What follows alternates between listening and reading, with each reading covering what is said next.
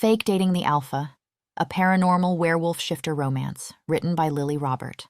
Prologue, December 23, 1991. A scream shatters the silence of the night. Victoria's breath catches in her throat, ice crystals forming in the air. Just minutes before, she'd been staring at their resort town, once as picture-perfect as a snow globe, now twisted into something darker. Something wrong. The Christmas tree in the town square loomed like a shadow, and she'd pulled her coat tighter against a chill that had nothing to do with the weather. After years of barely enough snow to keep the slopes open, this season had brought storm after storm, each one colder than the last. That's when she'd heard it, that raw, primal scream. She'd immediately known. This was their doing, hers and the pack's. What have we done? She thinks, gut twisted in anguish. Her alpha has meddled with forces beyond their understanding, desperate to save their failing resort. And now, the scream comes again. Terror that echoes off buildings until it seems to come from everywhere at once. What's going on? A man asks beside her, a human, one of their guests. His face is pale in the strange, diffused light. Before Victoria can respond, a figure stumbled into view near the Christmas tree, lurching like a wounded animal. "Steph!" the girl screams. Victoria's stomach drops. Her wolf's hackles rise. They'd wanted tourists, wanted their resort to thrive again. But not like this. Edward Carver will rejoice when he hears of this, she thinks bitterly. That bastard alpha has been waiting for their pack to falter for years, circling like the predator he is, ready to strike. Well, it's only a matter of time until he strikes now. They damned themselves trying to save everything. The screaming girl collapses in the snow, face white as death. And howling between buildings, the wind carries that haunting melody Victoria has grown to dread. "Are you hurt?" she asks, kneeling beside the girl. What happened? The human's eyes are wild, haunted as she speaks. "It's Steph," she whispers through chattering teeth. "Someone call the police," the man shouts to the gathering crowd, their forms blurring in the swirling snow. Useless, Victoria thinks. What could human authorities do against the beast they'd unleashed? "What's your name?" she asks the girl. "Jaimie." She mumbles dazedly. Her eyes meets Victoria's, begging as she adds, "She's frozen, in the cave, like ice, like a statue." Victoria's heart stops. She needs to keep this girl quiet, at all costs. "The lady in white," the girl gasps, fingers clutching Victoria's coat. "She took her." Sirens wails in the distance as Jaimie dissolves into frost-edged sobs. Victoria stares at the mountains looming over them. She takes a breath, turns to the man by her side. Time for damage control. "Poor thing is having hallucinations," she tells him, pointing to the girl, and he immediately nods because of course. Hallucinations sounds more plausible than the truth. Victoria must stay strong. For now, all she needs to do is make sure no one believes a word coming out of that witness's mouth. Not a single soul must suspect what she's seen is real, or else the pack is done for. 3 years later. 1. Jaimie. "Are you freaking kidding me?" Her sister's shrill voice screeches through the phone, making Jaimie wince. She's tucked in the small back room behind the bar, the only place with a landline. Through the open door, the cozy main room bustles with the usual chatter and clinking glasses, clients relaxing after a long day on the slopes. The crackling fireplace and twinkling Christmas lights make the polished wood surfaces glow invitingly. It's picture-perfect holiday charm, except for Becca's voice slicing through Jaimie's ear. "Stella is so excited to see you, she even made you a present," Becca rants on. "What am I supposed to tell her, Jaimie? That her Grinch of an aunt prefers her drunken customers to her own niece?" Jaimie holds back a sigh. Beyond the door, someone cranks up the TV volume. "Look, they're talking about this resort. We're on the news," a patron yells excitedly. You can tell Stella I'll visit on her birthday, Jaimie says. I work at a ski resort, Becca. Christmas is our busiest season. The tips basically fund my year. On the TV, a reporter stands in front of the resort. Tragedy struck Pinewood Ski Resort 3 years ago when 24-year-old Stephanie Burke went missing. Jaimie's stomach clenches as the broadcast cuts to a clip of her younger self, mascara-streaked and frantic. Why do they have to replay this particular clip on loop every year? Young adult going missing isn't very festive.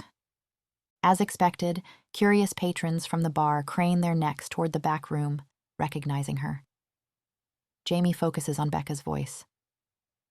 Well, here's an idea, her sibling snaps. Get a job near your family. We have plenty of bars here, you know. Jaimie, are you listening to me? You can't hide at that resort forever just because... I like it here, Jaimie cuts her off firmly. It's peaceful, and the mountains are stunning this time of year. More stunning than your private suite booked in the Bahamas? I doubt it. Jaimie grits her teeth. I didn't ask you to book me a room. I never said I could come. She hears Rebecca sigh in response. This is a family holiday, Jaimie. Remember your family? Bex, come on. Jaimie sighs. What about Grandpa Joe? Her sister insists. He's not going to be around forever. At the mention of her grandpa, Steph's face flashes through Jaimie's mind again. They used to get along great. Jaimie, honey, is that you? Jaimie jerks back to the present at the sound of her mom's voice ringing in her ear. Crap, she must have taken the phone from Becca. Mom, Jaimie says weakly, didn't realize you were there too. Is everything okay, sweetie? Why wouldn't I be okay, Mom? Jaimie replies cheerfully. It's the most wonderful time of the year. Honey, you don't have to put up a brave front with me. Her mother marks a pause before she decides to ask what Jaimie already knows she's going to ask. Are you still taking your medication? Yep. Jaimie keeps her voice light. She isn't. They make her feel sleepy and even less like herself. 3 years of this crap and she's through. I've got to run, though, Jaimie says. Big crowd waiting on their drinks. Love you. She hangs up before her mom can press further. Taking a steadying breath, Jaimie pastes on a megawatt smile and heads out to face her customers. The bar goes quiet, all eyes following her. On the TV behind her, Jaimie knows without looking that her younger self is still pleading on repeat. They love to replay that bit. Plays on the sensational. A man sitting at the counter goes back from staring at the screen to Jaimie, mouth gaping. Jaimie thinks she remembers his name as Dave. He's a ski instructor at the resort. Oh, crap, he exclaims drunkenly. It's her. It's crazy Jaimie. The latter hurriedly grabs the TV remote in retaliation, switching channels from the news station to MTV. Mariah Carey's new Christmas single is playing. Jaimie doesn't think it's very good. By next year, everyone will have forgotten about All I Want for Christmas Is You. Did you really see an ice lady freeze your friend? Dave asks.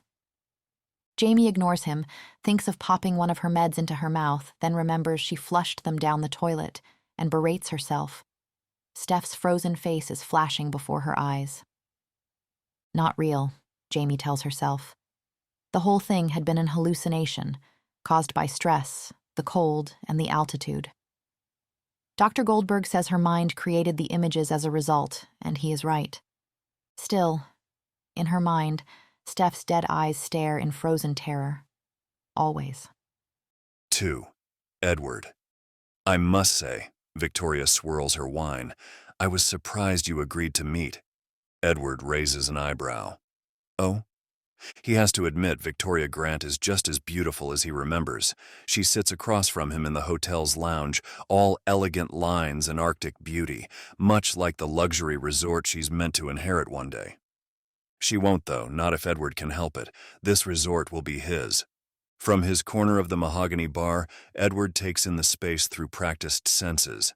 The lounge screams old-world ski resort luxury. Crystal chandeliers, leather chairs, and floor-to-ceiling windows showcasing the snow-covered mountains. You have quite the reputation, Alpha. His title rolls off Victoria's tongue like honey. They say you're completely disinterested in finding a mate. Edward takes a measured sip of his Bordeaux. One must settle down eventually. The lie tastes bitter, but he can hardly tell her the truth, that he's here investigating Jonah's disappearance and that he believes she has something to do with it. And that, when he's figured out what, well, then she'll have no choice but to cede this entire land over to Edward, without the latter even having to mate with her to achieve it. Pressure from the pack? Victoria leans forward slightly and Edward catches another whiff of that winter-sharp scent. To produce an heir? Edward allows himself a small grimace. Owen, my beta, has been rather persistent lately. That at least is the truth. It's always a good idea to weave in some truth with your lies. Something shifts in Victoria's posture like a predator adjusting its stance. She waves to the bartender for fresh drinks, her movements suddenly more fluid, more calculated. In that case, she holds his gaze, heat in her ice blue eyes. Shall we just get to it tonight? Edward's lips curl into a smirk. Straight to mating? Isn't that a touch premature? I would never dare, Alpha. Her reply drips with false modesty.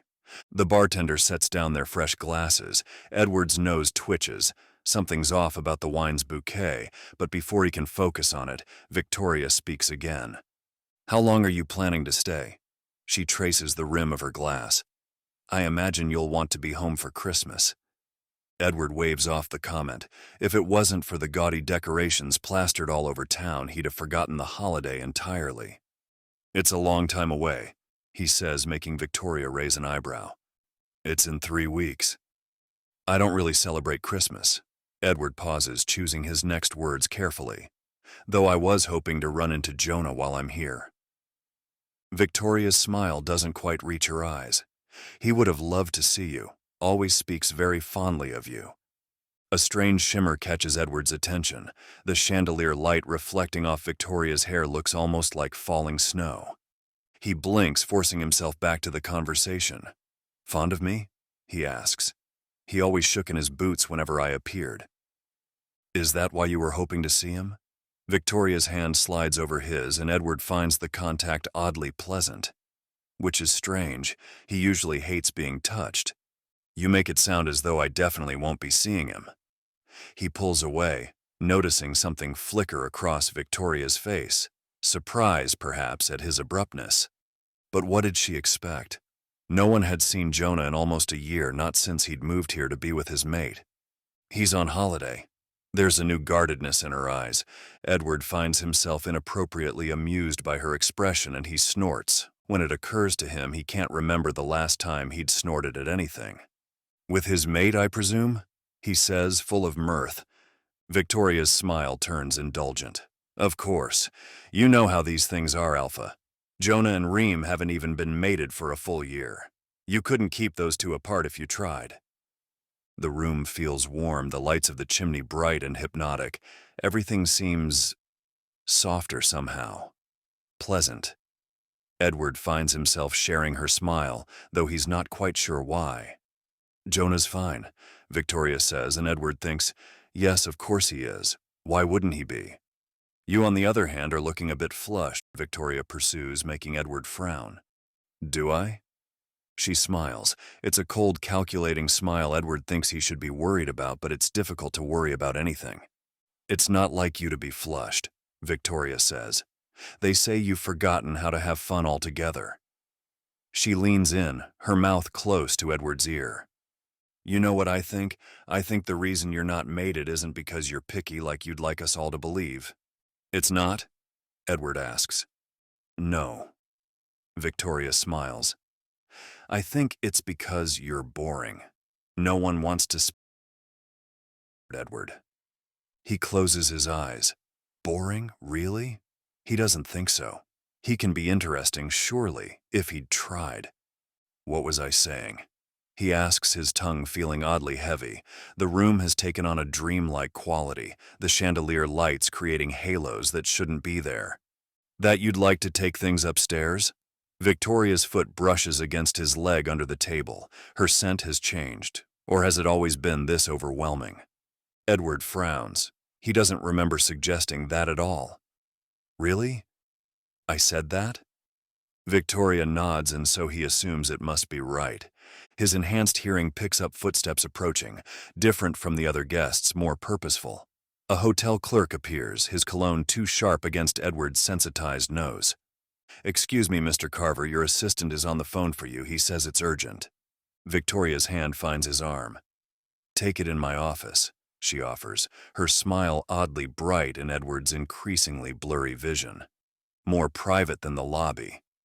He thinks it's a good idea, like everything she's been saying for the past 10 minutes, except the walk there feels longer than it should.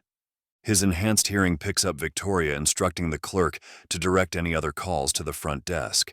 Something about that seems important, but he can't focus enough to understand why.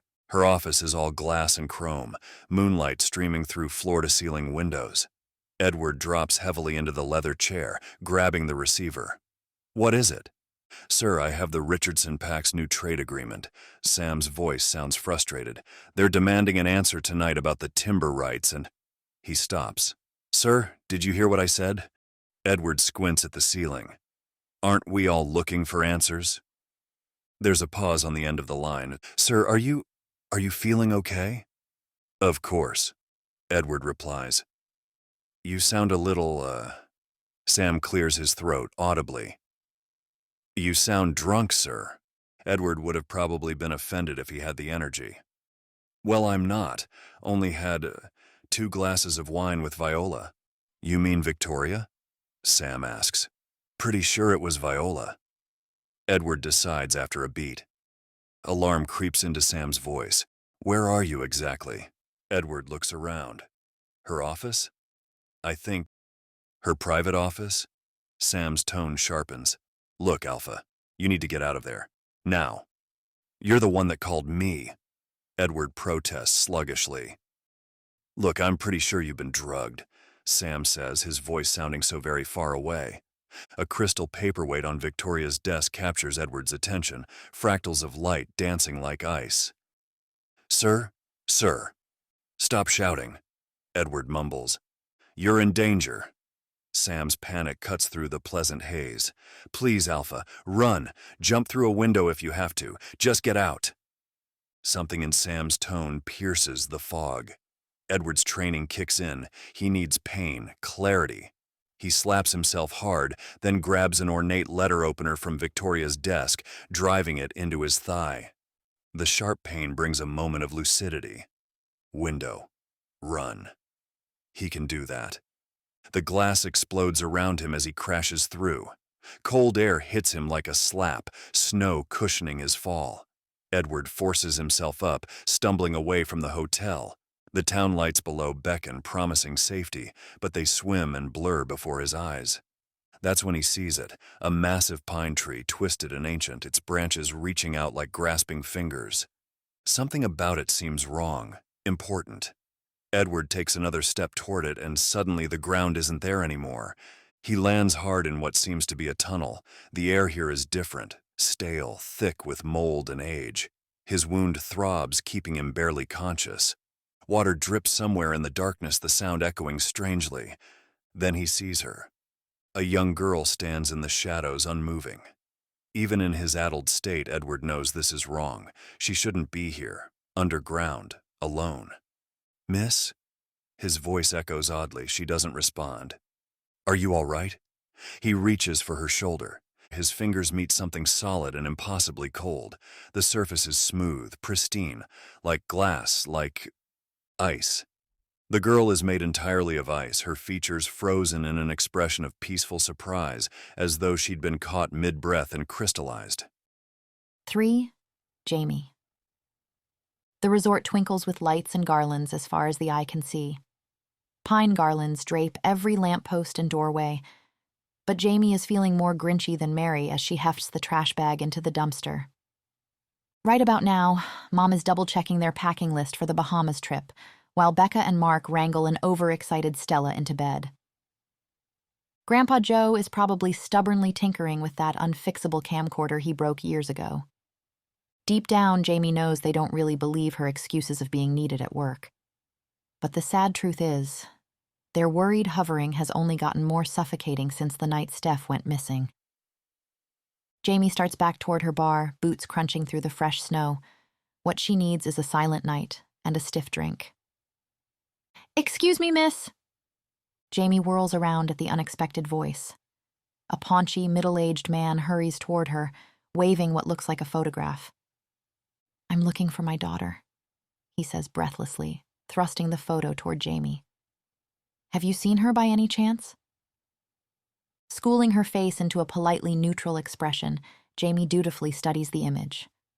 It shows a teenage girl with long, dark hair, smiling shyly at the camera. "Sorry, I don't think so.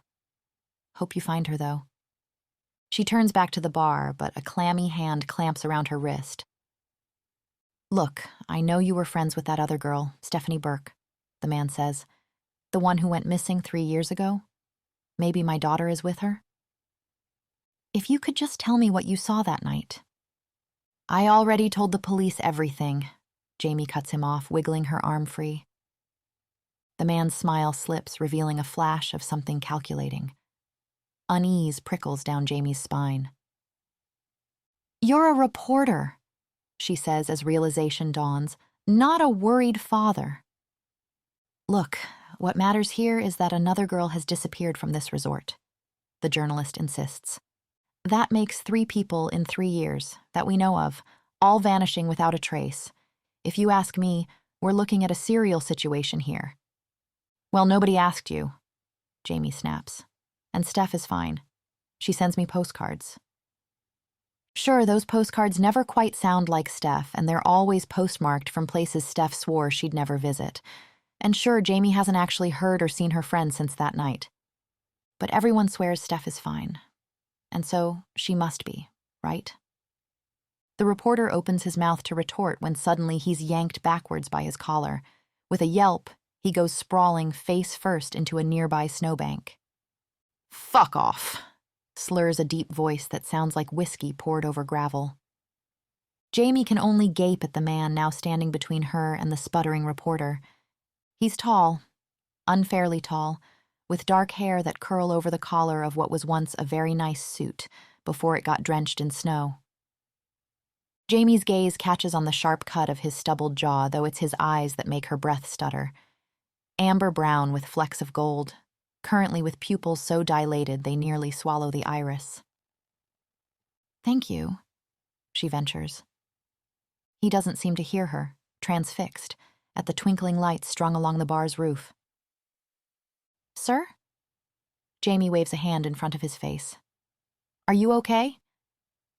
He sways alarmingly on his feet, and Jaimie moves without thinking, ducking under his arm to steady him. This close, she catches the woody scent of cedar and pine mixing with the fumes of expensive wine she assumes he must have had in copious amount, seeing how he's blinking down at her. "Who are you?" His voice is deep and completely confused. "I work at the bar." Jaimie gestures behind them, trying to remember if she'd served him tonight. She doesn't think so. She definitely would have noticed someone looking like that. Meanwhile, the man squints, reaching out to boop her nose with one elegant finger. "Oh," he slurs, sounding pleased. "You're not made of ice." "I'm not... What?" Jaimie's heart skips. Did she hear this correctly? But he's already stumbling away, his expensive shoes leaving uneven tracks in the fresh snow. Jaimie swallows hard. It must be a coincidence, this beautiful drunk man rambling about a frozen girl in a cave. Unless...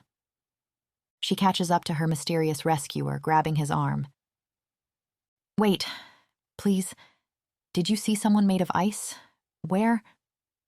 He smiles down at her, with all the benevolence of one certain of their intellectual superiority. "Your hair looks like fairy lights," he then declares. Up close, his pupils seem enormous. And here Jaimie is, trying to get information from someone clearly not in their right mind. What an idiot. She needs to book an appointment with Dr. Goldberg about this tomorrow. Surely she must be relapsing. "Has anyone ever told you that you're very small?" the stranger asks, snapping back her attention. "You're like a pocket-sized person." Jaimie glares. "Well, has anyone ever told you that you're freakishly tall? Like a gorgeous supermodel? She retorts, lamely. Her eyes then catches the dark stains on his thigh as they pass under the town square's massive Christmas tree, and she freezes. Shit, sir! You're bleeding! Am I? The man looks down with mild interest. Don't tell Sam. He gets twitchy. Jaimie pinches the bridge of her nose. She can't leave some tourist wandering around in this state and injured. The man did just rescue her from a journalist. She owes him. I live just around the corner, she says, grabbing onto the man's arm. I'll take a look at that cut. This has nothing to do with caves and frozen women at all. Really, she's just a good Samaritan. You're very bossy for someone so small. The man grumbles, though he does allow himself to be steered toward her apartment. Jaimie guides him up the narrow stairs, one hand firmly on his arm. I'm practically a doctor, she promises. Well, was going to be. 3 years of med school counts for something, right? She doesn't know why she's rambling like this, probably from nerves. Her duplex apartment above the bar is cozy, all exposed wooden beams and warm tones. It's not much, but staff housing is included and beats paying resort town rent prices. Sit, she orders, pointing to her second-hand couch. The man complies, fascinated by the crocheted throw blanket lying there. I should warn you, Jaimie mutters, digging through her first aid kit. I never actually finished med school after Steph's disappearance. Disappearance? Her guest's head snaps up, eyes suddenly sharp, and Jaimie freezes. Has she been tricked? Is he another journalist? But no, his pupils are blown too wide, his movements too loose. No journalist could fake that level of intoxication. She helps him out of his jacket, trying not to notice how well it fits across his very broad shoulders and failing miserably. It wasn't really a disappearance, she finds herself saying, suddenly eager for the distraction. She'd just been dumped that night, Jaimie pursues. I made her come out to Spiders. That's the club up on the slopes, you know? She was crying, drinking too much. Her hands shake slightly. She ran out into the storm. I followed but lost her in the snow. I don't know how long I was out there. Probably too long. I remember finding this cave, but... The memory hits her. That soft, echoing humming, Steph's face turning toward her, beautiful and terrible and frozen. She closes her eyes. She's doing it again, entertaining her fantasies. But none of that was real, she says quickly, more to herself than him. Post-traumatic stress, or whatever my therapist called it. I made it all up, and I don't know why I'm telling you any of this. She opens her eyes to find her guest staring at her. A cave? He mumbles, eyes unfocused. Poor kid's probably still in there. Jaimie's breath itches. He's rambling nonsense, she tells herself. He's just confused about what Jaimie's been telling him. There was humming. The man sighs, sounding tired. A sad song. The first aid kit slips from Jaimie's fingers. She didn't mention the humming to him. The melody floods back, that haunting tune echoing off icy walls, drawing her deeper into the cave that night. She'd followed it, stumbling through the darkness, calling Steph's name until... She realizes she's gripping her guest's arm too tightly. He looks serious, like he's about to tell her something crucial.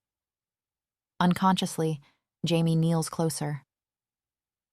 Your place is very small, the man then declares, slouching deeper into her couch. Jaimie rolls her eyes.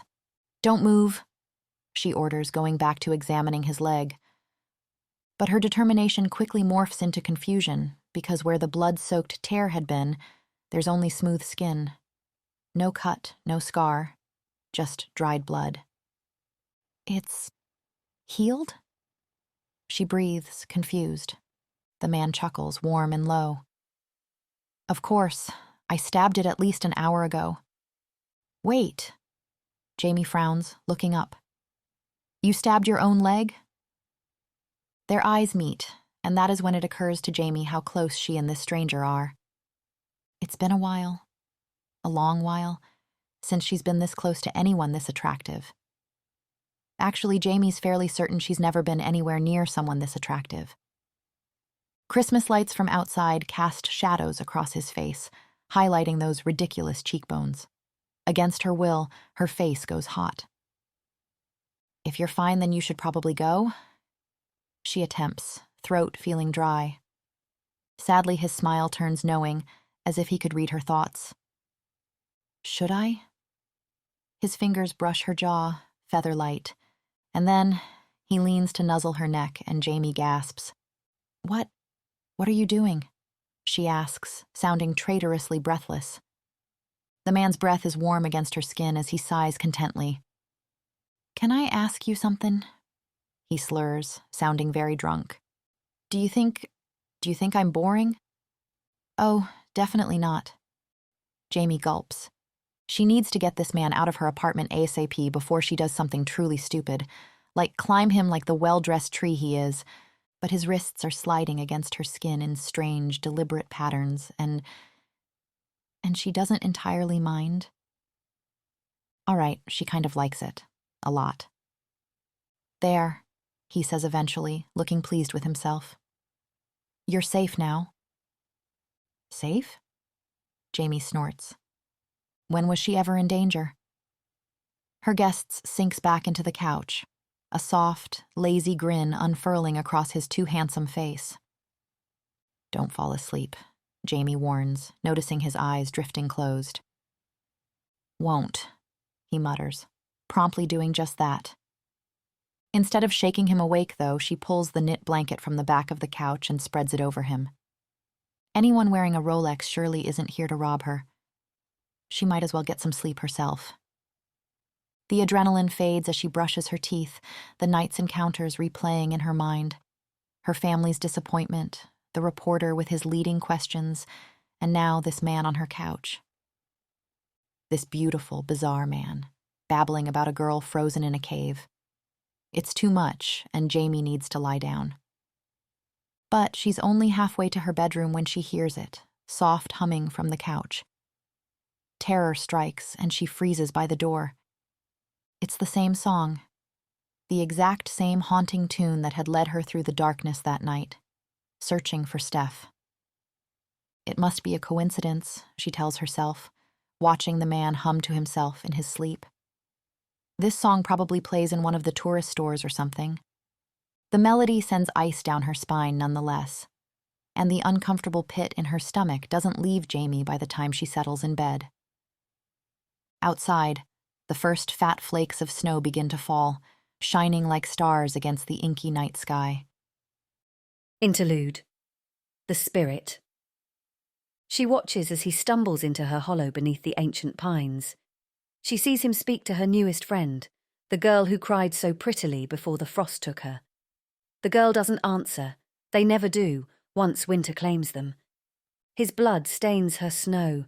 The scent is different from the others, wild and sharp, like pine needles in winter wind, not human at all.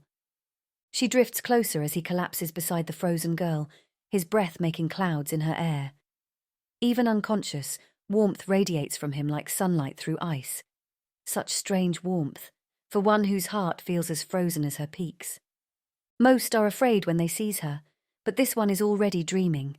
Dark lashes against pale cheeks, chest rising and falling like waves against her shoreline. Beautiful, in the way storms are beautiful. But he cannot stay. The cold that preserves her friends would kill him, wolf or not. She's watched too many freeze trying to find them. This one should live. She gathers him in arms made of snowfall, gentle as first frost. The great tree in town sparkles like her cavern ceiling, a proper place for him. The lights paint colours across his face as she lays him down. One last gift, before she goes. She wraps winter around him until he stirs, ensuring he'll wake before true cold claims him. His eyes flutter, and she becomes mist and shadow, but lingers. He looks around, confused, lost. So much like her, this wolf in man's clothing. Perhaps, but no. The cold is rising. Time to return to her quiet caves, to her silent friends who never leave. Still, she watches him longer than she should, wondering why this one feels different. Why his frozen heart calls to her own. 4. Edward. Edward jolts awake on an unfamiliar couch, assaulted by the scent of cinnamon. He's in a cramped room, a shabby attempt at rustic charm with exposed beams and mismatched furniture that makes his inner wolf bristle with confusion. This is decidedly not the 5-star suite he'd checked into at the Grant's Hotel. Fragments of the previous night filter back: Victoria Grant's predatory smile, the phone call with Sam, launching himself through a window. His head throbs as an image surfaces, a girl made entirely of ice reaching for him with crystalline fingers. Then, the memory is broken by the sound of an unfamiliar voice. "Oh good, you're awake." His attention snaps to a petite woman watching him from across the room. Her blonde hair is cut short and she's wearing what might be the most offensive pajamas he's ever seen. A shapeless brown monstrosity that somehow manages to be both too big and too small at the same time. Edward is momentarily offended that anyone would dare present themselves to him looking like this.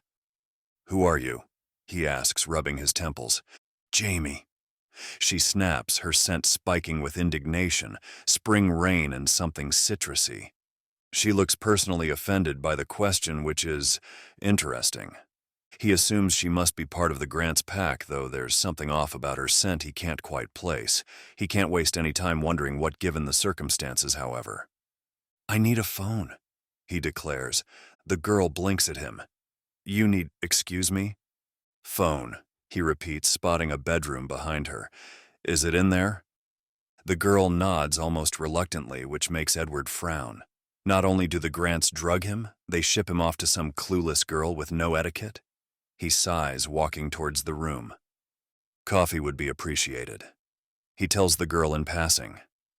"Excuse me?" "Black. No sugar." "Thank you." He's about to shut her bedroom door in her face, and which is flushing rather attractively with outrage, when something clicks as he catches another whiff of that peculiar scent. Spring rain, citrus, and human. Entirely, unmistakably human. How had he not noticed immediately this girl wasn't a shifter? There's something else, something familiar that... His own scent wrapped intimately around hers, he realizes in dawning horror. This girl isn't a shifter, but she smells like one because... A memory surfaces, her kneeling before him, concerned eyes meeting his, and Edward deciding she should carry his scent. He'd run his wrists over her skin, marking her. Edward nearly recoils. He'd scent-marked an unwitting human woman. This isn't a situation he has ever faced before, and he doesn't know what to do with it. Should he apologize? Humans don't understand scent marking, and the girl probably doesn't feel as offended as she ought to be, but she is watching him, her storm-gray eyes narrowed with suspicion. "Where exactly are we?" he asks, dreading the answer. "Are you even part of the local pack?" "The what?" The girl blinks, and uneasiness increases sharply in Edward's mind. "You brought me here, did you not?" he insists with a frown. "Surely you must know who I am." The girl is now looking at him like Edward's not entirely right in the head. "And how the heck should I know?" she asks with a pout. "Are you some sort of celebrity or something?" Shit, this girl has no idea who she is, Edward realizes. Meaning, not only is she not a shifter, but she probably doesn't even work for the Grants at all. All of their hotel staff, even humans with no idea what shifters or alphas are, had at least been briefed on the fact that Edward was an important guest. That much had been obvious the night before. "Then why the heck have you brought me back into your home?" he exclaims, appalled. "I'm asking myself the same thing." The girl mutters, crossing her arms. Unbelievable, the girl is a puny human unable to defend herself, and yet she'd still brought him back here? "Have you got no common sense?" Edward insists. "What if I were a dangerous criminal?" "Are you?" The girl argues, making him gape. "Well, no." He concedes. But that is hardly the point. The human stomps her feet in annoyance. "You know, a simple thank you would have sufficed." She spits. Edward's lips twitch. He's tempted to remind this girl she can't speak to him like this. Except being an unknowing human, she has no idea how to address him, so it wouldn't be very reasonable of him. "Look," he says, rubbing his temples, "I'm just trying to understand what I'm doing here exactly." Jaimie hesitates, her sense spiking with awkwardness. "Last night I was harassed by a journalist." She explains. "What?" Edward frowns. "Why?" "Will you let me finish?" Jaimie snaps, heat rushing to her cheeks. "Anyway, you helped me get rid of him, so it didn't feel right leaving you after that, completely disoriented." "I was not completely disoriented," Edward denies, even though he doesn't remember what he'd been like in the least. Jaimie's face indicates that she is well aware of that. "You didn't have to help me, but you did." She mumbles quietly. "That was, very kind of you. I just wanted to return the favor." Edward blinks. No one has ever called him kind in his entire life, because he isn't. "I'm not kind," he says, walking into Jaimie's room to get to the phone. "And what you did was foolish." "Well, please try not to choke on your appreciation," Jaimie calls out behind him, making Edward smirk. "How about that coffee, sweetheart?" He shuts the door on her indignant expression, catching her muttered, pretentious ass with his enhanced hearing. He finds himself fighting back an amused smile as he pulls up Owen's number, moving to the window where fresh snow drifts against the glass. His nose wrinkles at the lingering scent of stale beer and fried food, wafting up from the bar below.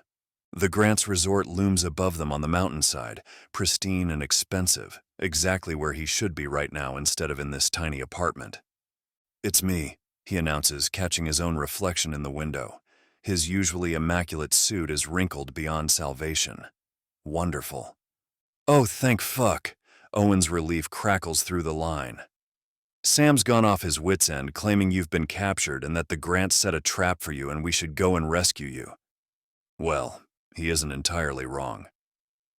Edward traces a finger along the frosted window pane, remembering crystalline fingers reaching for him. "Something happened last night, and I think it had everything to do with the Grants." "Sam's on his way over." The sound of paper shuffling comes through the line. "Richard claims you disappeared last night, though he didn't seem particularly worried. Your PA certainly was." Edward's jaw clenches. Richard Grant's lack of concern is telling. "Anyway, when are you coming home?" Owen says. "We need to plan for the merger." The scent of coffee reaches him, rich and dark. At least the human knows how to brew properly. "I can't come home," Edward says, tracking Jaimie's movements by sound as she putters in the kitchen. "Jonah's still missing. Victoria claims he's on holidays, but that's a load of crap. And there's also the small matter of her drugging me." "She drugged you?" Owen's growl reverberates through the phone. "Alpha, that's cause for war." Edward rolls his eyes, catching another glimpse of Jaimie through the bedroom doorway. She's measuring coffee with precise movements, her awful pajamas riding up to reveal surprisingly shapely legs. "Let's not be dramatic," Edward says as he forces his attention back to the window. "I don't think they meant to make me disappear, probably just to distract me." "From what?" Owen asks. "That's what I'd like to find out." Edward rubs his temples, trying to separate drug-induced hallucinations from reality. The ice girl had seemed so real. "Well, whatever it is, the Grants aren't going to just let you stick around." Papers rustle again. "They claim if you're not intent on courting Victoria properly, they'd like you off their territory by sundown." The wolf in Edward bristles at the threat, a low growl building in his chest. "We can't leave things be when Jonah's missing," he says. "We don't know that he's missing," Owen replies, his shrug audible. "And he chose to leave our pack to be with his mate. Not our problem." "He's Sam's brother," Edward protests, annoyed. "You're too soft on the pup," Owen observes. Edward rolls his eyes. "He's not a pup," he says, an image of his lanky assistant erupting in his mind. "Exactly." Owen's tone turns sly. "Stop coddling him, and maybe get one of your own, and a mate with that." "Not this again," Edward sighs. "You need to settle down, Alpha, secure the pack, provide an heir." "Well, as long as it's not with Victoria Grant." He grimaces at the lingering scent of whatever they'd drugged him with. I would at least like to be fully conscious when I do take a mate. You joke, Alpha, but you may need to get back to courting her if you want to stick around. They're not stupid. They know you're here for a reason. Owen's voice turned serious, and they're bound to become more paranoid after last night. Edward's spine straightens. Wait, did something happen? You mean on top of them drugging you? Yes, actually.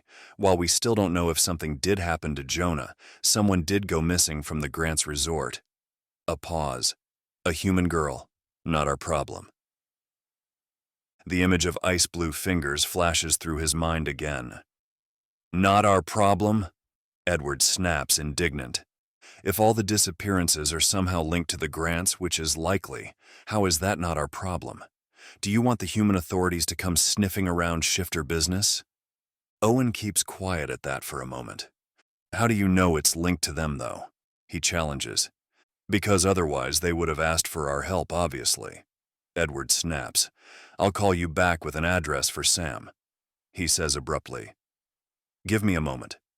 He ends the call, his enhanced hearing picking up the low murmur of television news from the other room.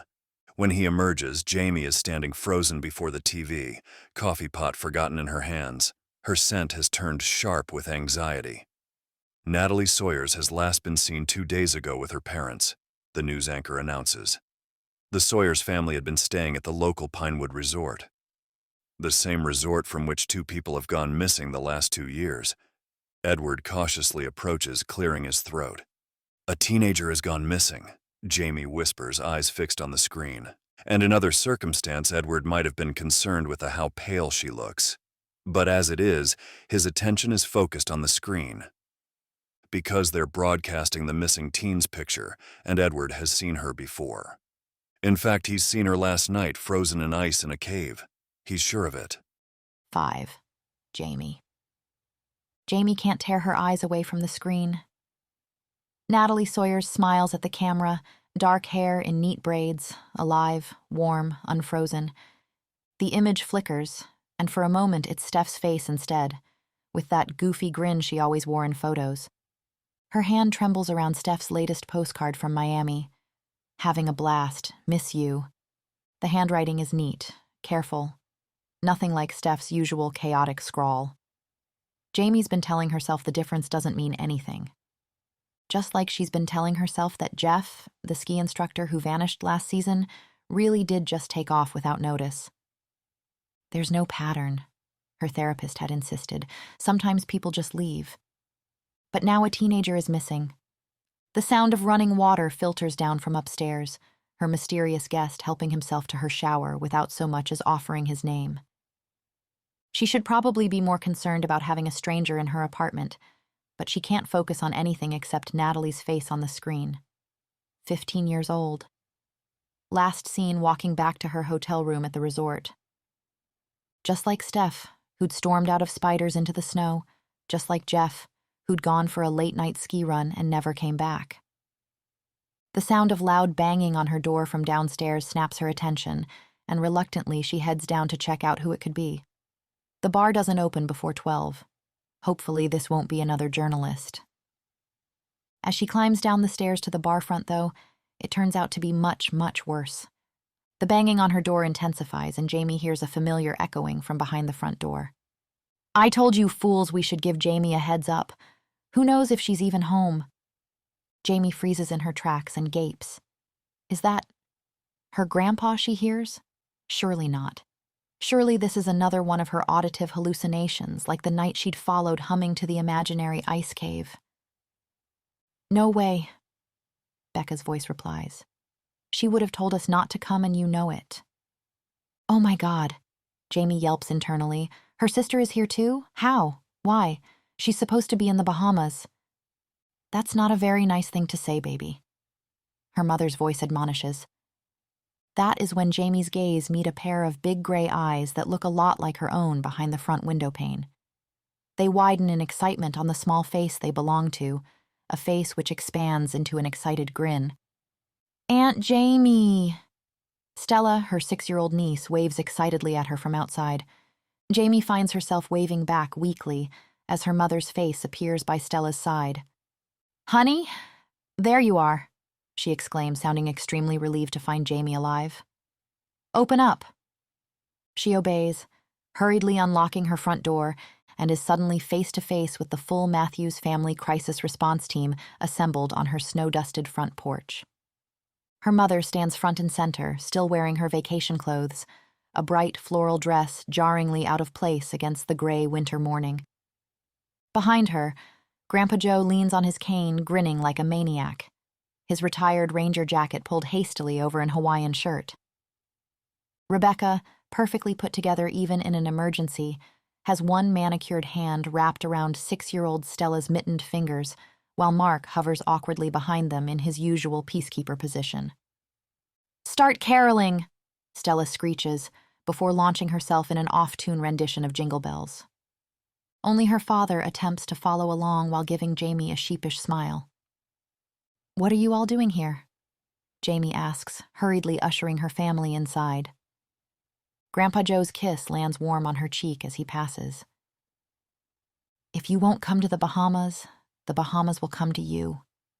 He winks, his eyes crinkling with the same mischief that always made him her favorite conspirator. Her mother pauses to squeeze her shoulder, and Jaimie tries not to flinch at the familiar weight of concern in her touch. "What Grandpa means is that we all took time off work to be together as a family, and that includes you. So we'd rather be here than on the beach." Jaimie watches her family scatter around her space. Stella immediately gravitating to the jukebox, Mark examining the craft beer taps, Rebecca's finger running along the bar top as if checking for dust. The morning sun catches on her diamond ring, and Jaimie unconsciously tugs at her worn sweater. "You are happy to see us, aren't you?" Rebecca's challenge cuts through her thoughts, her sister's sharp eyes missing nothing. "Of course," Jaimie says, forcing brightness into her voice as she moves to hug each of them in turn. Her mother holds on a beat too long. "We'll be staying with you if that's all right," she asks. Jaimie pretends not to notice the wetness in her eyes. "Unless you'd prefer us to go to the hotel?" Becca chimes in, making her refrain from rolling her eyes. "Let's go upstairs." Jaimie diverts, gesturing towards the staircase. "I'll make you guys some breakfast." The wooden steps creak under their collective weight as they trudge upwards, luggage bumping against the walls. Jamie's duplex apartment, which has always felt much too big, suddenly feels suffocating. "What's that on the news?" Mark's question cuts through her rising panic. His lawyer's attention to detail never misses anything. The TV still flashes Natalie's photo, and Jaimie lunges for the remote, but she's too late. Her mother's face drains of color, crow's feet deepening around her eyes. Is somebody missing? The tremor in her voice makes Jamie's chest ache. Rebecca cuts in before Jaimie can reply. "Don't tell me this is why you didn't want to leave," she asks, shoulders tense. "Because of some random disappearance?" Jamie's nails dig into her palms. There it is. That familiar mix of concern and judgment in their eyes, like they're all waiting for her to snap. "All right, let's just calm down." Grandpa Joe's weathered hands rise in a peacekeeping gesture, but her mother barrels on. "Honey, I told you staying at this station wasn't a good idea." Her voice drips with that special brand of maternal worry. "How can you get better when—" "I am better." The words burst out sharper than intended. "Look, I didn't decide to stay here because of the missing girl, all right? This news just came up this morning. How could I have known?" Silence descends, heavy and awkward. Only Stella's off-key humming breaks it. That and the sudden damning sound of running water from the bathroom, all too obvious when no one is talking. "Aunt Jaimie," Stella pipes up, swinging her legs from her perch on the arm of the couch. "Why is your shower on?" Jaimie, lost in thought on how to handle her family during this impromptu Christmas vacation, is momentarily stunned by the question. She doesn't remember turning on her shower. It suddenly hits her that it's because she hasn't, and sharp panic rises in her chest. Oh God, the man. She'd completely forgotten about him. Before Jaimie can even formulate a response, Rebecca's hawk-like gaze zeroes in on the Italian leather shoes by the couch. Her eyes widen, darting between the shoes and Jaimie's rapidly reddening face. "Do you have someone over?" The question hangs in the air like a soap bubble about to pop. "No, I don't." Jaimie's voice rises an octave. "Then what is this?" Grandpa Joe asks, waving a tailored jacket that probably costs more than Jaimie's monthly rent slash. Jaimie snatches it back with a shriek. "Grandpa!" Her mind races. How does she explain harboring a complete stranger for the night? Her mom is bound to think she's completely lost it. Even her unwanted guest himself was confused as to why Jaimie would ever let him stay over in the first place. "Jaimie?" Her mother's voice has changed, taking on a breathless quality that makes Jaimie's stomach drop. What's up with that tone? Is her mother having an aneurysm? Jaimie looks up to find her eyes shining with an almost manic hope. "Baby," she whispers, awed. "Do you have a boyfriend?" "What the—" Jaimie's heart plummets. "Is that why you didn't want to come on the family holiday with us?" her mother insists. "Because you wanted to spend the holidays with your new boyfriend?" She sounds so happy you'd think Jaimie had just announced an engagement. "Oh!" Grandpa Joe's eyebrows dance suggestively. "Must be serious." "Guys," Jaimie protests weakly. "This isn't... It's not..." The bathroom door opens with a rush of steam, and time seems to slow down. A second later, her mystery guest stands in the doorway, his dark hair tousled from the shower, making him look younger, almost boyish, if you ignored the powerful set of his shoulders and the aristocratic angle of his jaw. Water droplets trail down abs that look like they were carved from marble, and his towel is slung so low on his hips it should be illegal. Jaimie doesn't dare look away, in a mix of awe and absolute mortification. "Do you have any spare clothes?" he asks casually, then blinks at her frozen family like a king surprised to find peasants in his castle. "Hello," he adds, managing to sound both polite and amused. "Nope. Nope, this just won't do."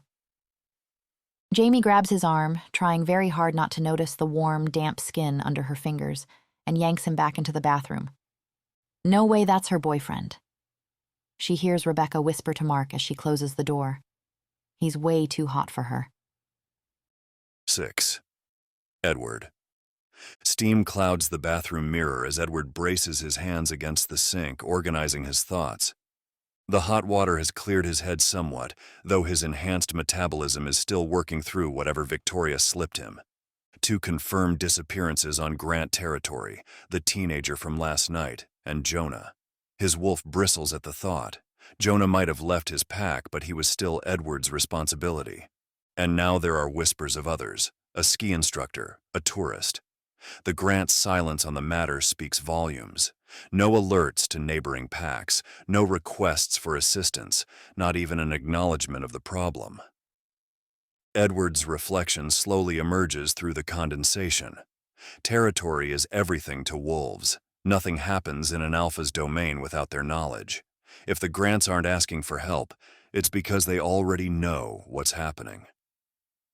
Victoria's attempt to drug and compromise him makes more sense in this light, a clumsy effort to force his pack off their land before he could dig deeper. Then there's the matter of the cave. Edward closes his eyes, trying to separate drug-induced hallucinations from reality. The girl in the ice had seemed so real, her features perfectly preserved in crystal, like a macabre sculpture. He needs to find that cave again, preferably while fully conscious. But first, he needs an excuse to stay. The Grants want him gone by sundown, and investigating your potentially criminal activities won't exactly smooth things over between their packs. He dries off, grimacing at his ruined suit. The jacket is salvageable, but the pants are a lost cause between the blood and snow. He'll need something to wear until Sam arrives with fresh clothes. Edward opens the bathroom door, intending to ask his reluctant hostess for spare clothing. Instead, he finds himself facing what appears to be an entire family crammed into the tiny apartment.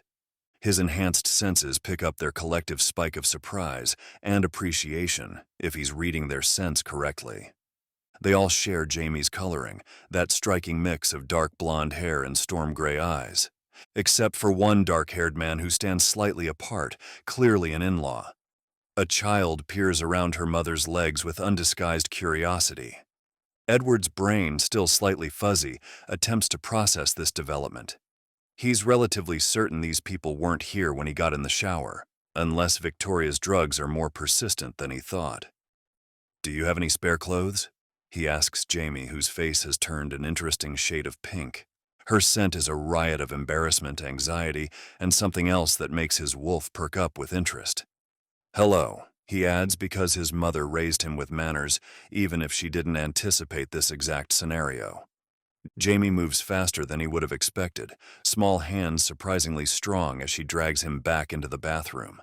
The last thing he sees before the door closes is the older woman's expression of delighted shock, while the younger whispers not so discreetly into her husband's ears, "No way, that's her boyfriend, he's way too hot." Edward furrows his brows in confusion at the word boyfriend.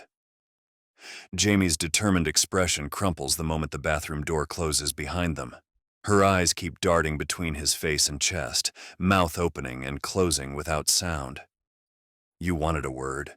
Edward prompts, partly to end her obvious discomfort, but also because his wolf is preening at her obvious appreciation, and it's a little ridiculous.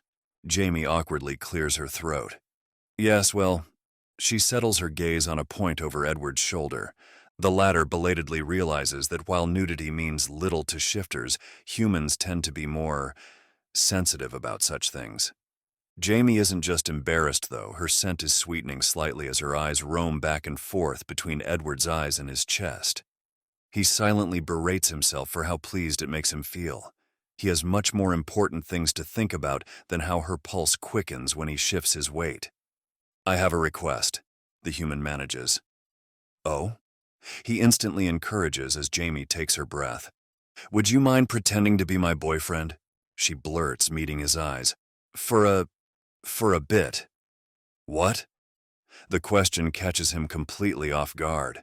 It doesn't help that her pretty blush is deepening, gray eyes still struggling to find a safe place to land. "Just to get them off my back." She backpedals at his expression. "A couple days at most. No, hours. Half an hour?" Edward opens his mouth to protest, but she doesn't let him. "You just need to shake a few hands, lie about our first date, and then we'll be out of here. I'll tell them you had to go away for work and you never have to see them again. How's that?" How's that, Edward thinks. That's insane and out of the question. He has missing persons to find, a potentially criminal alpha family to investigate, and a frozen cave to locate amongst other things. So his first instinct is to dismiss the idea entirely. But then, wait a minute. This could work out in his favor. A relationship with a local would give him the cover he's been looking for. The Grants couldn't possibly object to him staying in town to court someone, and Jaimie, being human, unconnected to pack politics, would seem perfectly innocent. "I'll do it," he says, just as Jaimie starts stammering apologies. "No, of course you're right, it's so stupid. Wait, what?" She stares at him like he's grown a second head. "I'll pretend to be your boyfriend," Edward confirms with a solemn nod. Yes, he thinks, the plan could work. He won't just say he's dating her, though. That wouldn't be good enough. After all, he just met Jaimie, nobody would think it a credible enough excuse. No, he'll claim the human is his fated mate. That would justify his supposed urgency to stay near her. Yes, no wolf would ever think to question another's fated mate bond. These things are sacred. Plus, Jaimie won't even care since she's human. It's brilliant. Why would you do that? The girl's throat bobs nervously. You know, we wouldn't. I mean, nothing would happen for real, right? Her obvious distress makes him a little ashamed. Right. He's going to have to tell her something if he wants this to work. To be honest, it would actually help me as well if... He begins, but a knock at the door interrupts. "Jaimie?" Her sister's voice filters through. "Are you planning on hiding in here forever?" Edward catches Jaimie's scent spike with panic and finds himself oddly torn between amusement at her predicament and guilt at using her situation for his investigation. "Let's go." he tells her, grabbing onto her hand. "What are you doing?" Jaimie yelps, panicked. She pulls back on his hand, pointing to Edward discard clothes. "Get dressed," she hisses. "You're not meeting my family half naked." Again. "But my pants are torn," Edward replies in what he feels is a very reasonable manner. Given the look he receives from Jaimie, though, she doesn't seem to think so. 7. Jaimie. The morning sun turns the fresh snow into a field of diamonds, dazzling against the cloudless sky. Jaimie sneaks a glance at Edward as they approach the chairlift station. Even in his borrowed boots and ruined designer suit, he moves with the ease of someone who's never doubted his place in the world. Catching her reflection in a store window, Jaimie winces at her puffy lavender unicorn-patterned snow boots. She, on the other hand, looks like a walking marshmallow next to Edward's polished presence. No one will ever believe they're dating. Her family certainly didn't, not after she stood there gaping when her mom asked, "What's this lovely young man's name?" Edward. His name was Edward, and she really should have asked before agreeing to this charade. "Who doesn't know their own boyfriend's name?" she mutters, trudging after him toward the chairlift winding up to the Grant Hotel. "Oh, come on." Edward steadies her with a surprisingly gentle hand when her boot slips on the lift. "Nobody noticed." She sighs. Maybe not, but her family will notice something's off if she doesn't step up her game. She wants her mom to look at her with excitement instead of worry, Grandpa Joe to crack jokes instead of walking on eggshells, and her sister to stop pestering her about making better choices.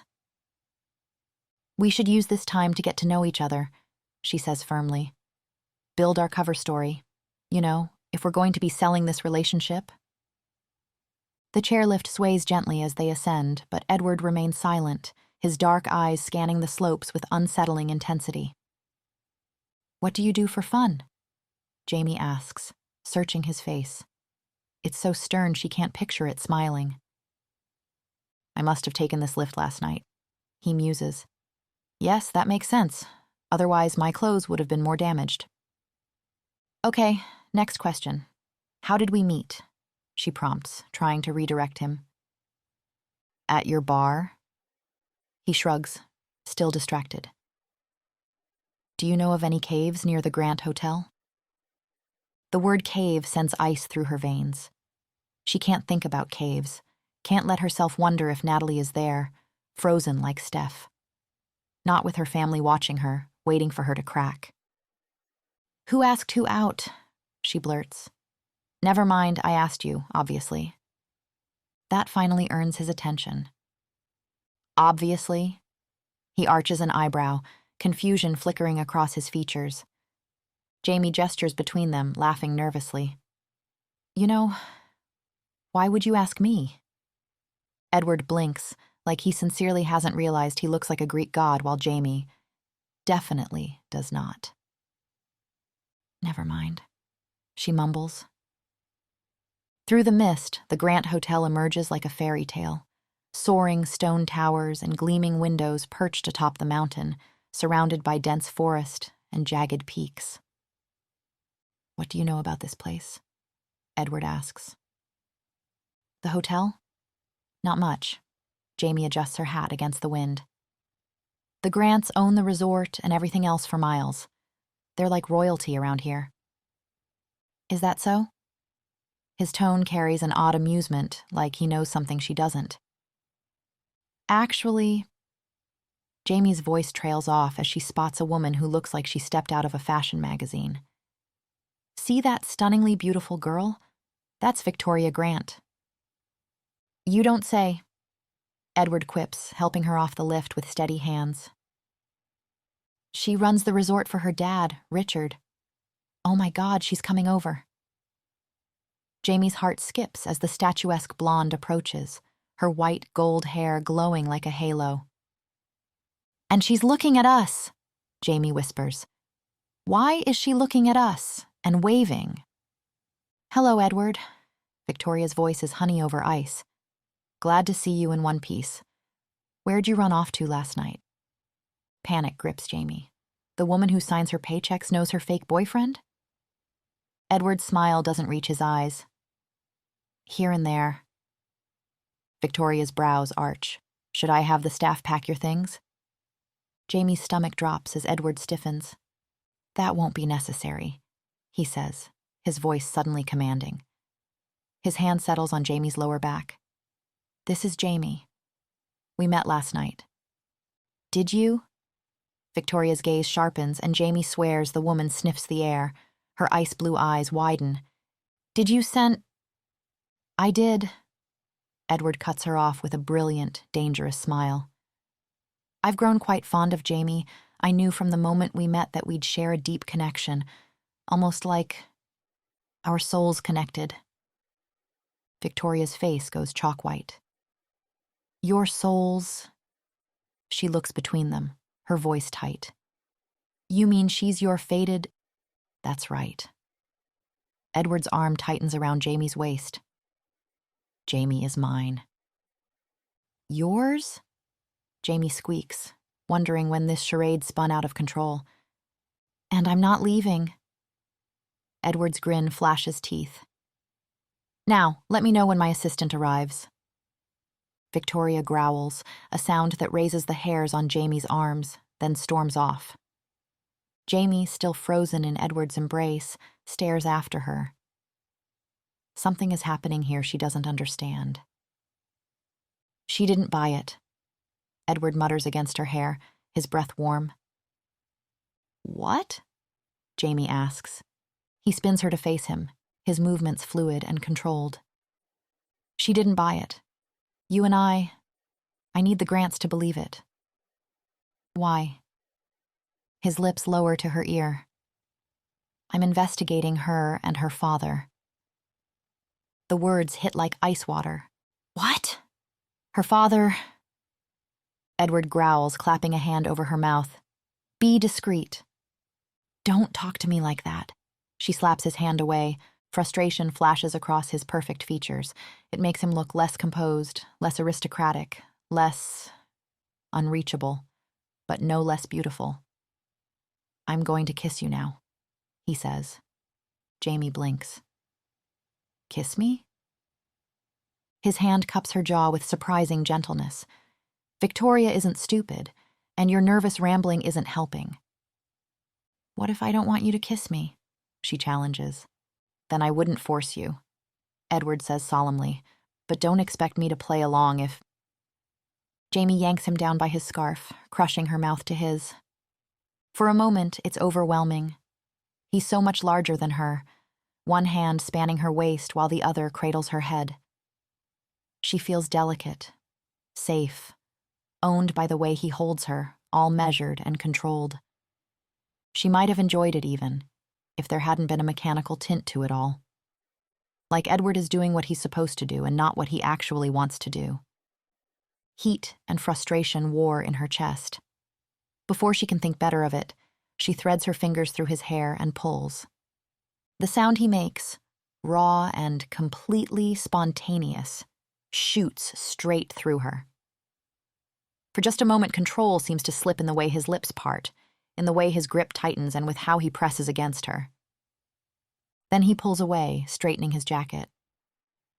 Thank you for your cooperation, he says smoothly, avoiding her eyes. His voice is slightly rougher than before, and it doesn't escape Jaimie's notice. In the distance, Victoria watches them with golden eyes, which Jaimie is certain had been blue a second ago. 8. Edward. The hotel lobby's mahogany and marble should help Edward focus, but all he can think about is the lingering sweetness of Jaimie's scent on his skin. It makes his jaw clench in frustration. The missing girl, Jonah, his pack, none of them are served by him getting distracted by soft lips and defiant gray eyes. People depend on him and he can't afford distractions. Alpha! A familiar voice breaks through his self-recrimination. Sam barrels across the lobby, all gangly limbs and barely contained energy. His usually pristine suit is rumpled, dark circles under his eyes suggesting he hasn't slept. Oh, thank God, I've been searching everywhere. What happened? Are you hurt? Should I call for...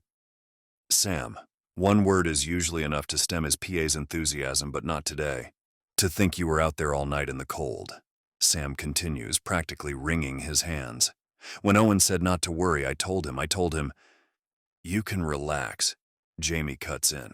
He spent his night having fascinating conversations by the fire.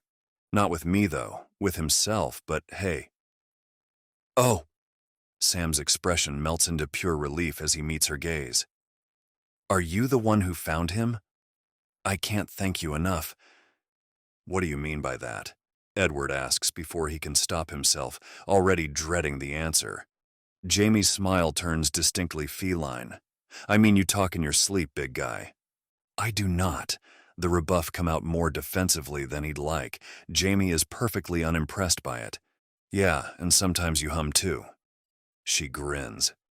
Humming. The memory hits Edward like ice water, that haunting melody drawing him through the snow. Thank you so much for rescuing him, Sam gushes. The pack would be lost without...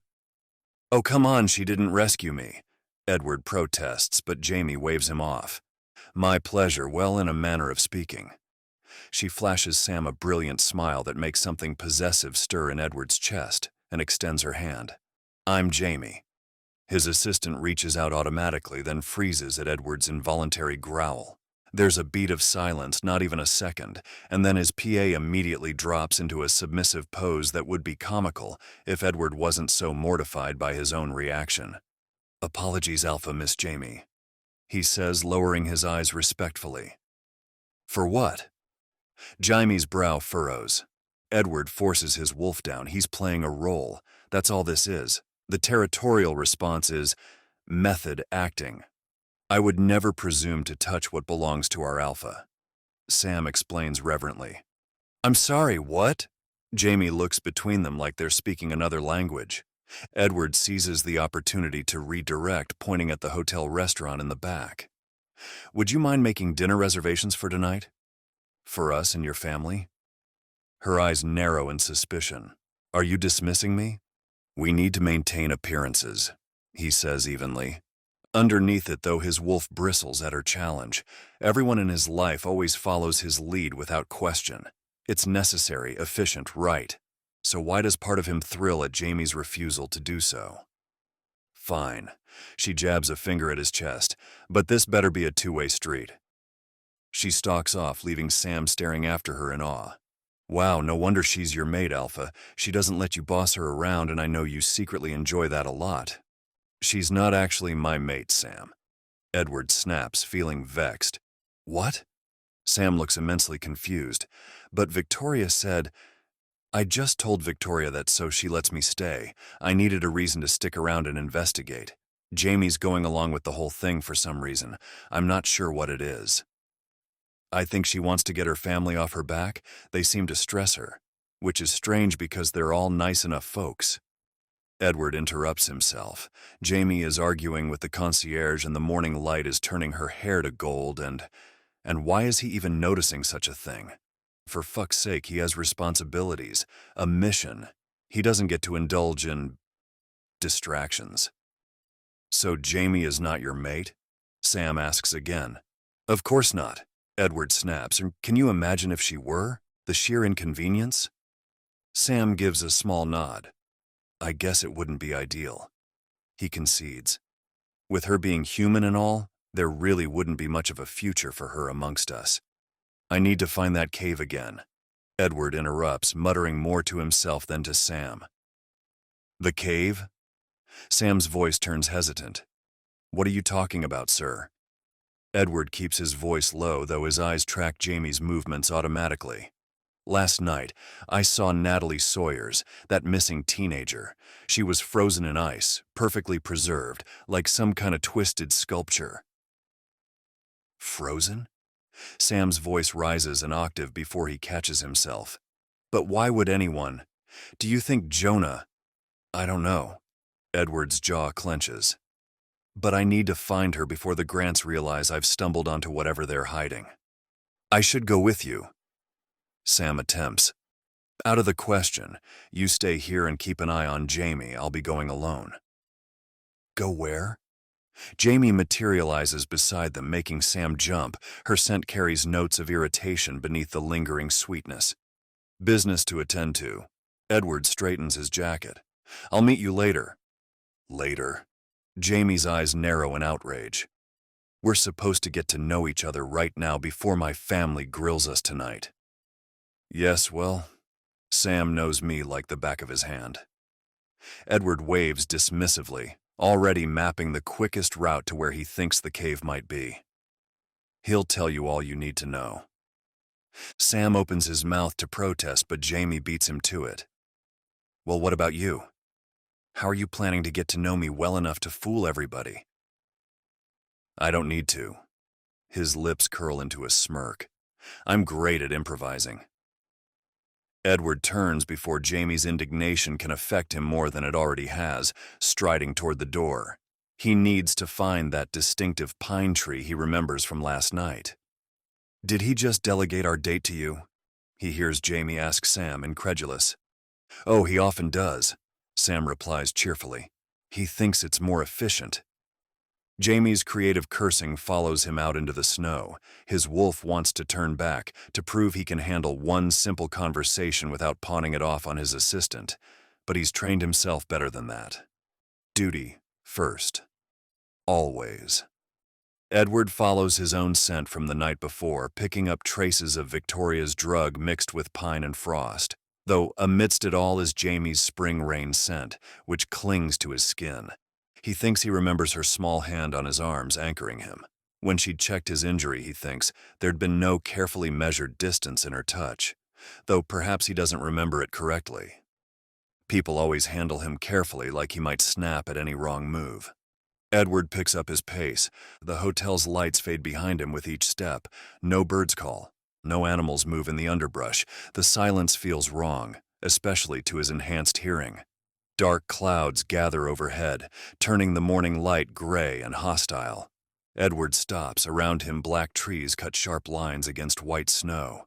The wind dies completely. For a moment, he stands exposed in the emptiness. No pack duties, no careful control. Just the memory of being cared for and how surprisingly good it had felt. And then the sensation of being watched hits him hard. He's not alone out here. Swiftly, he scans the tree line, scents the air. Nothing. But his wolf's hackles rise anyway. The hotel has disappeared completely now. That's when he spots it, a pine tree twisted at unnatural angles, its branches bent like broken bones against the gray sky. The sight triggers a memory, that haunting melody that had led him through the snow. He can almost hear it now, hovering just below awareness. The trapdoor is new, recently replaced. Someone's covered his tracks from last night. His claws extend as he rips it open, the sound sharp in the dead air. Below, darkness waits. The cave smells of ice and stone and something older, something that makes his wolf growl. He looks around, he calls out. But Natalie's frozen form is gone. Only shadows remain, and the steady drip of melting ice. Somehow, amongst the echoes of his voice, soft singing answer. Sad. Familiar. A punch to the gut. There's no one around, not that he can see, but Edward is beginning to think he may not be alone down here after all. Interlude. The spirit. He returns to her hollow, this wolf who walks alone. She sees him searching, no doubt, for the frozen girl, but the other wolves have taken her away. They always do. They steal her friends, hide them somewhere warm where winter can't reach. The despair rises in her like a blizzard. But this wolf, this one searches alone. Not with his pack, not with the others who guard her mountain. No, his eyes sweep the shadows like someone seeking what's lost. Seeking friends. She drifts closer, curious. His soul is so still, like a lake frozen to its depths. No ripples, no movement, just perfect, beautiful numbness. She recognizes that stillness. It calls to her like her song calls to him. And he does hear it. She sees him pause, head tilting slightly, listening to the melody that drifts through her caves. The song of ice and solitude, of perfect empty peace. His eyes search the darkness where she hides, but she keeps to her shadows. Not yet. He isn't ready yet. The cold hasn't settled deep enough in his heart. But soon. 9. Jaimie. The hotel restaurant that evening is all twinkling lights and evergreen garlands. with floor-to-ceiling windows overlooking the snow-covered slopes. A massive Christmas tree sparkles in the corner, the scent of pine mingling with something that smells like her mother's favorite sugar cookies, reminding Jaimie of simpler times. She used to love Christmas. Steph did too, which is why they'd spend it working at this station together the night she'd disappeared. The night she left, Jaimie corrects herself. She hasn't disappeared. She just left. Perhaps Natalie Sawyer did too? Jaimie tugs nervously at her dress. She'd borrowed it from Rebecca, which means it actually fits. A Christmas miracle in itself. Will it be enough to convince her family, particularly her hawk-eyed sister, that she and Edward are madly in love, though? Probably not. Her date hasn't even bothered asking her a single thing about herself, and Jaimie is still confused as why he's agreed to the entire charade in the first place. What does Mr. Tall, Dark, and Commanding, who thinks delegating his relationships to his assistant is peak efficiency, has to gain from acting like Jaimie's boyfriend? She knows it has something to do with Victoria Grant, but she can't figure out exactly what. The fact that she hasn't spoken to Edward since he ran off earlier isn't helping either. Now, he welcomes her and her family at their dinner table like he owns the place and done the cooking himself, his large hand settling on Jaimie's back to guide her to her seat. God, he's the worst. The absolute last person she'd ever date. You look beautiful, he murmurs, like he's saying it just for her sake. Then he's pulling out her chair with those impossibly graceful movements of his, and she wants to retort something snappy, except they're supposed to be in love, so she just smiles at him instead. He seems pleased, if the way his lips brush her cheek in a feather-light kiss is any indication. Awkward, Jaimie pulls up her chair, bumps against the table, and makes most of the wine glasses settled on there topple over. She reluctantly meets Edward's gaze as he resets them so casually, you'd think nothing even happened.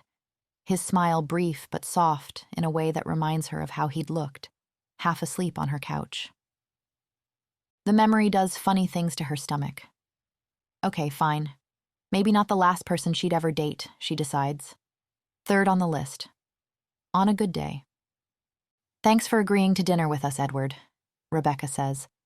It's probably not what you had in mind for the holidays, getting to know the entire family at once. Jaimie tenses. She knows that tone. It's the same one Rebecca uses in court just before she goes for the jugular. It's my pleasure. Edward's smile never wavers. You can't really know someone until you get to know their family, and it's important to me to know everything about Jaimie. Her mother actually sniffles that. You hear that, Jaimie? He's family-oriented. Jaimie groans. According to Sam's earlier, Edward doesn't have time for such frivolous pursuits as favorite movies or regular meals, so she highly doubts he's in any way family-oriented. His assistant had seemed downright offended by the suggestion that Edward might engage in something as pedestrian as relaxation. Mr. Carver optimizes his time for maximum productivity. He'd explained earnestly. He doesn't have time for hobbies. But apparently Edward has time to perfect his Prince Charming routine because he's pulling that off seamlessly. So, what do you do for a living, Edward? Grandpa Joe jumps in, probably hoping to steer them toward safer waters. Investment management, primarily.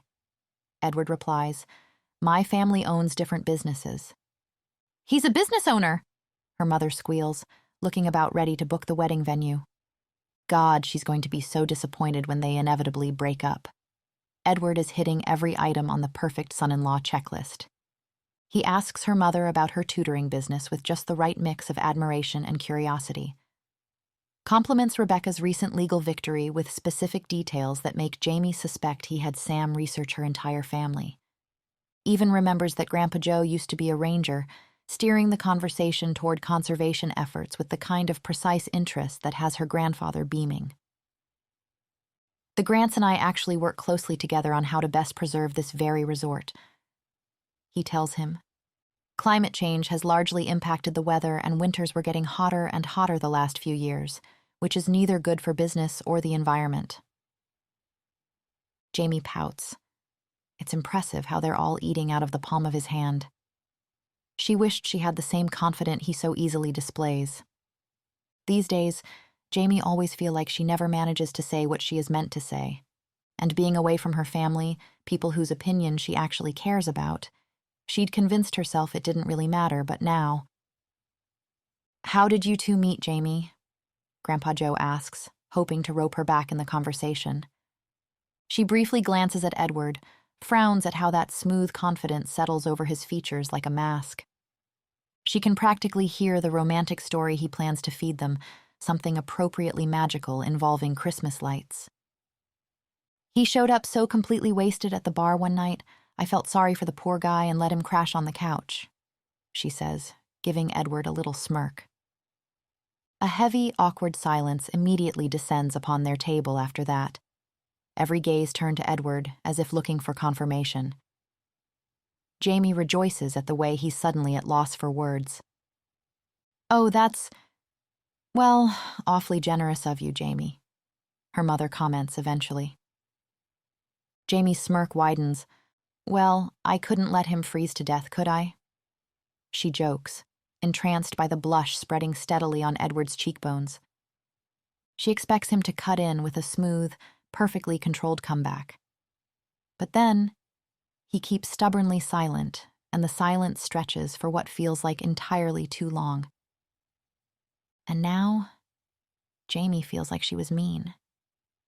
Is he really so embarrassed about having had too much to drink? Perhaps he's been more shaken by his experience than she thought. Something uncomfortable stirs in her chest as she remembers Sam's words. "Mr. Carver doesn't do fun," he'd said, sounding affronted.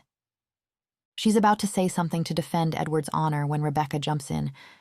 "Couldn't let him freeze to death. You were just hoping to get with him, weren't you?" Jaimie blinks. "What?" She squeaks as the entire table, minus Edward, dissolves into knowing laughter. "Of course not. I wouldn't—" "Jaimie, honey, nobody blames you for seizing the day." Grandpa Joe's eyes twinkle with mischief. "Oh my God." Jaimie groans. This is karma for trying to embarrass Mr. Perfect, isn't it? Well, serves her right, she decides in good humor. Don't dish it if you can't take it. She meets Edward's eyes again, hoping to get him to laugh at her as well, but he looks as serious as ever. "I realize I never properly thanked you for helping me." His voice cuts through the teasing, surprisingly soft, and the entire table becomes silent again. When she meets his eyes, there's none of his usual calculation there. Only warm gratitude. "Thank you, Jaimie," he reiterates. The sincerity in his tone makes her breath catch. For a moment, the rest of the restaurant fades away. No familial pressures, no fake relationship, just his warm gaze and the way her heart seems to skip every other beat. Anyway, Grandpa Joe waves his menu like a white flag. "Who's hungry?" The rest of dinner flows surprisingly smoothly. Edward's easy confidence contagious, and Jaimie finds herself relaxing into the warm family atmosphere she's missed. For once, she doesn't feel like the broken piece that doesn't quite fit. Her mother's actually laughing at her jokes instead of analyzing them for signs of instability. Even Rebecca's usual sharp edges seem softened. It's nice. Dangerous, really, how nice it is. She should probably discuss with Edward how long they're planning to keep this up. They can't fake date forever, and the longer this goes on, the more it'll hurt her family when they break up. A hotel clerk appears at Edward's elbow, murmuring something about an urgent phone call. He excuses himself with that perfect politeness of his, and the spell breaks. "He's very charming," her mother sighs, watching him leave. "And probably very rich," Grandpa Joe adds with a wink. "What?" He holds up his hands at Jaimie's glare. "It doesn't hurt to be able to pay the rent. I can pay my own rent, Grandpa." Heat creeps up her neck. She hates this, them acting like she's some damsel waiting for a wealthy knight to solve all her problems. "It's just nice to see you have someone to rely on, that's all." Her mother's worried voice sets Jaimie's teeth on edge. "Does he know about what happened?" Rebecca asks, setting down her wine glass with deliberate care. And there it is. Because everything in Jaimie's life has to circle back to that night, to Steph, to her supposed breakdown. It's like living in a house with funhouse mirrors. Everywhere she turns, she sees her family's distorted version of herself reflected back. What do you mean? She keeps her voice light, though her hands clench under the table. Don't play dumb, Jaimie. Rebecca patronizes. If you want this to work, he should know. And what do you know, Becca? The words come out sharper than intended. What do you think he has to realize about me that he hasn't yet? Jaimie. Her mother's soft tone feels like sandpaper on her nerves. No, say what you want to say. Go on. She forces a smile. You think that when he finds out I'm crazy, he'll leave. Am I right? That is not what I said, and you know it. Rebecca's lawyer voice comes out. We just want to make sure you don't... That I don't what, Mom? Jaimie laughs. Fuck it up? Like I fucked everything else up? Is that what you want to say? Her mother's eyes fill with tears, and Rebecca looks ready to start citing precedents about sisterly concern. The familiar mix of guilt and frustration rises in Jaimie's throat like bile. All right, Grandpa Joe clears his throat. How about we... If me being myself isn't enough, then he's not the one, is he? Jaimie pushes back from the table, chair legs scraping against hardwood. Excuse me, I need the restroom. She walks away from their worried faces, their good intentions that feel like chains. They love her. She knows they love her. But their concern has become a cage. She's tried to escape it, but only found herself stuck in a different one instead. The ladies' room offers no peace. Jaimie splashes cold water on her flushed cheeks, but can't wash away the frustration burning under her skin. She needs air. The terrace door opens with a blast of winter wind. Snow has started falling again, fat flakes dancing in the light spilling from the restaurant windows. Jaimie wraps her arms around herself, her thin dress offering little protection against the cold. She gets it. Really. They watched her fall apart after Steph disappeared, sat through therapy sessions, fielded midnight panic calls. It was hard for them too, she gets that. But she wishes someone would look at her and see strength instead of cracks for once. Trust her judgment instead of just waiting for her to finally break. Jaimie sighs, walking to the edge of the terrace if only to distract herself. The view below stretches endless and white.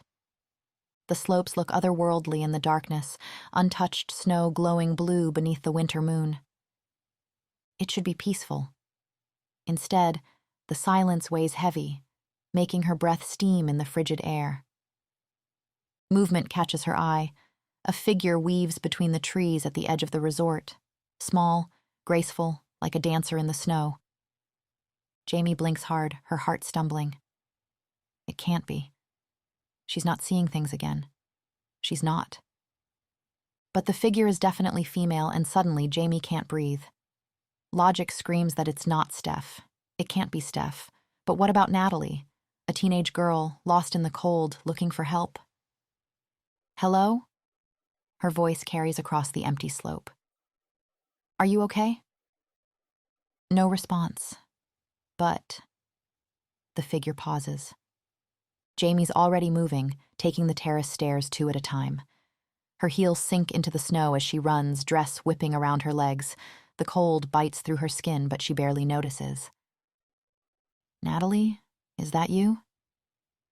The temperature plummets. Each breath feels like swallowing ice. The figure turns slowly, and a familiar melody begins to play at the edges of Jaimie's consciousness.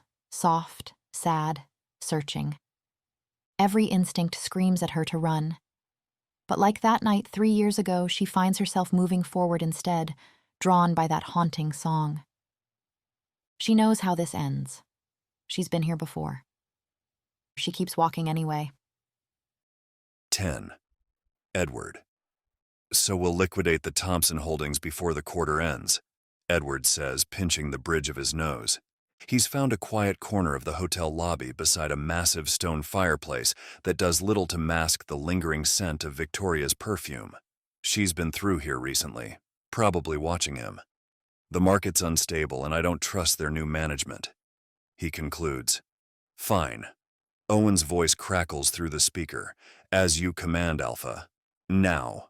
About the Martin-Richmond family feud? Edward paces across the polished marble, his reflection fragmenting in the lobby's gilt-framed mirrors. What, that's not resolved? The headache building behind his eyes intensifies with each click of his shoes against stone. Tell them to work it out themselves. I'm not a marriage counselor. Mates don't usually go their separate ways, Alpha, Sam interjects. He's been hovering anxiously nearby and is now fidgeting with his cufflinks. There is no clear precedence on how to handle this exactly. He pursues. I'll think about it. Edward cuts.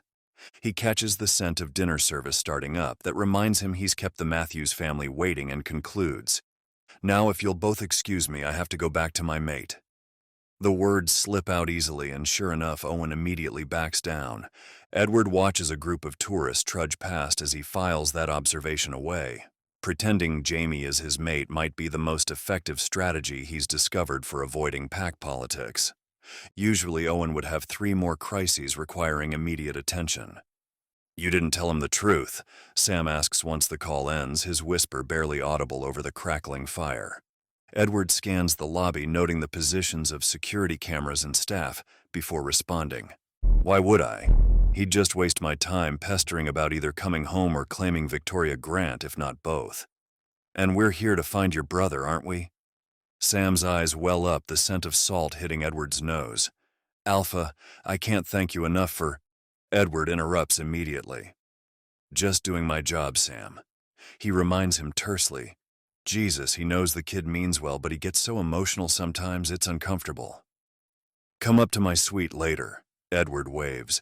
We'll review our next steps, perhaps call Owen back if he needs more hand-holding. Walking back toward the restaurant, past glittering Christmas displays and the soft murmur of other diners, Edward feels his shoulders loosen fractionally. The warm glow of chandeliers and lingering traces of Jaimie's spring rain scent make the space feel almost welcoming. Playing the attentive boyfriend to Jaimie's family is significantly less taxing than mediating pack disputes or calming nervous investors. No complex feuds going back decades, no life or death decisions weighing on his judgment. Meanwhile, the humans have no idea what he is and don't expect a thing from him. It's not entirely unpleasant. Edward returns to find an empty chair where Jaimie should be, though her scent lingers. Spring rain turned sharp with anxiety and hurt. The remaining Matthews family members look like they're attending a wake rather than a holiday dinner. Wine glasses clutched too tight, smiles too strained. Everything all right? He asks pleasantly, as if he can't smell the remnants of tears in the air. Where's Jaimie? Carol's eyes meet his, swimming with maternal distress, but Rebecca cuts in first. She went to the restroom. She should be back soon. The words are clipped, her shoulders rigid beneath her designer blazer. Edward nods slowly, settling his gaze on Grandpa Joe. The older man has been watching him all evening with shrewd eyes that remind him of his own father. Now, those eyes hold a mix of worry and weary understanding. She got mad because of her mother's fretting and her sister's meddling, Joe says with an awkward smile that doesn't quite reach his eyes. Dad, Carol's protest, I'll go see if she's ready for dessert. Edward interjects smoothly, letting his voice carry just the right note of concerned authority. It works like magic, as it always does, their shoulders dropping, faces softening with relief at the prospect of someone else handling the situation. He briefly wonders what could have sparked such tension in a family that had been laughing together mere minutes ago. Then he remembers it's irrelevant, and not his concern. His only job is to convince every shifter in the vicinity that he's properly devoted to his mate. Which Jaimie isn't, obviously. This is strictly business. The bathroom door creaks as he pushes it open. Jaimie? No response, and more importantly, no fresh trace of her scent. But there is a trail leading toward the terrace, carrying notes of anger and something else. Fear? His wolf stirs uneasily. The terrace door stands ajar, letting in fingers of frozen air. Edward scans the darkness, tension building between his shoulder blades, though he refuses to acknowledge why. Her scent leads toward the slope, mixed with something ancient and cold that makes his hackles rise. He's not worried about her, though. That would imply emotional investment. No, if he's looking for Jaimie through the darkness, it's only for appearances' sake, even if his wolf is already moving to follow her trail into the dark. Jaimie! His call echoes across the empty slope. His heart drops. There, darting through the snow, this small figure. It's her. Damn it all, he thinks. She's going to make him look like an incompetent mate, running around in freezing temperatures wearing nothing but a cocktail dress. Even he knows humans are susceptible to cold. What is she thinking? Jaimie! He tries again. When she doesn't respond, he jumps down the terrace, not bothering with stairs, landing gracefully in the snow. Then he breaks into a sprint. This is about maintaining appearances, he reminds himself, eyes glued to her back. Nothing more. He's catching up easily, but it doesn't feel like it. It feels like he took forever when his arms close around her waist, pulling her back against his chest. Where do you think you're going? The words come out as a growl. She twists in his grip, panic rolling off her in waves. Let me go. There's somebody out there. Edward scans the darkness, maintaining his hold on her slight frame. Where? He tries to catch another scent, but all he can smell is Jaimie, her hair brushing his nose, the vulnerable line of her neck as she strains forward. Her usual subtle warmth, so different from the sharp, wild sense of shifters, is overwhelmed by fear. I can't see anyone, Jaimie. He gentles his voice without meaning to. Show me where. She struggles a moment longer before deflating against him. He takes the opportunity to shrug out of his jacket, draping it over her shoulders. She doesn't even notice. There was a girl. Her voice cracks. What if it was Steph? What if it was Natalie? Edward stiffens at the teenager's name.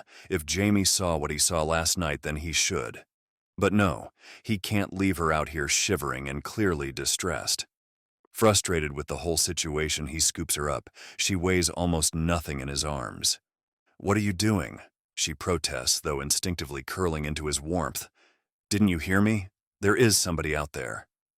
I heard you, but you're freezing Jaimie, so I'm taking you back first. First? She looks up at him with wide, storm-gray eyes that make something in his chest squeeze uncomfortably. Before I go back and check, he explains, confused by her expression of wonder. You're going back? Her voice sounds small, uncertain, like she's used to being dismissed. You'll check? He nods, avoiding those two perceptive eyes. There's a missing teenager, of course I'll go check. It's the only logical response, and Edward prides himself in being logical. Humans are ridiculously emotional, he decides firmly. A melody drifts across the snow, soft, haunting, and terribly familiar, and Edward freezes mid-step. His enhanced hearing picks up notes that shouldn't exist in nature, crystalline sounds that make his wolf want to bare its throat. Jaimie's voice calls him back, barely a whisper. You hear it too? She asks, her tone full hope and fear tangled together, like she's spent years doubting her own senses. Yes. The word escapes before he can stop it, his usual calculated responses deserting him. She sags against him, a small sound of relief catching in her throat. The genuine gratitude in that sound almost distracts him from the song growing stronger, but his wolf's instincts scream danger. Edward quickens his pace, keeping his movement smooth despite every instinct urging him to run. The hotel's warm lights seem much further away than they should be. What is it? Jaimie asks carefully, clearly reading the tension in his jaw or perhaps the too tight grip of his hands. Nothing good. He keeps his eyes locked on the distant windows. Whatever you do, keep your eyes on me. Don't look back. Why? Her question trembles, but she obeys, focusing on his face with complete trust that hits him harder than it should. Just do as I say, he mutters. The singing follows them all the way to the hotel doors, beautiful and wrong in ways he can't explain. 11. Jaimie. All hope of slipping back to the table unnoticed vanishes the moment Jaimie steps into the warm glow of the restaurant. Her mother's face drains of color, Grandpa Joe's fork freezes halfway to his mouth, and Rebecca's expression shifts into what Jaimie mentally calls her cross-examination mode. She's still wearing Edward's jacket, which smells expensive and somehow manages to be warmer than any coat she's ever owned. She finds herself missing his steady presence beside her. He'd been like a shield against their worried glances, their careful voices. Now that the adrenaline is fading and his furnace-like warmth isn't wrapped around her anymore, she can't stop shivering. Had he really been that warm? Like holding on to summer itself. Are you even listening to me? Rebecca's voice cuts through her thoughts as a waiter sets down a cup of hot chocolate, the good kind, with actual melted chocolate and a hint of cinnamon. Where were you? Why are you all wet? Bathroom malfunction? Jaimie attempts, knowing it's hopeless even as the words leave her mouth. It is. Jaimie, honey, tell us what happened. Her mother's voice has that special tone, the one she used when Jaimie was little and woke crying about Dad. It makes her feel about 5 years old. She sighs. There was somebody outside. What? The look her mother and Rebecca exchange could power a small city. There really was! The words burst out of her. I thought of that missing teenage girl, so I went to check it out. Alone? In those clothes? Grandpa Joe cuts in. Sweetie, come on, not your best move. You should have told someone. I did. I told Edward, and he's gone to check now. Another loaded glance passes between her mother and sister, conducting an entire conversation without words. I thought you didn't want him to know. Rebecca's voice carries careful warning. Know about what? About, you know. Rebecca grimaces like she's tasting something sour. Your episodes? My episodes? The word comes out sharp. This has nothing to do with any of that, I told you. Edward's return cuts through the tension and Jaimie's speech. I couldn't find anybody, but I'm going to call the police, in case they find something, he says. That won't be necessary. Rebecca practically leaps from her chair. Jaimie was just confused. Right, Jaimie? What? No, I wasn't. Jaimie? Rebecca's voice could freeze hell. I think we've had a long night. Edward told you there was nobody out there. You believe him, don't you? The implication hits her like a physical blow. You think I hallucinated again? She barely registers Edward's questioning look. It doesn't matter anymore. How about we go home to reset, honey? Her mother's voice drips with false cheer. Tomorrow we'll call Dr. Goldberg and... There was somebody out there. Jaimie stands so fast her chair scrapes against the floor. I know what I saw. But their faces, Mom's careful concern, Rebecca's tight anxiety, even Grandpa Joe's uncomfortable shifting, tell her everything. She's back there again, on national television, desperately insisting her best friend wouldn't just leave without saying goodbye. Looking crazy, being crazy. I believe you. Edward's voice seems to come from very far away at first, like she's hearing it underwater. But then his eyes meet hers, steady and certain as mountain stone. I believe you. Her entire body sags with relief, like a puppet whose strings have been cut. For the first time in 3 years, someone actually believes her. You shouldn't encourage this, Rebecca says to Edward, her lawyer voice in full effect. When he raises an eyebrow in question, she shoots Jaimie an apologetic look before continuing. 3 years ago, she had a traumatic night when she was separated from her best friend Steph.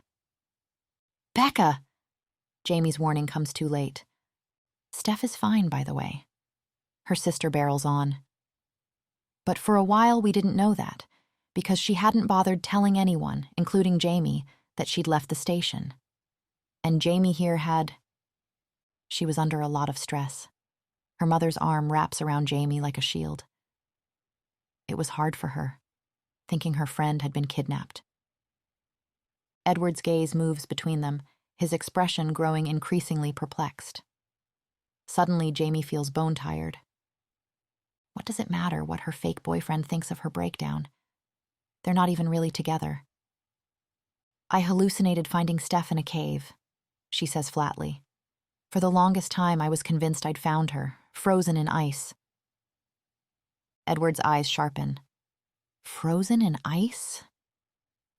Her mother opens her mouth, probably to offer another well-meaning defense, but Jaimie's done pretending.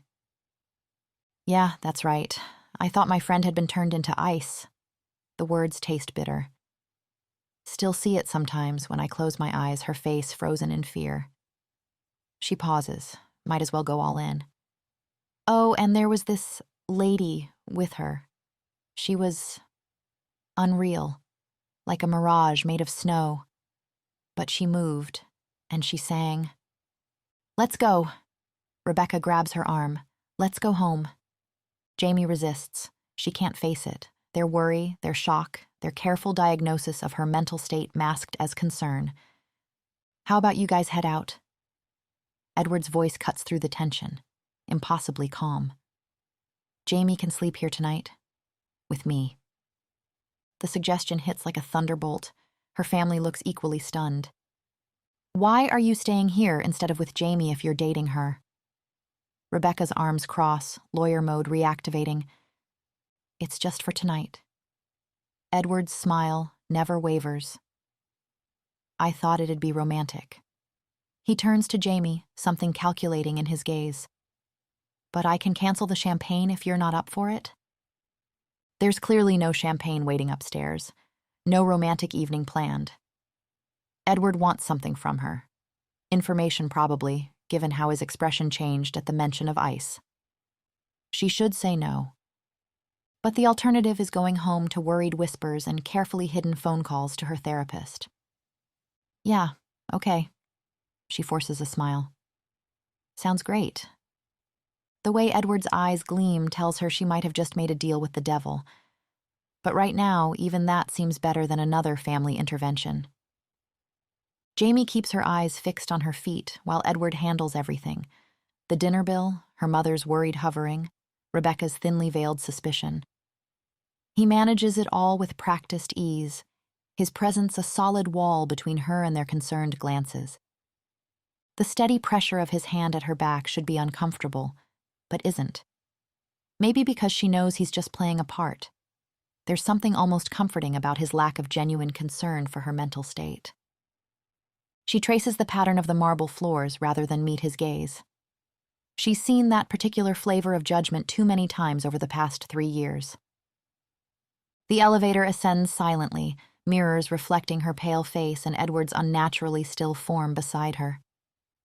His suite, more like an apartment really, is all gleaming wood and floor-to-ceiling windows that would normally have her gaping. But exhaustion drags at her limbs, and her pulse still hasn't quite settled from earlier. So, from the top. His voice is clipped as he shrugs off his jacket, movements precise. Tell me what happened. Jaimie sinks onto the edge of an oversized armchair, fingers twisting in her lap. My therapist says it was a, who cares? The sharpness in his tone makes her flinch.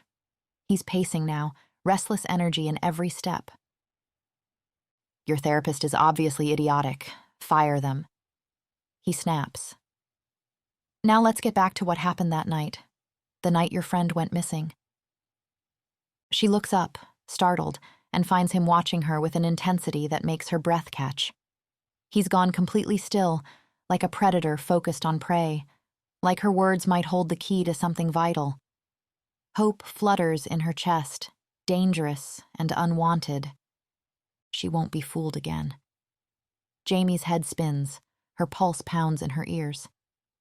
It doesn't matter what happened, she says quickly, wrapping her arms around herself. It was all in my head. It certainly was not. The conviction in his voice is almost painful. Sam bursts through the door, chest heaving. Alpha, I think I found something. I checked the cave. He freezes, spotting Jaimie. Oh, I didn't know. I apologize. Edward dismisses the interruption with a sharp gesture, eyes still fixed on Jaimie. Tell me what happened. His gaze is steady, certain, everything she's wanted someone to be for the past 3 years.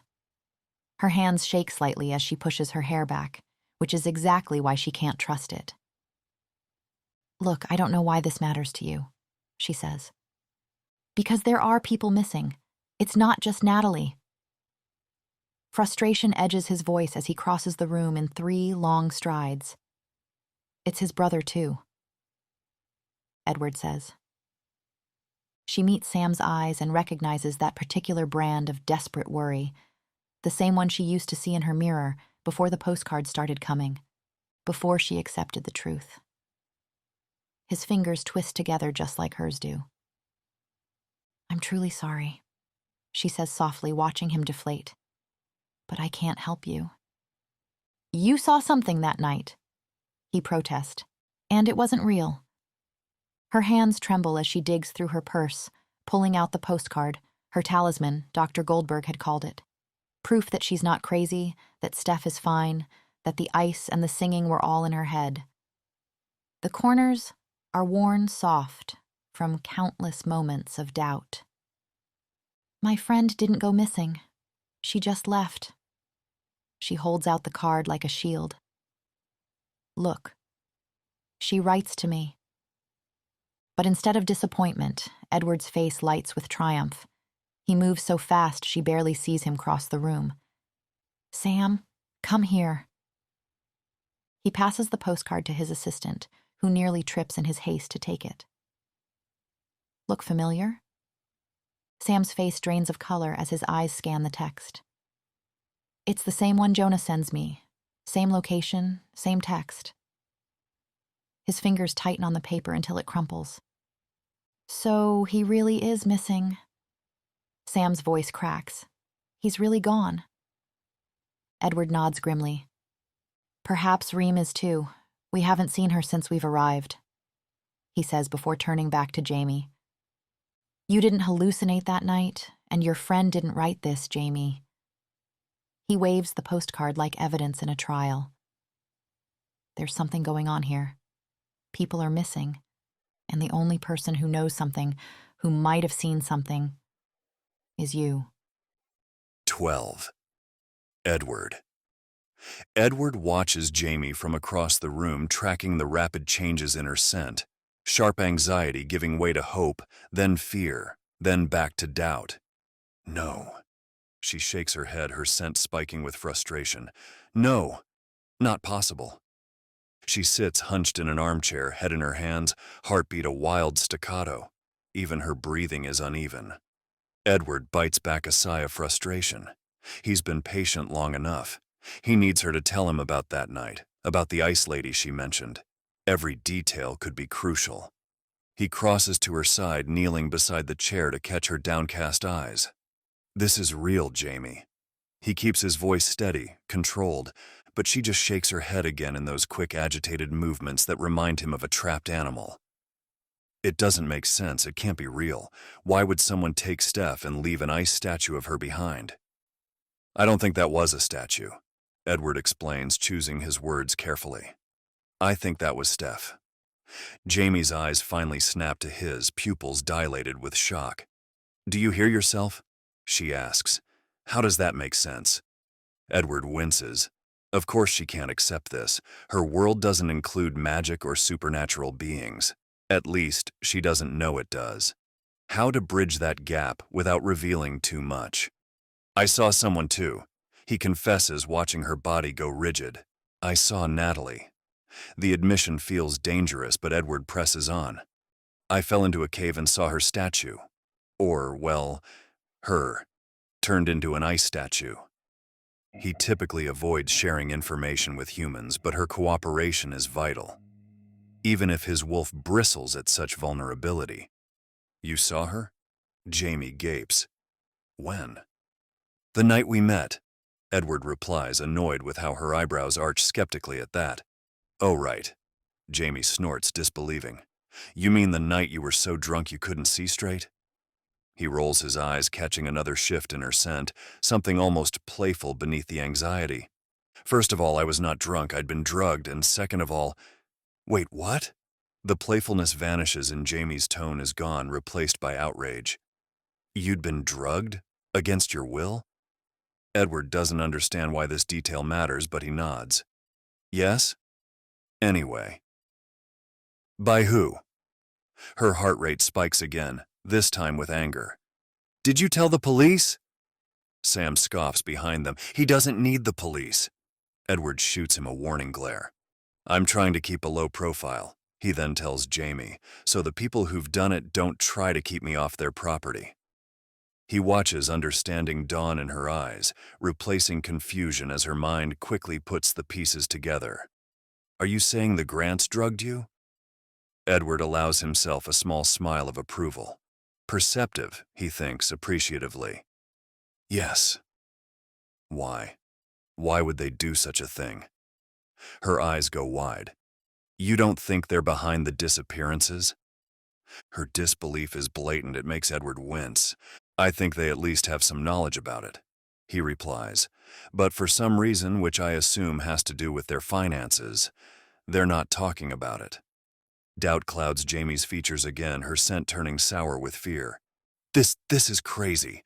She jumps up, pacing the room like a caged animal. Why would they? And why were there statues? I was hoping you wouldn't fixate on that part, Edward mutters, tracking her movements. But don't you see this? This is insane? She presses her hands to her face, her heart thundering so loud it drowns out the subtle sounds of the hotel. Edward rises, fighting the urge to steady her. He needs her focused, needs her cooperation. So, perhaps he could try comforting her. Not that he wants to, of course. Jaimie, please. He tries, placing a hand on her shoulder she immediately shifts away from. You have to listen to me, Edward insists. These statues. People don't just turn into ice, Edward. Her voice cracks like thin ice, scent sharp with distress. Beside them, Sam's posture goes rigid. Look, Jaimie shakes her head, backing away. I can't do this. I have to go. Edward watches her retreat, something clenching in his chest. And what if it's true? He taunts. What if your friend really did turn into ice, Jaimie? What if she's out there? What if she needs you? The girl freezes, her entire body becoming rigid. Then she whirls around, face bone white, tears gathering in her eyes. The sight hits him like a physical blow. Don't you dare! Her finger shakes as she points at him, voice trembling. Don't you dare say that to me! You don't know how many times I've looked, how much I harassed every officer that would listen, how many sleepless nights I've spent. Her voice breaks. The tears spill over and his wolf whines at the saltwater scent of her pain. He did this, he thinks, with no small amount of regret. He pushed her to this point. Perhaps he'd had no choice, but that doesn't make him feel much better for it. People don't turn into ice, Jaimie repeats like a mantra, and I won't listen to this anymore. She turns away, shoulders hunched, and begins walking toward the door. Jaimie, Edward reaches for her without thinking. No! The word echoes off the windows. I don't ever want to see you again, just leave me alone. I can prove it. The words burst out before he can stop them. He'd regret them except they work. Jaimie freezes mid-step, her heartbeat skipping. What? She asks. Sam's voice rises in panic. Edward ignores his assistant's terror, taking a step toward Jaimie. You heard me. Turn around, Jaimie. Look at me. She moves like she's underwater, each motion reluctant and slow, but finally she faces him, raising those storm-gray eyes to his.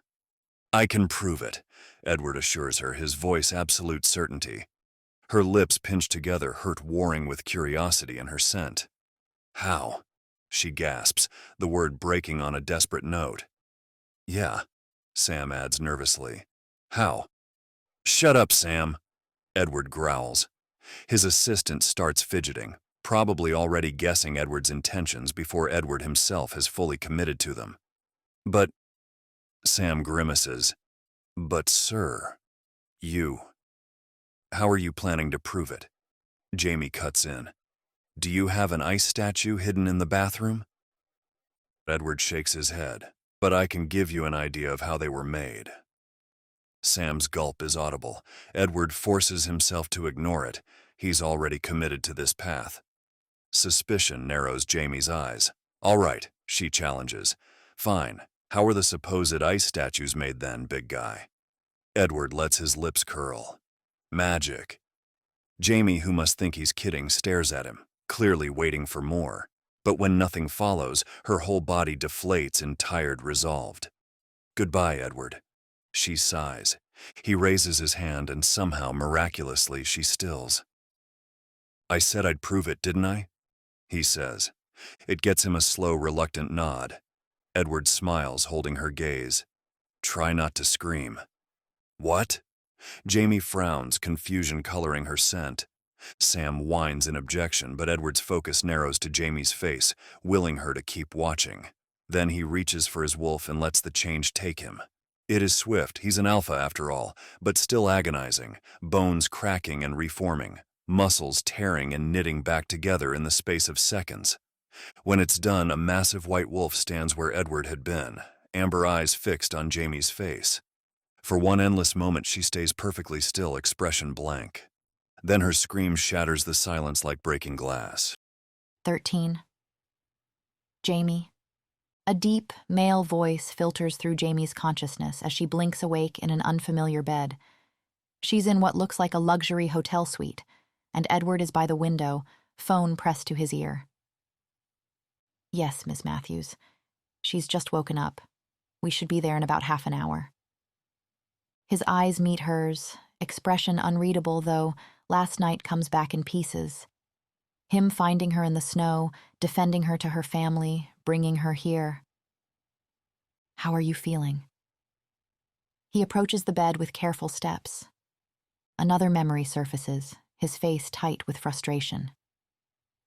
"I saw someone too," he'd said, trying to convince her about the ice statues, and then the image of a massive white wolf flashes in her mind. "Oh my God, Edward," she groans, pulling the duvet up to her chin. "I had the craziest dream last night." "Did you?" "Yes." She peeks at him over the edge of the covers. "I dreamt you turned into a wolf." The silence that follows is telling. "Crazy, right?" she prompts, voice muffled by expensive Egyptian cotton. His smile is strained at the edges. "Not a dream," he tells her. "Sorry, what?" "It wasn't a dream, Jaimie. I did turn into a wolf." A laugh bubbles up from her chest as she pulls the covers higher until only her eyes show. "No, you didn't. Stop messing with me." Edward winces. "Perhaps I should have given you more of a heads up. I apologize. I'd never shifted in front of a human before. I didn't think you'd be so distraught." Jaimie blinks rapidly, clutching her duvet fortress. The memory crystallizes. Pure white fur like fresh snow, amber eyes, massive paws that could crush her skull. It was a dream. Her voice sounds small even to her own ears. "We had to give you something to calm you down. You had a panic attack." Edward dips his head in the most blatant display of shame she's ever seen. It looks wrong on him, like a crown worn backwards. "I'm sorry, Jaimie," he adds. "I hallucinated again," she says, clutching the duvet. "It wasn't your fault." "No." His sigh carries infinite patience. "You didn't hallucinate." Her heart thunders against her ribs. "Fine then, do it again." "What?" He looks up, startled. "Change into a wolf," Jaimie demands. "Right now." "I most certainly will not," he scoffs. "I don't want to give you a heart attack." "You won't." She forces a shrug. "I'm prepared now." One perfect eyebrow arches. "You just said you thought it had all been a dream." Jaimie groans. "Just do it. Do it now or I'm leaving." She sits up, covers falling around her waist. The change happens so fast she almost misses it. One moment Edward is giving her an exasperated look, the next his features contort. Bones crack like splitting ice, a single harsh breath escapes him. And then a wolf stands beside her bed, white fur gleaming in the morning light like fresh snow. Jaimie yanks the covers back over her head and screams, "Oh my God, there's a wolf right there, big, white, a wolf in the hotel room." Jaimie's thoughts scatter like startled birds as she peeks at it again. The wolf is still, watching her with almost comical patience as she chokes. Then suddenly Edward is there instead, and his hands cradle her face. "Look at me," he says softly. "Focus on me." She does. He's beautiful in that overwhelming way of his, all sharp cheekbones and strong jaw, definitely, completely human. "Breathe." His voice carries a new rumble, something that seems to vibrate through her bones. "Through your nose, go on. Good. Release." He guides her breathing, thumbs stroking small circles on her cheeks until the world narrows to just this, his steady gaze, the soothing timbre of his voice, the gentle rhythm of his touch. The panic recedes, replaced by something warm and pleasant. "Good," Edward praises. His smile is soft, genuine, and C finds herself smiling back. Then he steps away and, oh, Jaimie whips around so fast she nearly falls off the bed. "Why are you naked?" she screams. "What?" He sounds genuinely confused. "Oh, I tore through my clothes while shifting. We usually remove them before." He clears his throat. "I'll put something on, unless you'd like me to change again." "Could you?" The question slips out before she can stop it. Now that the immediate panic has passed, she needs to see it again. The wolf. She needs to know she isn't crazy. "Look at me while I do," Edward instructs, like he somehow knows this will help convince her. She turns back and, oh. Edward's like something Michelangelo would have carved after having a particularly inspired dream. His skin is pale and flawless, muscles shifting beneath it as he moves with that predatory grace of his, dark hair trailing down his stomach, leading to, well, apparently everything about him is impressive. "You're still naked!" Jaimie squeaks, though it comes out embarrassingly breathy. "Perhaps just focus on my face," Edward suggests, amusement coloring his tone. Jaimie bravely locks onto his eyes, determined not to let her gaze wander south again. They're the same striking amber, carrying that same knowing glint, even as they change, but don't really change. And suddenly, she's looking at a massive white wolf, who almost seems to look a little amused. Jaimie stares at the wolf in wonder. It's really there, impossible, but undeniable. Her hand reaches out before she can stop herself. "May I?" The wolf, Edward, cocks his head. "Please?" She wiggles her fingers hopefully. The wolf lets out what can only be described as a sigh, then moves closer, settling beside her as she lets her hand sink into thick white fur. It's impossibly soft, warmer than she expected, like touching living silk, heated by sunlight. It's real, she thinks, when something between a purr and a rumble escapes the wolf's throat. It's kind of cute how his eyes are drifting closed in contentment, she thinks, just as the sound of bedroom's door bursting open makes her jump. "Sir!" Sam exclaims. "Owen would like you to give him a call back before—" The assistant freezes, mouth hanging open. "Hello," Jaimie greets cheerfully as Edward abruptly pulls away. "Miss Jaimie." Sam's nod is awkward, eyes darting between them. What does Owen want now? Edward's voice makes her jump. He sounds irritated, and when she turns, he's standing there completely human and completely naked. "Maybe you could get dressed, sir," Sam suggests mildly. Edward's eyes flicker to Jaimie, who politely lowers her gaze, though not without considerable regret. "Right." His footsteps retreat across the room. Sam offers her an encouraging smile. "How are you feeling this morning, Miss Jaimie? Better?" She nods politely, suddenly realizing that yesterday, when he was supposed to brief her about Edward, he'd somehow forgotten to mention the whole turning into a giant wolf thing, which he clearly knew about. "Wait, can you also change into a—" Sam shakes his head. "I'm a shifter," he explains carefully. "But I haven't been granted a wolf." There's something in his controlled tone that suggests old hurt. "What does that mean?" she asks gently. "I have most of the abilities all other shifters have, like enhanced senses or strength, but I can't turn into a wolf." Jaimie's mind spins. "You all have enhanced senses? There are more of you? How many dots?" It's like a curtain being pulled back, revealing a whole hidden world, one where people can turn into wolves and... So wait. She clutches her head. "What about vampires? Are they real?" "Oh, yes." Sam nods. "Really unpleasant folks. Mermaids? Them too. The Loch Ness Monster? Nah." He shrugs. "That one's a myth." Jaimie gulps. "And so, Natalie, Steph, they were actually turned into ice statues?" Sam grimaces. "Seems likely, yes." The words hit her like a physical blow. Steph never sent those postcards.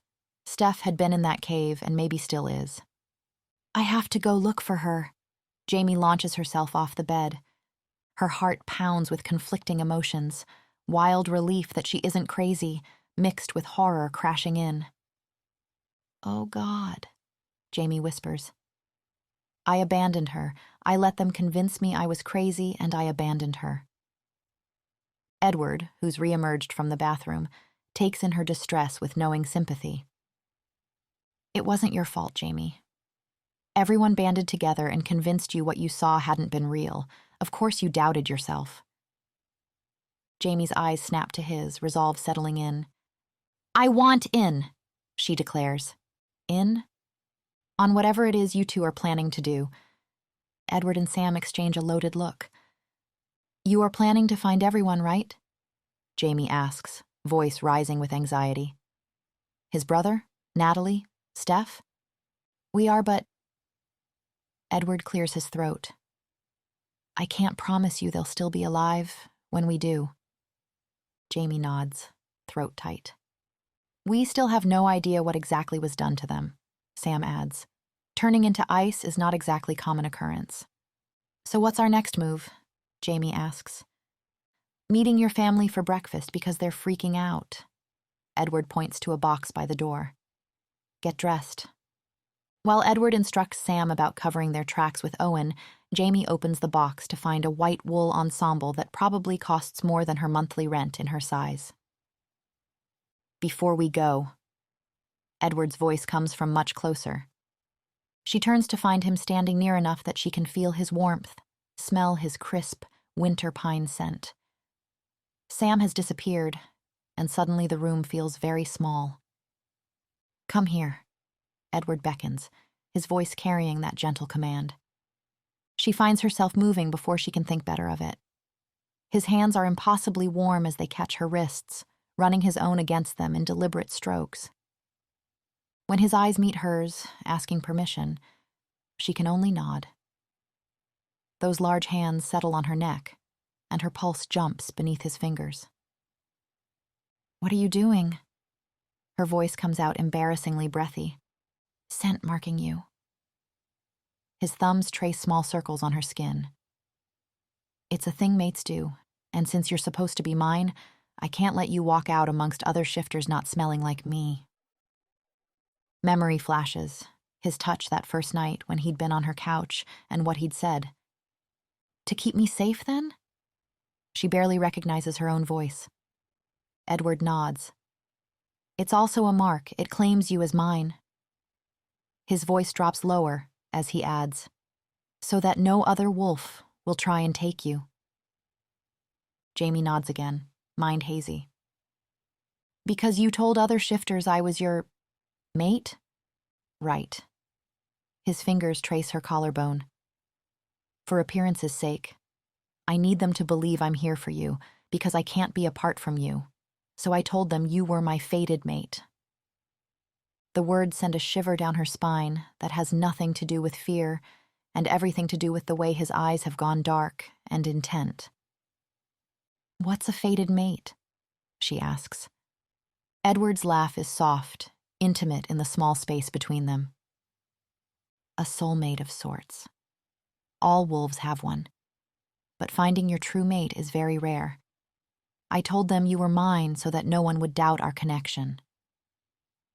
Victoria's golden eyes flash in her memory. Another shifter, of course. One Edward had been trying to convince when he'd asked Jaimie to kiss him yesterday. But I'm not, though, right? She asks, hesitant. I'm not your fated mate? His laugh becomes dismissive. Of course not.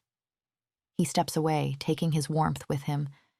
Jaimie stands frozen as she watches him disappear in the bathroom, all fluid grace and casual indifference. Her skin still burns where his hands had been. Interlude. The spirit. She watches from between snowflakes as the wolf walks with the bright girl, the one who cried for her frozen friend that night. They speak of her friends, these perfect silent ones she keeps safe in ice, and something in the wolf has changed. His soul no longer mirrors her frozen lakes. It flickers now, like the lights they string through her trees. Each time the bright girl moves closer, the stillness in him fractures, warmth seeping through like spring threatening her winter. She drifts nearer, curious and dismayed. This isn't right. He was perfect before, dark and quiet and alone, beautiful in his numbness. Now his edges soften when the girl laughs, his frozen heart cracking like river ice in thaw. She reaches out with tendrils of frost, trying to touch what she remembers, but his warmth pushes back without him knowing. It feels wrong against her nature, this heat that radiates from him. Foreign. Dangerous. The bright girl's hand brushes his arm, and his soul flares like sunrise on snow. She's forced to retreat into shadow, her confusion swirling like storm clouds. This wolf who understood the peace of perfect stillness is changing, becoming something she doesn't recognize, something that belongs to warmth and light and laughter. Drifting through her caves of ice, she thinks of him, of how beautiful he was in his solitude, and how she might bring that beauty back. 14. Edward. Edward fields Jaimie's endless questions as they make their way down the mountain.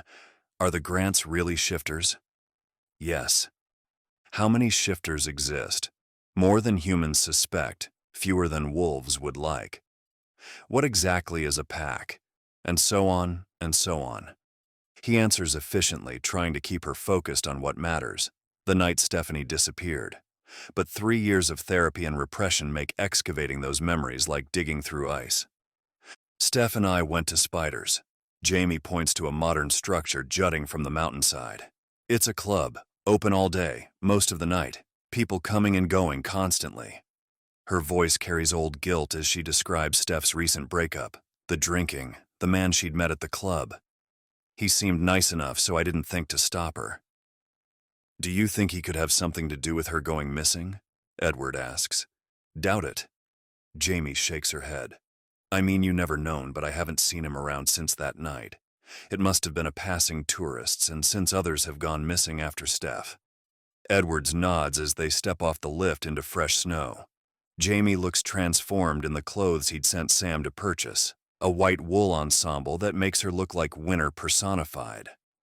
There's a new steadiness to her movements, a clarity in her storm-gray eyes now that she knows she hadn't imagined everything. There's really not much to say. She sighs, boots crunching in the snow. I realized I couldn't see her anymore. Started asking around. The guy she'd been with said she'd gone home. I went outside to look because she'd had too much to drink and I was worried. Her brow furrows as she describes searching, specifically remembering not taking the chairlift down, but heading toward the woods instead. Why that direction? Edward watches her carefully.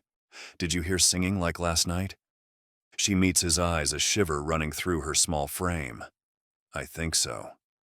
Distress clouds her features before hardening into determination. Yes, I did. I felt compelled to follow it. Unease settles in Edward's stomach as the snowfall shifts around them. What had been gentle flakes minutes ago now falls thick and heavy, gathering on Jaimie's shoulders like a warning.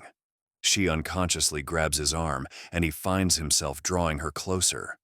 The bar looms ahead of them, but Edward can't shake the feeling that something is watching from the white void beyond.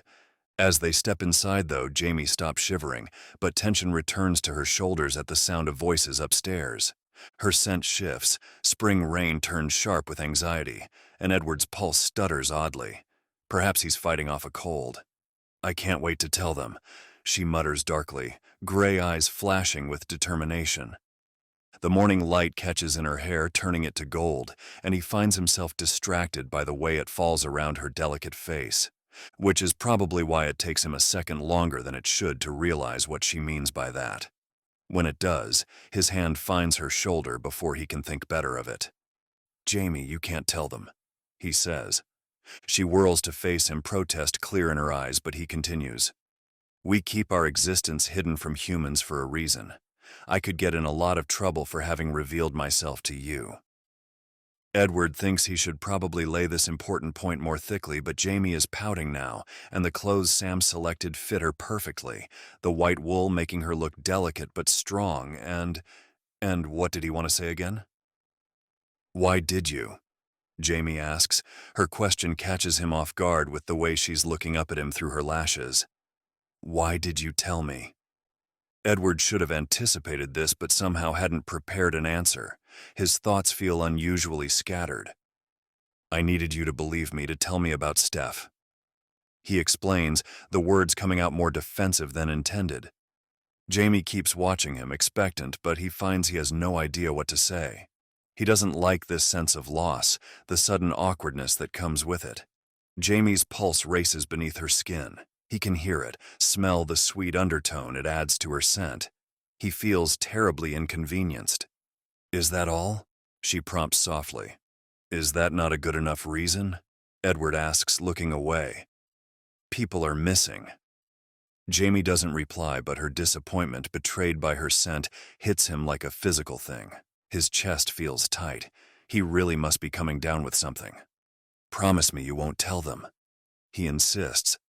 She gives a small nod, but her scent carries notes of frustration that make his wolf feel trapped. They climb the stairs, Edward forcing these thoughts down, along with his eyes which wander too long along the curve of Jaimie's spine. Perhaps if things had been different, he could have made her his lover, he thinks, immediately squashing the thought down. Things aren't different, though, and he's not doing that. Talk about unnecessary complications. They climb the stairs to find Jaimie's apartment completely transformed. Twinkling lights drape every available surface. Pine garlands wind around banisters and door frames. A tall Christmas tree dominates one corner, bare save for a slightly lopsided paper star covered in purple glitter that looks like it was made by enthusiastic child hands. 2 tables have been pushed together and dressed in cheerful red cloth, practically groaning under platters of food. Jaimie's family crowds around, faces bright with nervous excitement.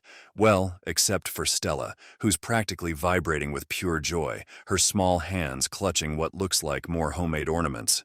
"Surprise!" they chorus. Edward studies the transformed apartment with mild bewilderment. The sheer volume of decorations seems excessive for such a small space, and nothing matches. "You used to love Christmas so much, sweetheart." Carol approaches Jaimie with a hopeful smile. "We wanted to get you into the spirit of things."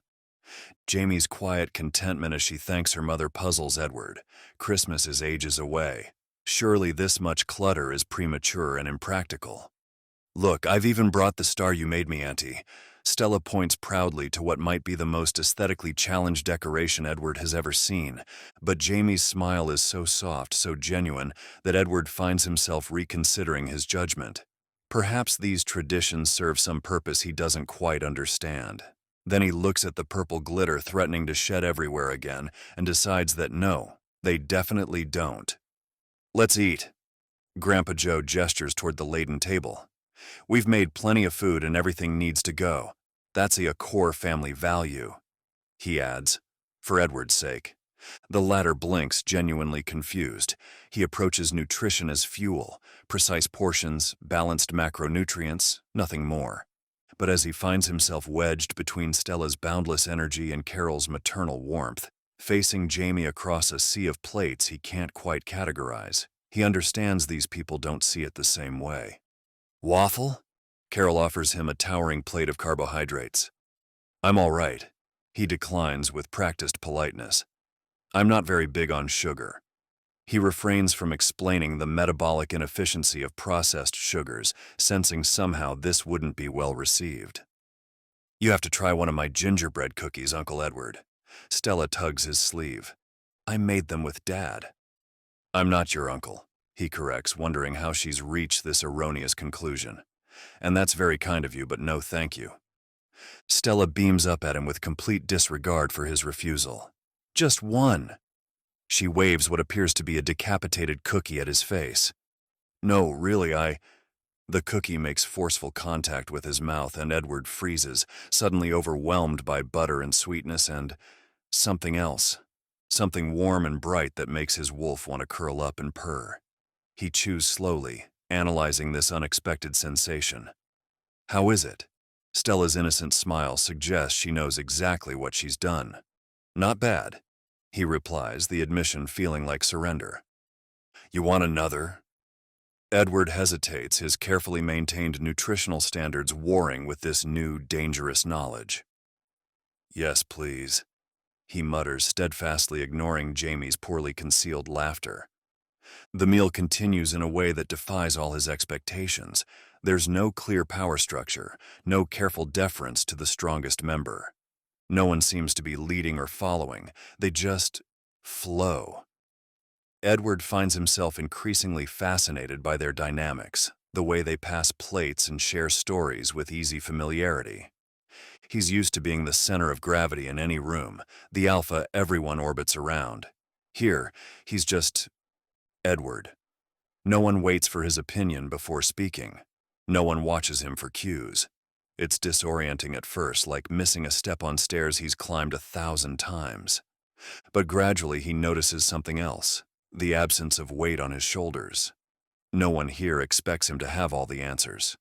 No one needs his permission to laugh or reach for seconds or tell slightly inappropriate jokes. He finds himself relaxing muscle by muscle, though he hadn't realized he was tense.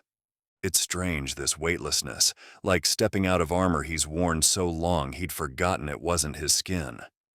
So Edward, Grandpa Joe says as mugs of hot cocoa appear, towering with whipped cream, we hope us imposing on Jaimie won't deter you from staying here with her as planned. That's right, Carol chimes in before he can respond. We must insist you don't move to some expensive hotel just because of us. We're so happy to have you. Her hand settles warmly on his shoulder, and Edward goes completely still, fighting the urge to recoil. No one ever touches him without explicit permission, hasn't in years. He knows Carol means no harm, and it's not like he feels threatened by her touch, but, well, it's unexpected. Edward doesn't like unexpected. Mom, Jaimie protests, leave him alone. Edward meets her eyes across the table. She probably doesn't want him imposing, doesn't want to share her tiny bedroom with someone who isn't actually her boyfriend. It would be logical to leave. But his gaze catches on Stella's small form, on Carol's unprotected back as she fusses with more cookies. These humans are completely defenseless against supernatural threats. They don't even know they need protection, but that doesn't absolve Edward of his duty to provide it. He's responsible for their safety whether they know it or not. Thank you, Ms. Matthews. He summons his most charming smile, the one that usually makes pack matters run smoothly. I'm looking forward to spending more time with your beautiful family. Jaimie's jaw drops while Carol practically glows. Please call me Carol, dear. Later, watching Jaimie shoot nervous glances as he unpacks in her room, he tries to reassure her. I won't actually be sleeping next to you, Jaimie. Don't worry. To his surprise, her shoulders drop slightly. Oh, no. I'll either be working downstairs or patrolling the resort. The sooner he finds their culprit, the safer everyone will be. I have a feeling whoever's making tourists disappear, they're not going to do so in broad daylight. Her brow furrows. Okay, but when will you sleep? The question catches him off guard. What does that matter? I don't really need much sleep, he says dismissively. Shifters can function on minimal rest, and he's gone without entirely when duty requires it. Before Jaimie can insist, Stella bursts in demanding they visit the Christmas market. Edward expects to hate it. Crowds of humans pawing through overpriced trinkets, the air thick with artificial pine and cinnamon scents. But Stella's joy proves oddly infectious, her small hand tucked trustingly in his as she drags them from stall to stall. By nightfall, Jaimie's behind the bar, giving Edward the excuse he needs to meet Sam. He offers her family a practiced explanation about work calls, which isn't entirely false. "Be careful," Jaimie tells him softly as he heads out, concern coloring her scent. The worry vexes him. He's an alpha, perfectly capable of handling himself. "Sam and I are going to check out spiders. Try retracing your steps through the woods from there. If we can't find anything, we'll check it out during together." Together. Her surprise carries a note of something else, something oddly pleased and almost touched. "You would let me come along?" Edward doesn't understand her reaction. "You're a key witness." He adjusts his coat. "And you and I are meant to do couple stuff, aren't we?" She nods, something soft in her expression as he leaves. Her gaze follows him out, making his skin prickle with unfamiliar warmth. Probably just the heating system in this old building running too high. Christmas carols echo through the resort as Edward makes his way to the chairlift. Actual carolers perform in the town square, their voices carrying clear and pure through the crisp night air. He barely notices them. Sam waits at the bottom of the lift, bouncing slightly with nervous energy. "How are things with the humans?" "Fine." Edward shrugs. "Strange." Something in his tone must betray his confusion because Sam doesn't press further. The chairlift creaks into motion, carrying them up into darkness. The night is cleared, at least, stars sharp overhead. Spiders comes into view, bass-heavy music replacing carols, growing louder as they ascend. "I've reached out to the elders about ice-related magic."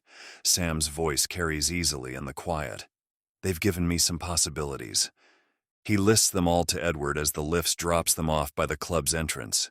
Spiders assaults Edward's enhanced senses, strobing lights that make his wolf want to snarl, perfumes and pheromones thick enough to choke on. Humans press against each other, trading partners like they mean nothing.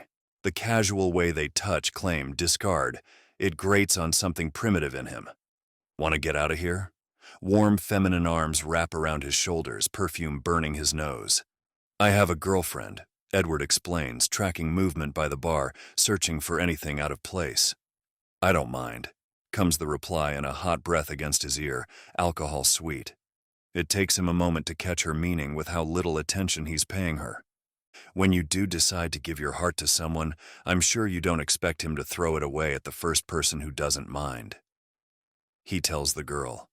Humans are so fickle, he thinks, watching couples form and dissolve like smoke. The thought sends an unexpected spike of unease through him. Jaimie is human too. Would she be just as casual about loyalty? The idea of her here, being approached, being touched, makes his wolf pace restlessly. He finds Sam in the crowd looking equally bewildered by human mating rituals. "Sam," Edward says as they escape into blessed quiet, "do you think I should explain to Jaimie that I expect her not to wander off at the first opportunity while we're meant to be dating?" His wolf bristles at the thought of her in a place like this, some random male trying to lure her away. Yes, he should definitely establish that would be completely unacceptable. He won't allow it. The woods embrace them with blessed silence, snow crystallizing in the bitter air. Here, Edward feels his tension ease. Moonlight paints everything silver and blue, their breath forming clouds in the still air. Pine needles crack under their feet, the sound sharp in the absolute quiet. This is his element. No grabbing hands or shifting loyalties, just the clean certainty of wilderness. They've almost given up when Sam crashes to the ground with a yelp. "That's embarrassing, even for you." Edward reaches down to help but freezes. Beneath their feet, ice spreads in impossible patterns, delicate whirls and spirals that look almost alive, like frozen lace or captured frost. The designs seem to shift in the moonlight, telling a story Edward can't quite read. "What is that?" He crouches to examine it closer. Sam's excitement builds beside him, practically vibrating through the night air. Edward meets his wide eyes. "Alpha," Sam breathes, triumph and terror warring in his voice. "There's only one explanation for this." Edward's brow furrows as his assistant continues. "I think I know what we're dealing with." Then Sam grimaces. "And it's not good." 15. Jaimie. The bar's Christmas lights cast multicolored shadows across the weathered floor as Jaimie wipes down the counter for what feels like the 100th time. Only a handful of patrons remain, the usual suspects who never seem to understand what last call means. The jukebox in the corner plays some sad country song about lost love, perfectly matching the mood of the lonely drinkers nursing their final beers. She should be grateful it's a slow night.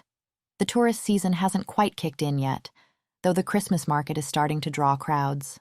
Still, she finds herself watching the clock, willing it to move faster. The sooner she can close, the sooner she can... What?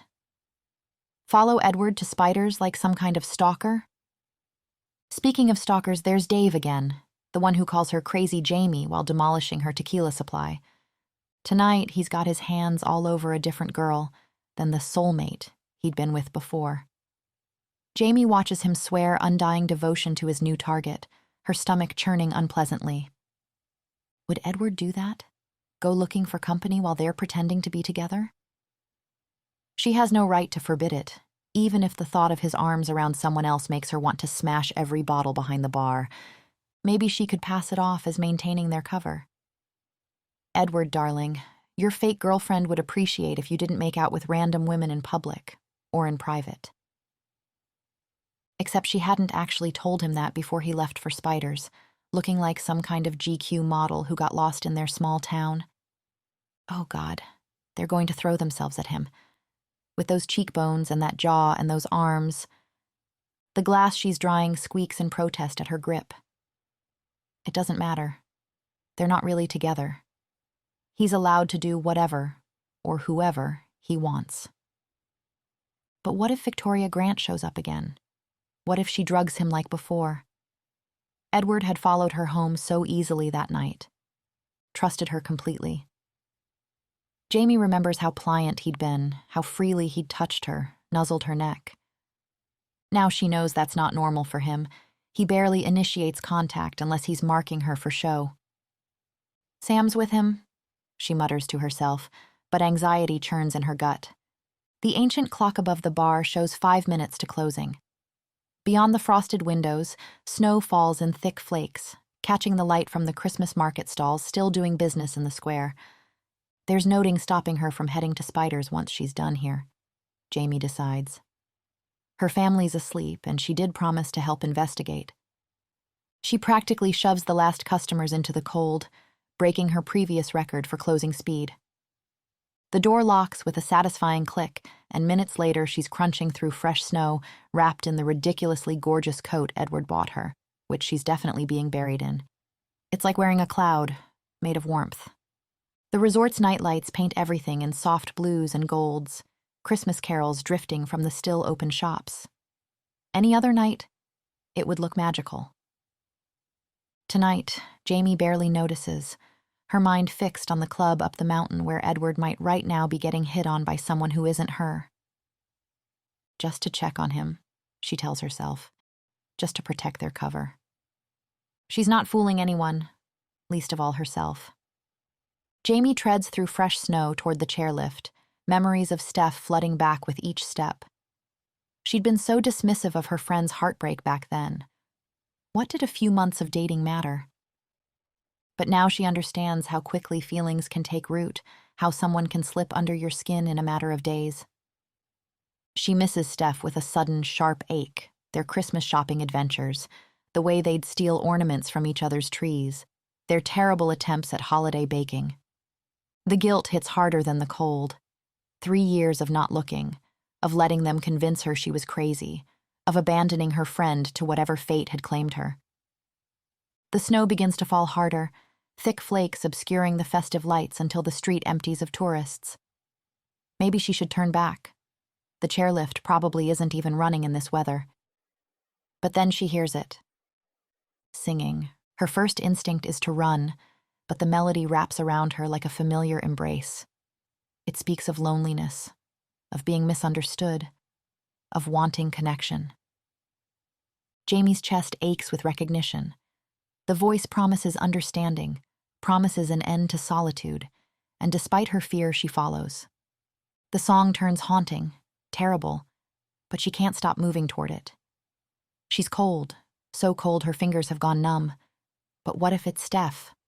What if this is her chance to make things right? Steph? Her voice carries strangely in the thick snow. Steph, is that you? A figure emerges from the white curtain, a woman made of snowflakes and starlight, her form shifting and reforming like a living blizzard. She stands with her back turned, beckoning with one crystalline hand. Jaimie reaches out, her lungs burning with cold, unable to resist the pull of that otherworldly song. Strong arms yanks her backward, spinning her to face Edward's beautiful, horrified face. What are you doing? His voice carries something she's never heard before. Fear? He's breathing hard, golden eyes wide with what might be anger or terror. Relief floods through Jaimie like a wave of warmth, and before she can think better of it, she throws herself into his arms. Thank God, she whispers against his neck. Edward goes rigid, every muscle tensed like he's preparing to push her away, but then, when I saw you run off, I thought. The words die in his throat as he awkwardly pats her back, like he's forgotten how to give comfort. Never mind. Behind them, the singing fades to silence. Edward carries Jaimie back to the bar, depositing her by the dying fire downstairs, moving with that fluid grace that makes her heart skip. While she watches amber sparks dance in the hearth, he disappears, returning with a thick blanket that smells faintly of pine. She lets him wrap it around her shoulders, trying not to lean into his touch when his fingers brush her neck. The firelight catches his profile as he adds another log, turning his sharp features to gold. Here. He offers her a steaming mug of hot cocoa. I didn't make it, he adds hastily, as if this matters. There were leftovers. Jaimie snorts. For someone so commanding, he can be endearingly awkward about the simplest things. And then, insufferably commanding about others.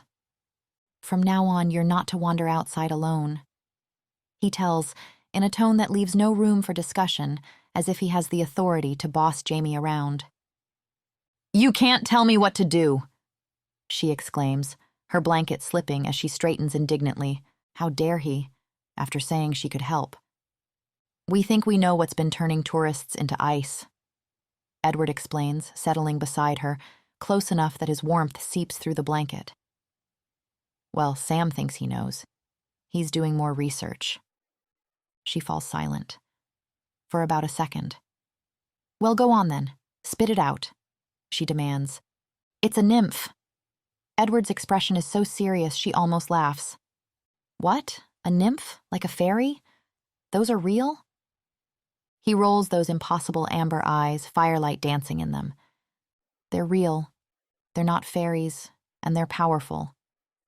They're tied to natural phenomena or places usually. The one we're looking at is an Oread, or so Sam believes, because of the ice patterns we found. Right. She clutches her mug tighter. What's an Oread? A mountain nymph. His voice drops lower, intimate in the quiet bar.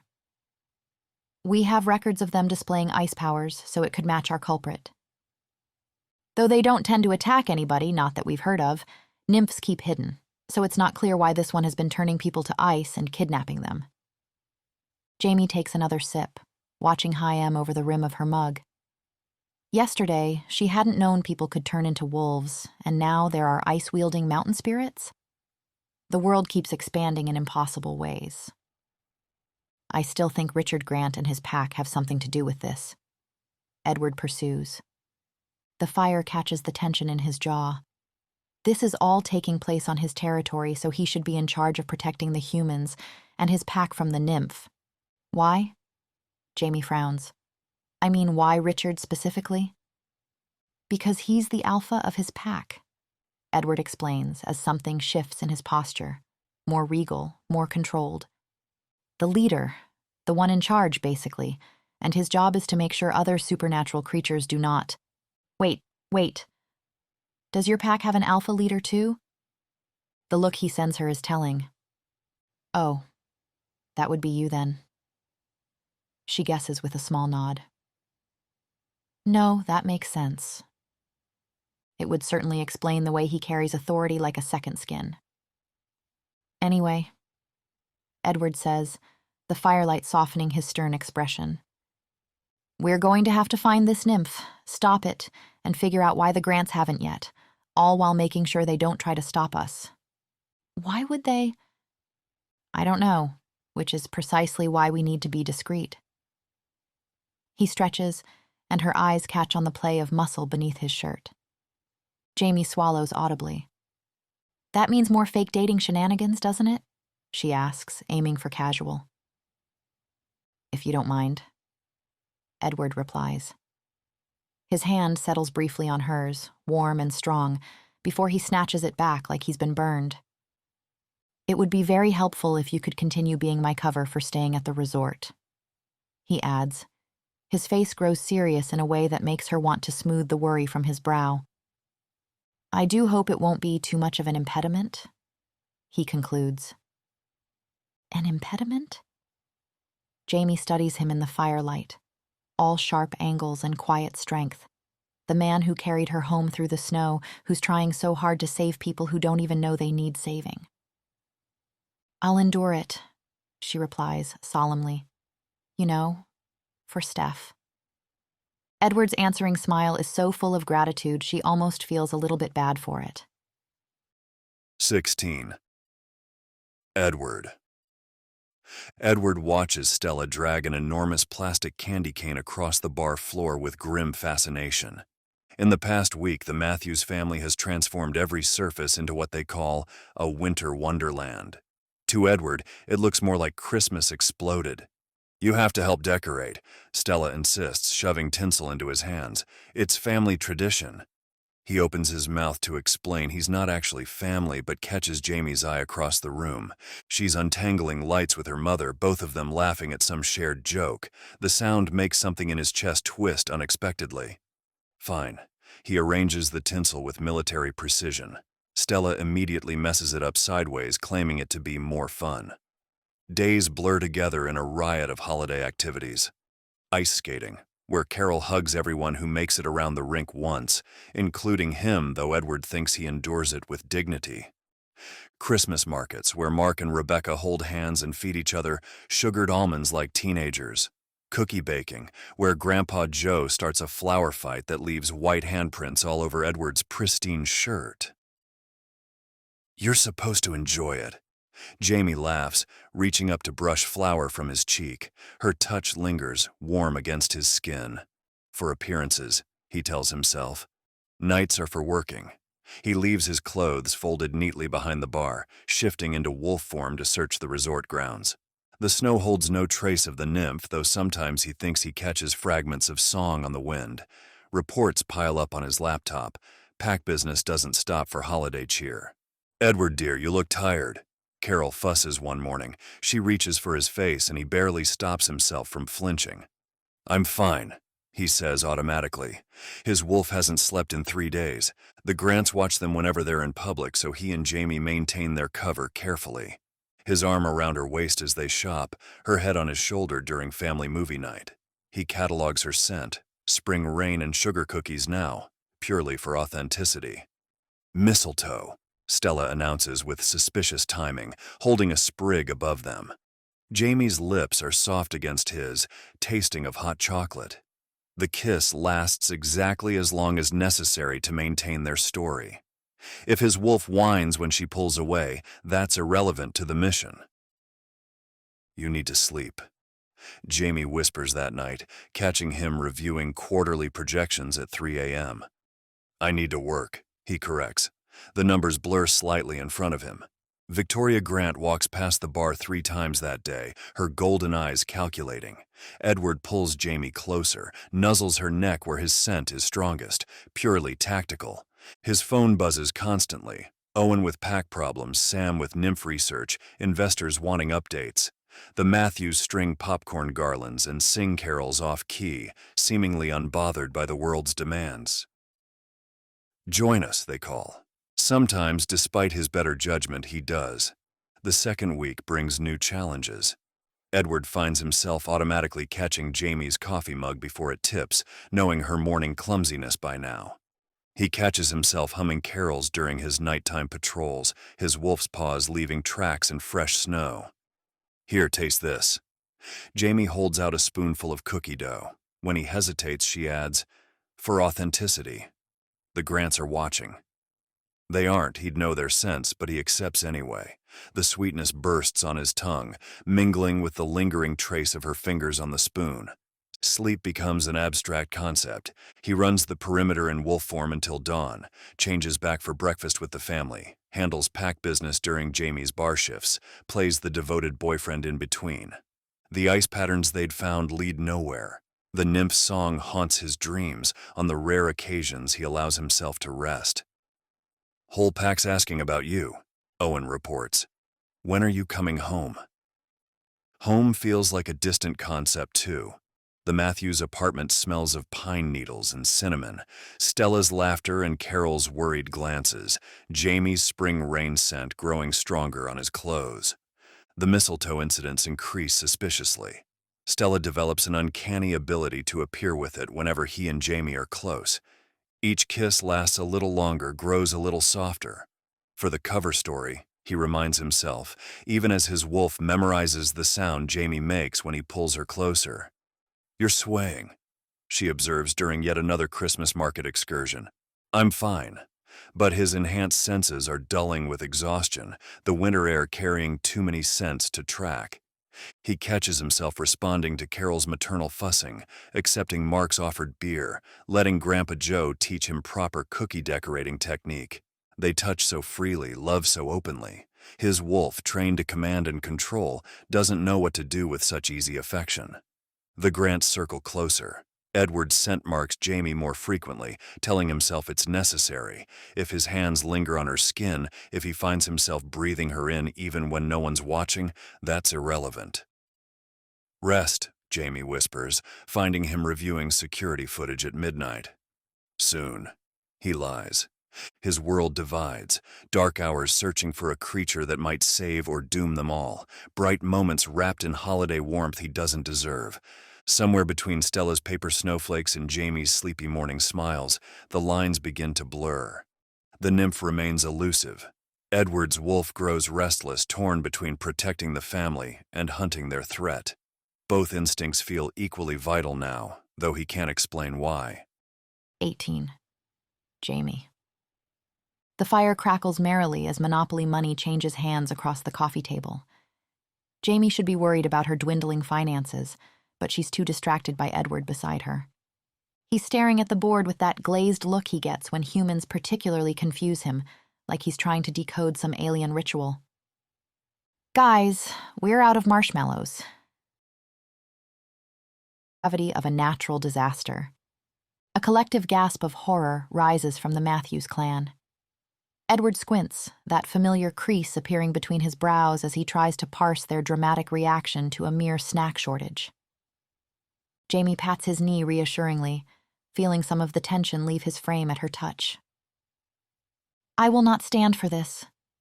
Grandpa Joe raises his fist in mock outrage. "I'll go buy some more."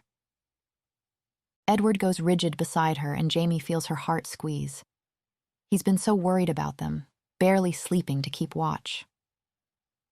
"There's a store at the end of the street," she reminds him softly, nodding toward the window where tourists still crowd the Christmas market stalls.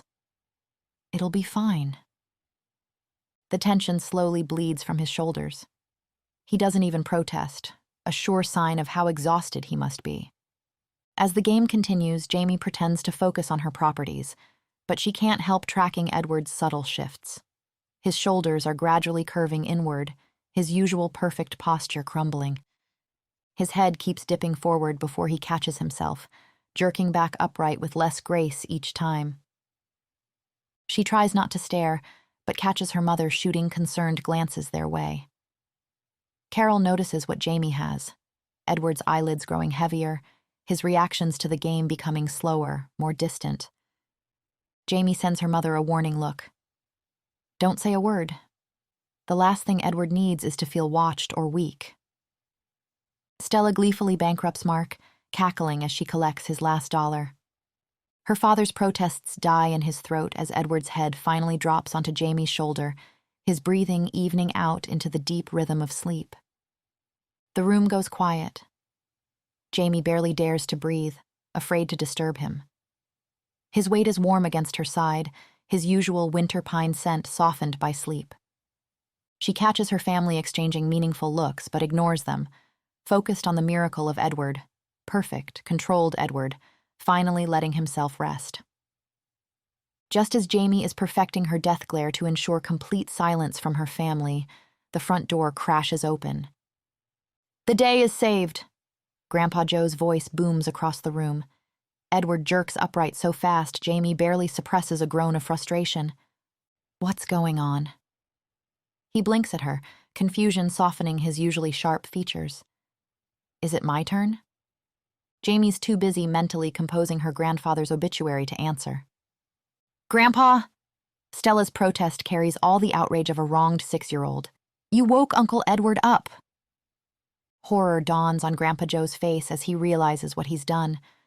The marshmallow bag dangles forgotten from his hand. "I wasn't sleeping."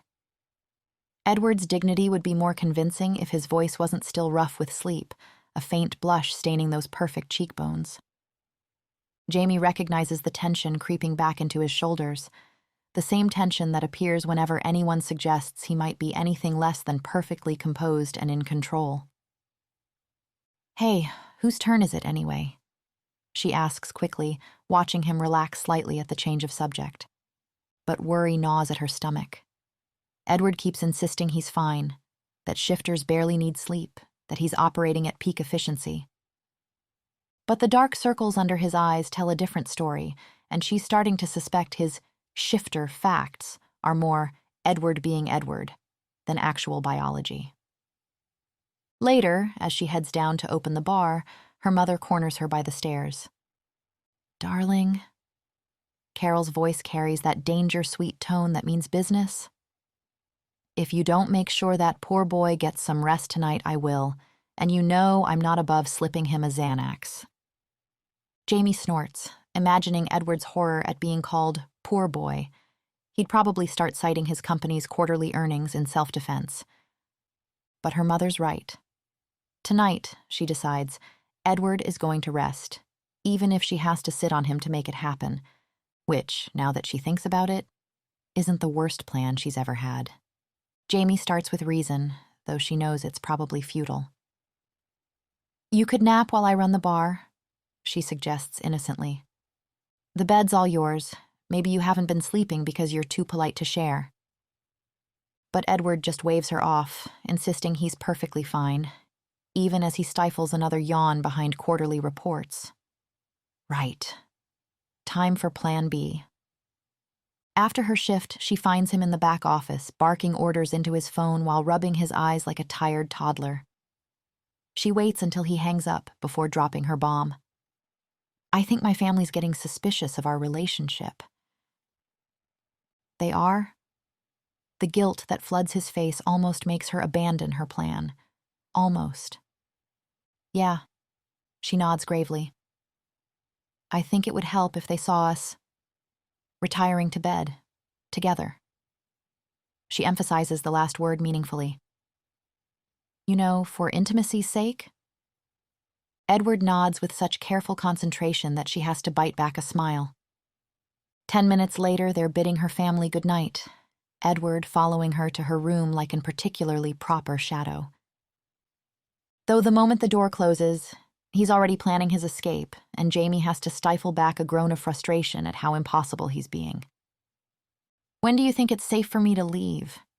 he asks, looking at the window like he's seriously considering climbing through it. And Jaimie knows he would, the stubborn ass. "Oh." She settles onto the bed, careful to look relaxed. Not for at least an hour, they're watching It's a Wonderful Life. Edward looks adorably confused when she pats the mattress beside her. "Come, sit." He perches on the edge like he's afraid the bed might bite, meticulously removing his shoes first because of course he does. "Well, I suppose this could be a good opportunity to discuss. His words cut off as Jaimie nestles against him, forcing him to recline. I'm really tired, she sighs, making her voice small and vulnerable. Haven't been sleeping well with all the stress. Oh? The tension in his body eases slightly, concern creeping into his voice. You should have told me. Jaimie bites her lip, trying not to laugh. I'm telling you now. Another dramatic sigh. Nightmares. Edward's tone becomes grave. I'm sorry, he says, sounding genuinely troubled. We'll find this nymph soon, and if not, we'll pressure the Grants. Can you just hold me?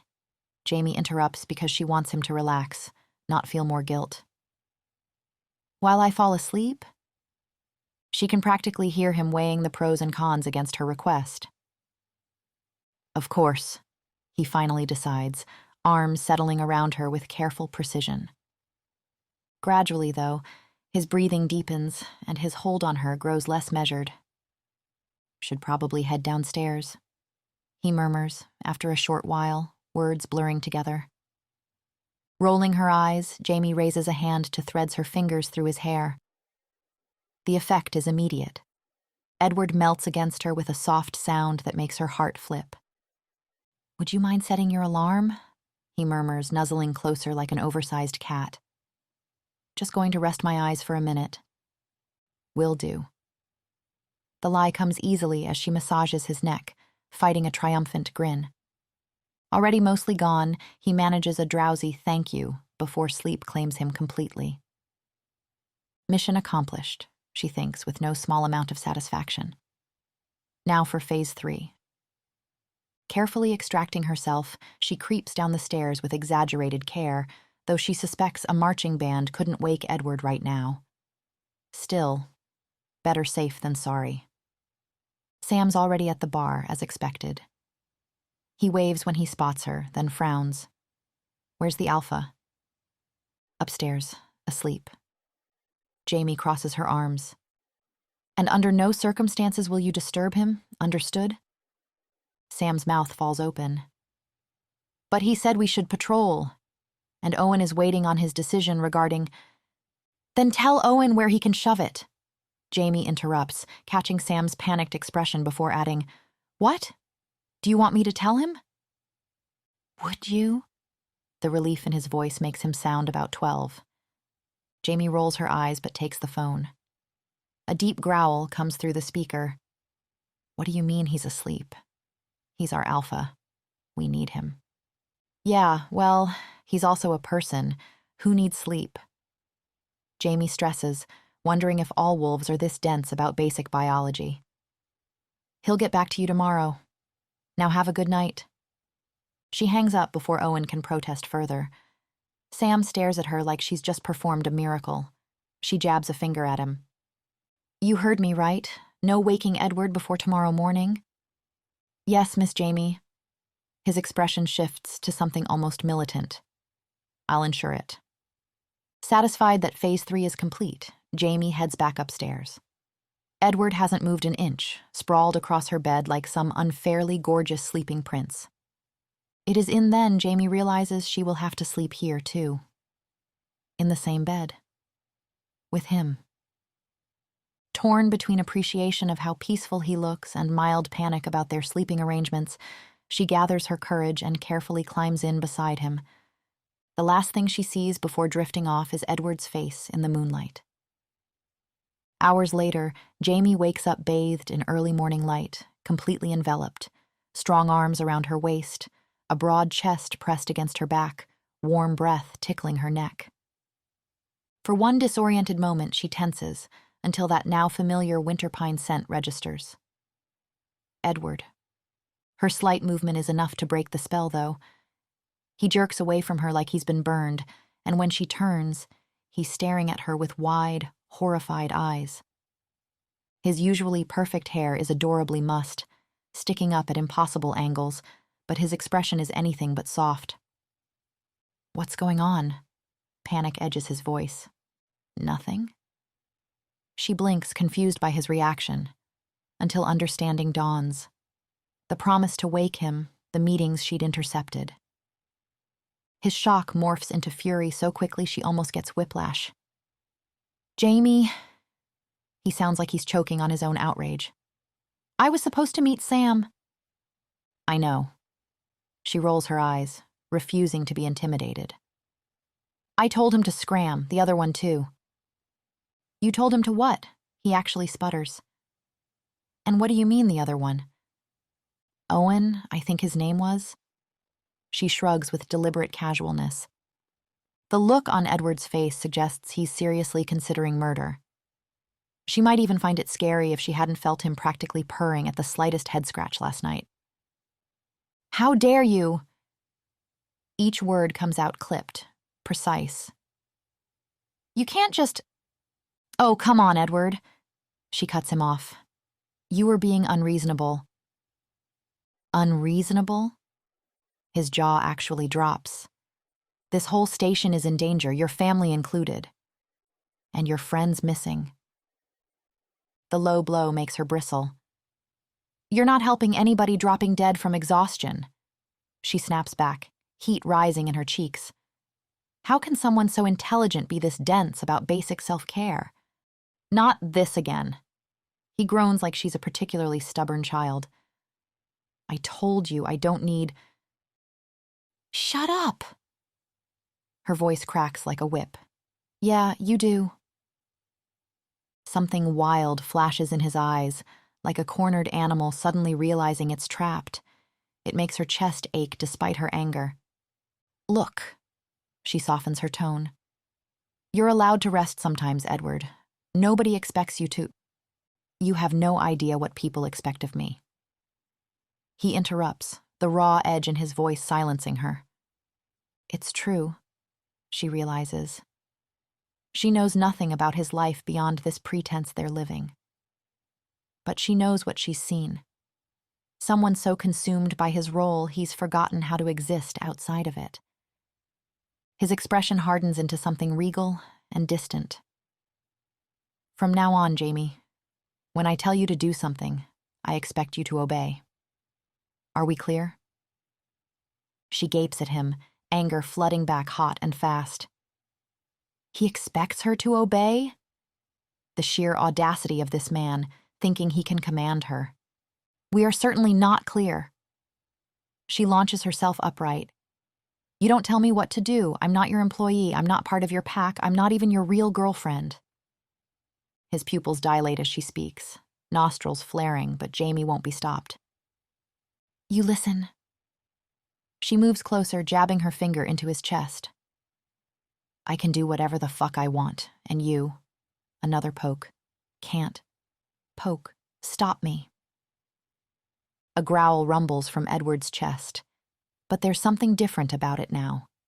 His eyes have gone dark and heavy-lidded, gaze dropping to her lips. And having crawled closer with each accusation, Jaimie's practically in his lap, her finger pressed to his chest. She can feel his heart hammering beneath it. You can't control me, she says, but her voice comes out breathier than intended. His hands have somehow found their way to her hips, grip just this side of too tight. Is that so? He asks. The words are barely more than a rumble, his eyes fixed on her mouth. Yes. She means it to sound defiant, but it comes out like a dare. His thumb traces small circles on her hip, and she's not sure he even realizes he's doing it. Jaimie. Her name sounds like a warning, or maybe a prayer. She shifts closer, unable to help herself. She can feel his breath against her lips, count each uneven exhale. Tell me to stop, he whispers, already leaning in. She arches up to meet him. And then, a knock on the door freezes the moment. Edward, honey? Jaimie's mom voice echoes from behind the door. Your friend is waiting downstairs. Edward pulls back so fast Jaimie nearly tips over. His face smooths into that perfect mask she's coming to hate, all traces of desire vanishing like they were never even there. Tell him I'll be right down, he calls, already standing and straightening his clothes. His movements are precise, controlled, nothing like the man who'd just been looking at her like she was something to be claimed. "Edward," she starts, but he's already heading for the door. "We should discuss schedules later," he says, all business, like he hadn't been seconds away from kissing her. The door clicks shut behind him, leaving Jaimie alone with rumpled sheets and the phantom sensation of his touch. She falls back against the pillows with a groan.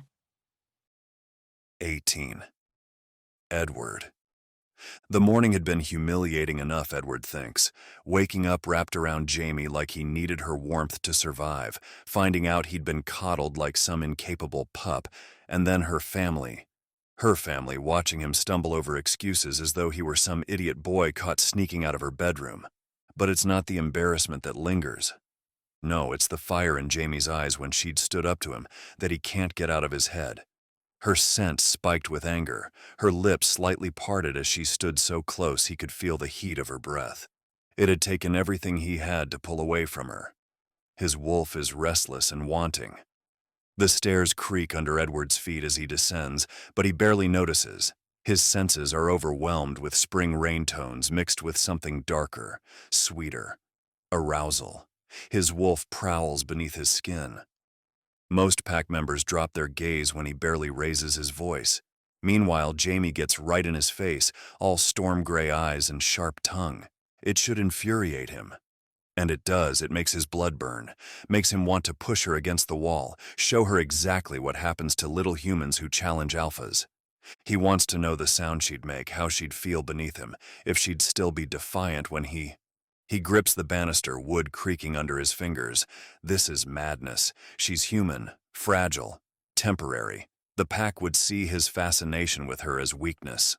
Owen already questions his judgment, but he can't stop thinking about how she'd looked this morning. The way her eyes had darkened when she'd looked at his mouth, like she wanted to taste him as badly as he wanted to taste her. Maybe he should, he thinks. Yes, it would certainly help their cover story if he made her his lover. He could be careful with her, gentle even if she needed. His wolf strains toward the stairs, already imagining pinning her to the bed, marking every inch of her skin until she forgets how to be anything but his. "What are you doing?" Owen's voice cuts through his fantasy like ice water. His beta stands at the bar, radiating judgment and disapproval. Not Sam. Definitely not Sam. Edward forces his breathing steady, trying to ignore how his body still aches for the woman upstairs. This is going to be unpleasant. "Well, perhaps you should have." Owen crosses his arms. "Looks like you need help taming your human pet." The snarl rips from Edward's throat before he can stop it, primal and protective. "See?" Owen drops his gaze, though tension radiates from every line of his body. "You can't even stand me reminding you of her place. She's not your equal, Edward. She doesn't have a wolf." "Did you come all the way here to state facts?" Edward circles his beta, teeth bared. His wolf still strains toward the stairs, toward Jaimie's scent. "I came to remind you what's at stake." Edward rolls his eyes. "As if I don't know." "I've heard stories." Owen's gaze snaps back up, urgent. "Wolves barely able to function without their mates once a fated bond forms. Can you blame me for worrying about your focus? Not only that, but how exactly will your human live amongst us? One bite from any of us and she dies." Real fear colors Owen's scent now. "I'm not sure the pack will accept her, Edward, fated mate or not." Something cracks in Edward's chest, an ache he hadn't expected. "Well, good thing she isn't then." The words taste like ash. Owen actually stumbles. "What?" "I just told the Grants she was so they'd let me remain here on their territory." Each word feels like betrayal, though he can't say why. "Then why the fuck didn't you tell me?" Relief floods Owen's scent. "For fuck's sake, Edward, I was going insane wondering how the hell you were going to keep being our alpha with such a liability." Cold spreads through Edward's chest as Owen continues. "I can't believe I fell for it. Obviously, you wouldn't end up fated to some useless human." Owen actually laughs. "Can you imagine you, with some weak-ass unknowing girl who'd die at your bite and never bear your children? Well, thank fuck." He wipes his eyes. Crisis averted. Edward's wolf whines, and he realizes with sudden clarity that he'd wanted Owen to be wrong. Wanted there to be some way around the impossible barriers between him and the fierce, beautiful human upstairs who refuses to submit. But Owen's right. She isn't his mate. Edward forces a confident smirk that feels like a mask. Hearing Owen dismiss Jaimie so casually makes his wolf pace restlessly beneath his skin. Jaimie isn't useless, he says, crossing his arms. She's been helping. Helping you with your urges? Owen sneers. I didn't say you couldn't fuck her, Alpha. No one will care. Edward moves before he can think, pinning Owen to the wall. The wood creaks under his grip. He can accept that Jaimie isn't his fated mate. She isn't even his real girlfriend. But hearing her discussed like she's nothing. Shut up. His voice carries deadly promise. Know your place. Owen goes still, submissive, though Edward catches the glint in his eye before he lowers it. You can let the pack know not to worry about my non-existent mate. Edward growls. Now fuck off. Before I get the chance to tell you about the encrypted message we intercepted?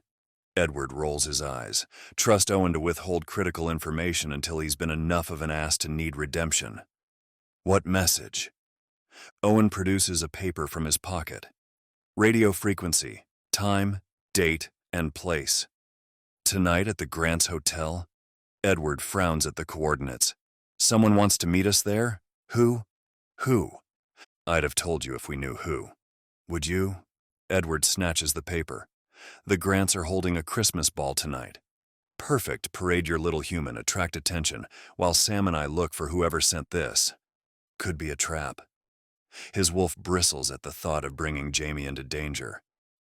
Could be the opportunity you've been waiting for. Edward's gaze snaps to the stairs to where Jaimie's scent still lingers. You've been squeezing the Grant pack out for years, Alpha. Owen's voice carries an edge of excitement, buying their shares, taking their land piece by piece. Once we expose whatever they're hiding with this nymph, you can finally demolish this place and build that pipeline we need. We need to find Jonah and the missing humans first. Sure, if you want. Owen's dismissal makes Edward's skin crawl. But we both know what your priority is here. It's what it's always been. To win. Don't pretend a few humans and Jonah are what drove you here. Not even Sam would believe that. Edward can't argue. He came to pressure the Grants into giving up their land. The resort means nothing to him, just profit margins and expansion plans. Richard Grant is a good alpha. Victoria, a suitable heir. But they wouldn't see reason, clinging to their precious mountains. We'll find the hostages first. He catches Owen's eye until his beta nods. Standing there, looking at the man he'd molded into his own image, cold, calculating, focused only on victory, Edward feels something he hasn't experienced in years. Shame. 19. Jaimie. The hotel suite mirror reflects a stranger wearing diamonds that catch the late afternoon light. Rebecca fusses with Jaimie's hair, wielding hairspray like a weapon. Wow, she says, discovering the earrings nestled in black velvet. Diamonds bigger than either of them has ever seen outside of movies. Edward's not messing around. Jaimie manages a tense smile, watching her sister's reflection as she fastens the heavy jewels in place. She feels like she's playing dress-up in someone else's life, though she has to admit the effect is stunning. If only her stomach would stop doing nervous flips. I've got to say, Rebecca sprays another rebellious curl into submission, I didn't think you'd go for the rich business tycoon type. You're more of a struggling artist girl normally. Jaimie nods noncommittally, remembering how she'd woken up this morning to Edward's defensive anger, how he'd fled before she could... What? Kiss away that trapped look in his eyes? Make him smile that rare, genuine smile that appears when he thinks no one's watching? She spent all day missing him, of all things. Missing his puzzled frowns at Christmas decorations, the way his eyes light up when he discovers a new sweet flavor. Missing his steady presence beside her, how he listens to her ramble with such careful attention, like her words actually matter. When did he stop being an annoyance and start making her feel special? Mom adores him, though. Says he's the politest man she's ever met. Rebecca adjusts Jaimie's necklace in the mirror. I didn't think you'd go for polite either. He's not my boyfriend. The words burst out before Jaimie can stop them. She can't bear one more second of pretense, not when her chest aches every time she thinks of him. Slowly, shamefully, she meets her sister's eyes in the mirror. It's all a lie. The day you arrived, he'd just woken up on my couch and I barely knew him, but you all assumed. And Mom looked so pleased with me for once that Jaimie, Rebecca's hands still in her hair. Everyone looked so relieved, Jaimie insists, that I was somehow moving on with my life, all because of some guy. Her voice catches as Rebecca's fingers resume their gentle work, grounding her. Jaimie, her sister's hand finds hers. I know. What? I know he isn't your boyfriend. How? Jaimie turns in her chair. Wait, don't tell me. It's because you think he's way too attractive for me? That's why you didn't buy it? Rebecca snorts. No. Although, don't get me wrong, he is way out of your league. Thanks. Jaimie slumps, careful not to wrinkle the silver silk. Oh, come on. Mark was way out of mine and I still snagged him, didn't I? Rebecca winks, adjusting another pin. That's not how I knew. I could tell you were lying because of how you looked at him. Jaimie frowns at her reflection. What do you mean? There was no warmth in your eyes, attraction maybe, but no affection. Rebecca's voice softens. At least not at first. The silence stretches as Rebecca waits, patient as any cross-examining lawyer. Jaimie's heart thunders against her ribs. It's different now, she whispers. She thinks of Edward asleep beside her, of the fear that flashes in his eyes when he thinks he's failing to meet some impossible standard. Then, of how he always knows exactly what to say when her anxiety spikes, like he can read her mind. Now you've caught real feelings? Rebecca's smile is knowing, gentle. Jaimie groans, burying her face in her hands. Careful, her sister swats at her. Your makeup. Screw my makeup, this is a crisis. Her pulse races like it might burst from her chest. Rebecca catches her hands, forcing them down. You've always responded well to crisis, Jaimie. Her voice carries unexpected steel. Mom doesn't see it because she worries, and Grandpa doesn't see it because he's protective, but I see it. I know you. When Dad died, I was a mess. We all were. But you kept that smile on your face and brought light back into our lives. You have a way with making people feel less alone. I was 6. Jaimie's voice comes out small. Her sister has never looked at her with such respect before. I didn't realize. You missed your dad and you had nightmares. Rebecca smooths her hair with gentle fingers. But still, you pushed through, and you clung to life and hope for all of us. You're strong, Jaimie. I'm sorry if we make you feel like you aren't sometimes. When her sister pulls her into a hug, she sinks into it, as grateful for the anchor as she'd used to be when they were little. It's not going to work out with Edward, she whispers into Rebecca's shoulder. I'm going to lose him before I've even really had him. You don't know that, comes the protest. But Rebecca doesn't understand. Can't know about Edward's other form, how he leads an entire pack of wolves, lives by ancient codes that clearly have no place for humans. Rebecca pulls back, hands on her shoulders. Did you try telling him how you feel, at least? Why would I? Jaimie's sigh feels heavy in her chest. It wouldn't change anything. She pauses, Edward's rare, genuine smile flashing through her mind. The one that makes his eyes crinkle at the corners, transforms his whole face into something softer, younger.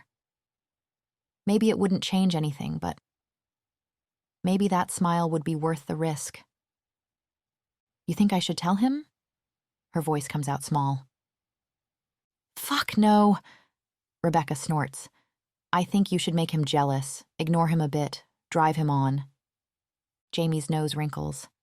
I'd rather just be up front. Rebecca's smile turns knowing. I thought you might. She guides Jaimie to the full-length mirror, hands gentle on her shoulders. You look beautiful. The reflection shows a woman Jaimie barely recognizes. The dress Edward chose falls like liquid fire, deep red silk that catches the light with every breath. Go get him, Rebecca concludes, a knowing smirk on her lips. Jaimie finds Edward waiting in the lobby with Sam and another man who must be Owen, nearly as tall and broad as Edward, practically radiating alpha male energy. Edward turns before she reaches the last step, as if sensing her presence. His eyes widen almost imperceptibly, his gaze traveling over her with an intensity that makes her skin warm. She cleans up well, Owen smirks. I'm standing right here. You can address me directly. Jaimie takes Edward's arm, enjoying how the muscle tenses beneath her fingers. Owen's expression darkens, but Edward's low growl and sharp, shut up, silence whatever retort he'd planned. The ballroom takes her breath away, crystal chandeliers casting rainbows across marble floors, garlands of white roses and fairy lights transforming the space into something magical. Through the crowd of elegant guests, she spots Victoria in ice blue silk and her father Richard, who offers Jaimie a friendly wave. You know him? Edward's arm slides around her waist, pulling her closer than strictly necessary as they reach the dance floor. Of course. He owns the bar. He's my boss.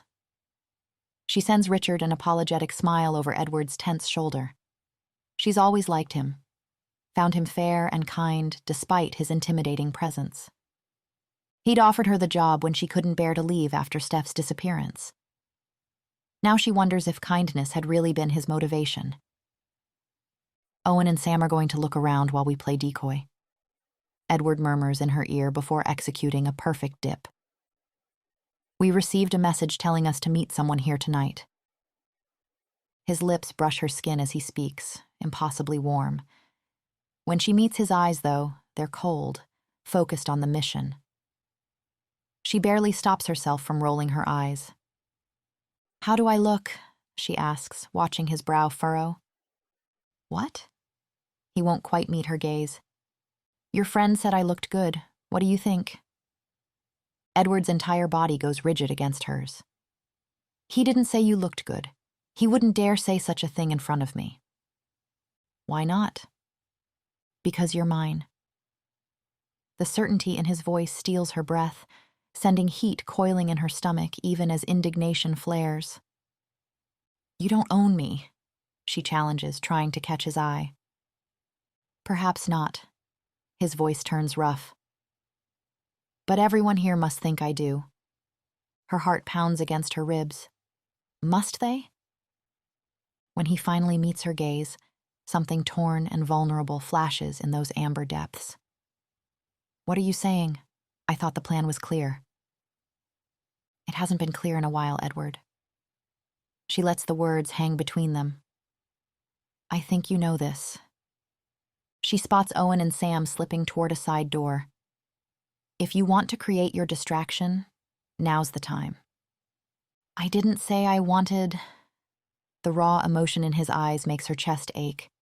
Shut up and kiss me. Jaimie tells him, and to her surprise, he does, his lips claiming hers like it's all he'd been waiting to do. It's careful and tentative, measured, until she nips his bottom lip, and then it's anything but. Suddenly, it feels like Edward is. Everywhere, his large hands spanning her back, pulling her closer, his mouth hot and urgent against hers. Weeks of tension explode between them, every glances that lingered too long, every word left unsaid or stolen moments in the quiet, erupting into something desperate and claiming. His fingers dig into her hips, hers tangle in his hair, one of them grunts, the other moans. She's dimly aware they're causing a scene. She couldn't care less. The room around them fades, the music, the chatter, the glances from other guests. None of it matters.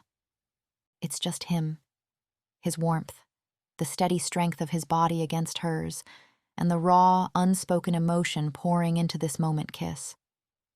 Jaimie breaks away just enough to meet Edward's eyes, bright gold, shimmering with something primal and unguarded.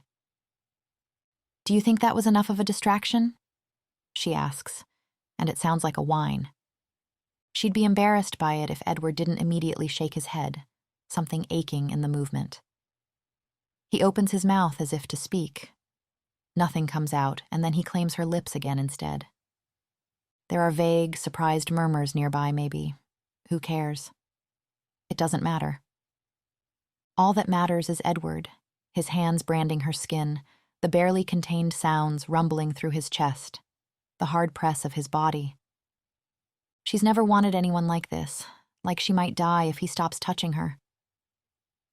"Edward?" The sharp sound of someone clearing their throat makes them both freeze. Jaimie blinks, dazed as Edward pulls back slightly, a low growl rumbling from his chest. She turns her head to find Richard Grant standing a few feet away, his expression carefully neutral. "Edward?" Richard says again, his tone calm but firm. "A word?"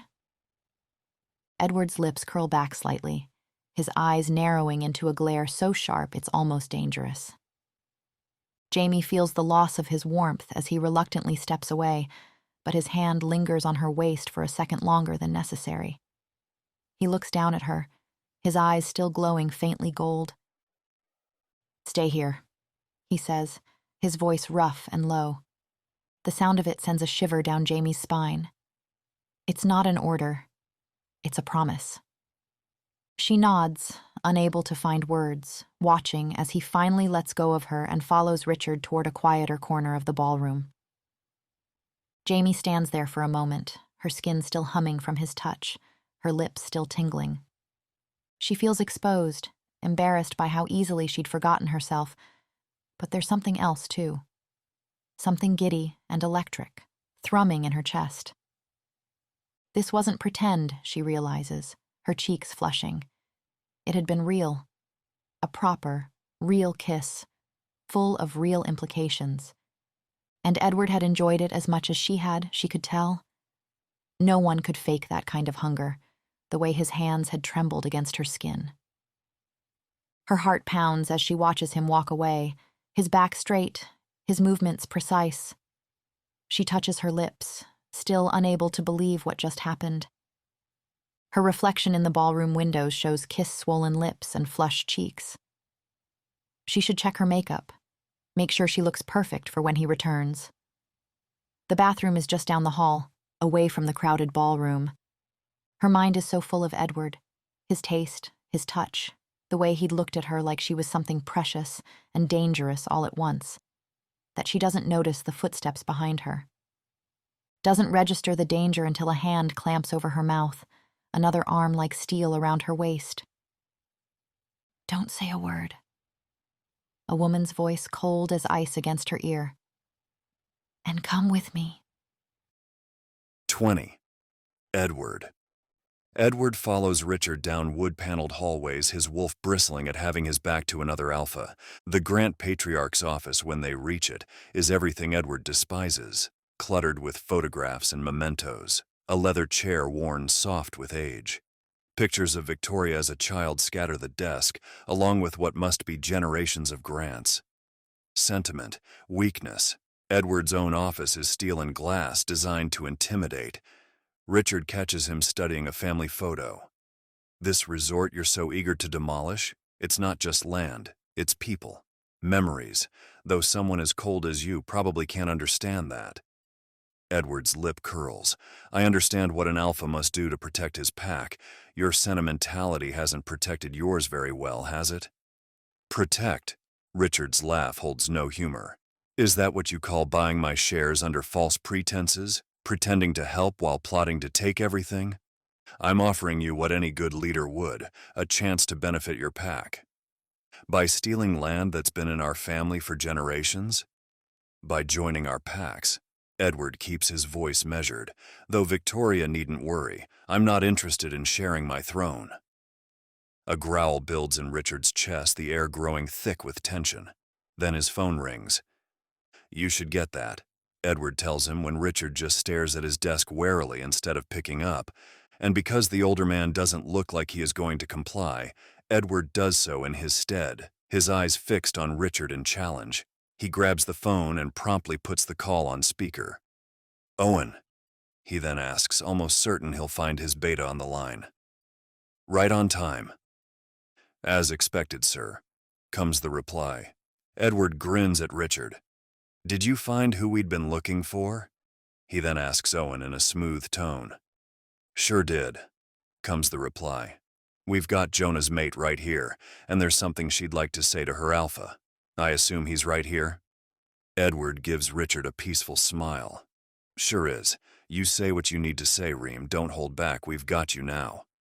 Richard scowls, furious at Edward's implications, namely that a member of Richard's pack would come to Edward for help against her own alpha. "Alpha?" A woman's voice echoes, desperate and raw. "It's over. They know everything. You hear me, Richard? Everything." Richard's eyes lock with Edward's. "Whatever you think you know," he says carefully, "you don't know the half of it. I know you're keeping Jonah captive, the humans too." Reem's voice breaks. "And I know you've been holding me captive for weeks in order for me to keep quiet about it. But he's my mate. You can't hide him from me." Her sobs echo through the line as she begs for her mate's return. "Separating two mates," Edward tusks, giving Richard a mock, disappointed glance. "See, I may be cold, but even I know that's just cruel." Richard sneers. "I told you before, Reem," he says into the phone, though his gaze doesn't leave Edward's face. "I can't help you. Not anymore. But maybe Edward can." This has the merit of drawing Edward's attention, and not in a good way.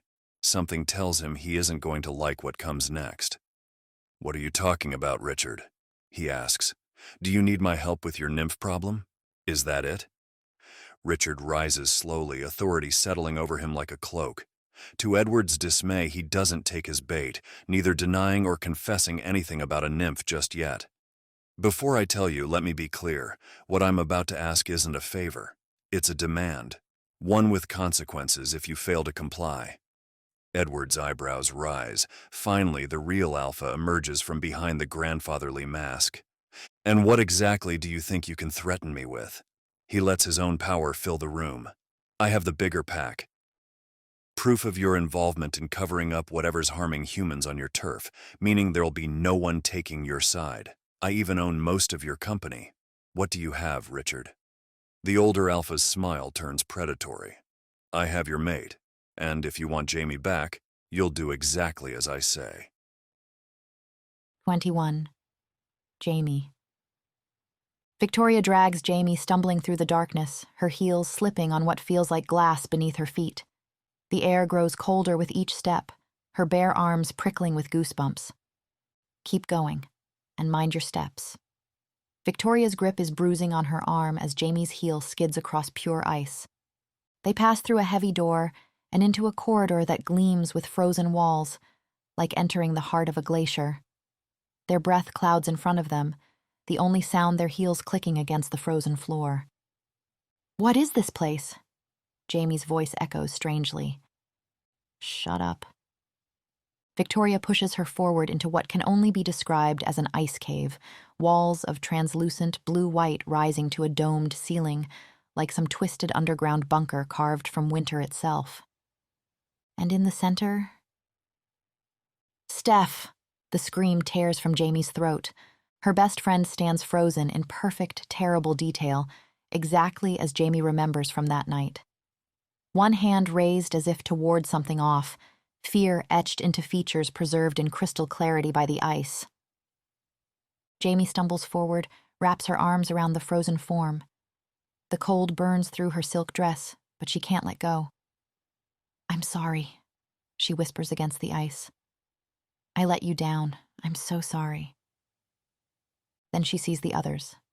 Natalie, the missing ski instructor. A man who must be Jonah. He has Sam's eyes, even frozen, and more. So many more, trapped in eternal winter. Are you hiding them here?" She turns to Victoria, horror choking her. Victoria shrugs, though something like shame flickers across her face. Don't have much choice, do we? With your mate breathing down our necks? Don't blame this on Edward. He's been trying to help. Victoria's laugh is bitter. Is that what he's been telling you? Of course it is. He must have acted all high and noble, pretending to care about this guy. She gestures to Jonah. And your friends? He doesn't need to pretend. He's been trying to force us into giving him our land, if not control of our pack. Victoria's fangs flash. We wouldn't be in this mess if it weren't for that power-hungry asshole. The words don't make sense. Edward is just trying to help Jonah and the others. He says it's his responsibility as Alpha to protect humans from supernatural threats, that you and your father should have protected everyone here. Of course we have. Victoria's outrage fills the cave. It's all we've been trying to do, you idiot. But Edward Carver has us by the balls. He tricked us into letting him buy more and more of our company's shares, supposedly to help us stay afloat, but really to push us into a corner. Why would he do that? The cold seeps deeper into Jaimie's bones. Because he can, Jaimie. This is about power. It's been about power all along. He doesn't care about your friends or even Jonah, at least not like he cares about expanding his business empire. He wants to destroy this resort. Did you know that? Jaimie shakes her head, unwilling to believe. If this is true, he must have a good reason. Oh, shut up, Victoria sneers. Just because he's handsome and bought you a pretty dress, you think he's not a killer? Please. She rolls her eyes. He's an alpha, obsessed with power and control. Or are you really so blinded by his pleasing smiles that you've failed to notice? Jaimie thinks of Edward playing with Stella, listening patiently to her mother's stories for the 5th time. The way he looks at her sometimes, when he thinks she won't notice. You're wrong about him. He's a good person. The words come out stronger than she feels. I know he is. Victoria's smile turns cruel. We'll see about that. He'll have an opportunity to prove himself soon enough. What do you mean? I mean you'll soon see him for who he really is. Ice crystals form in Victoria's breath. And I wouldn't want to ruin the surprise, Jaimie. But I doubt you'll like what you see very much. Victoria leads Jaimie to a hidden door at the back of the cave.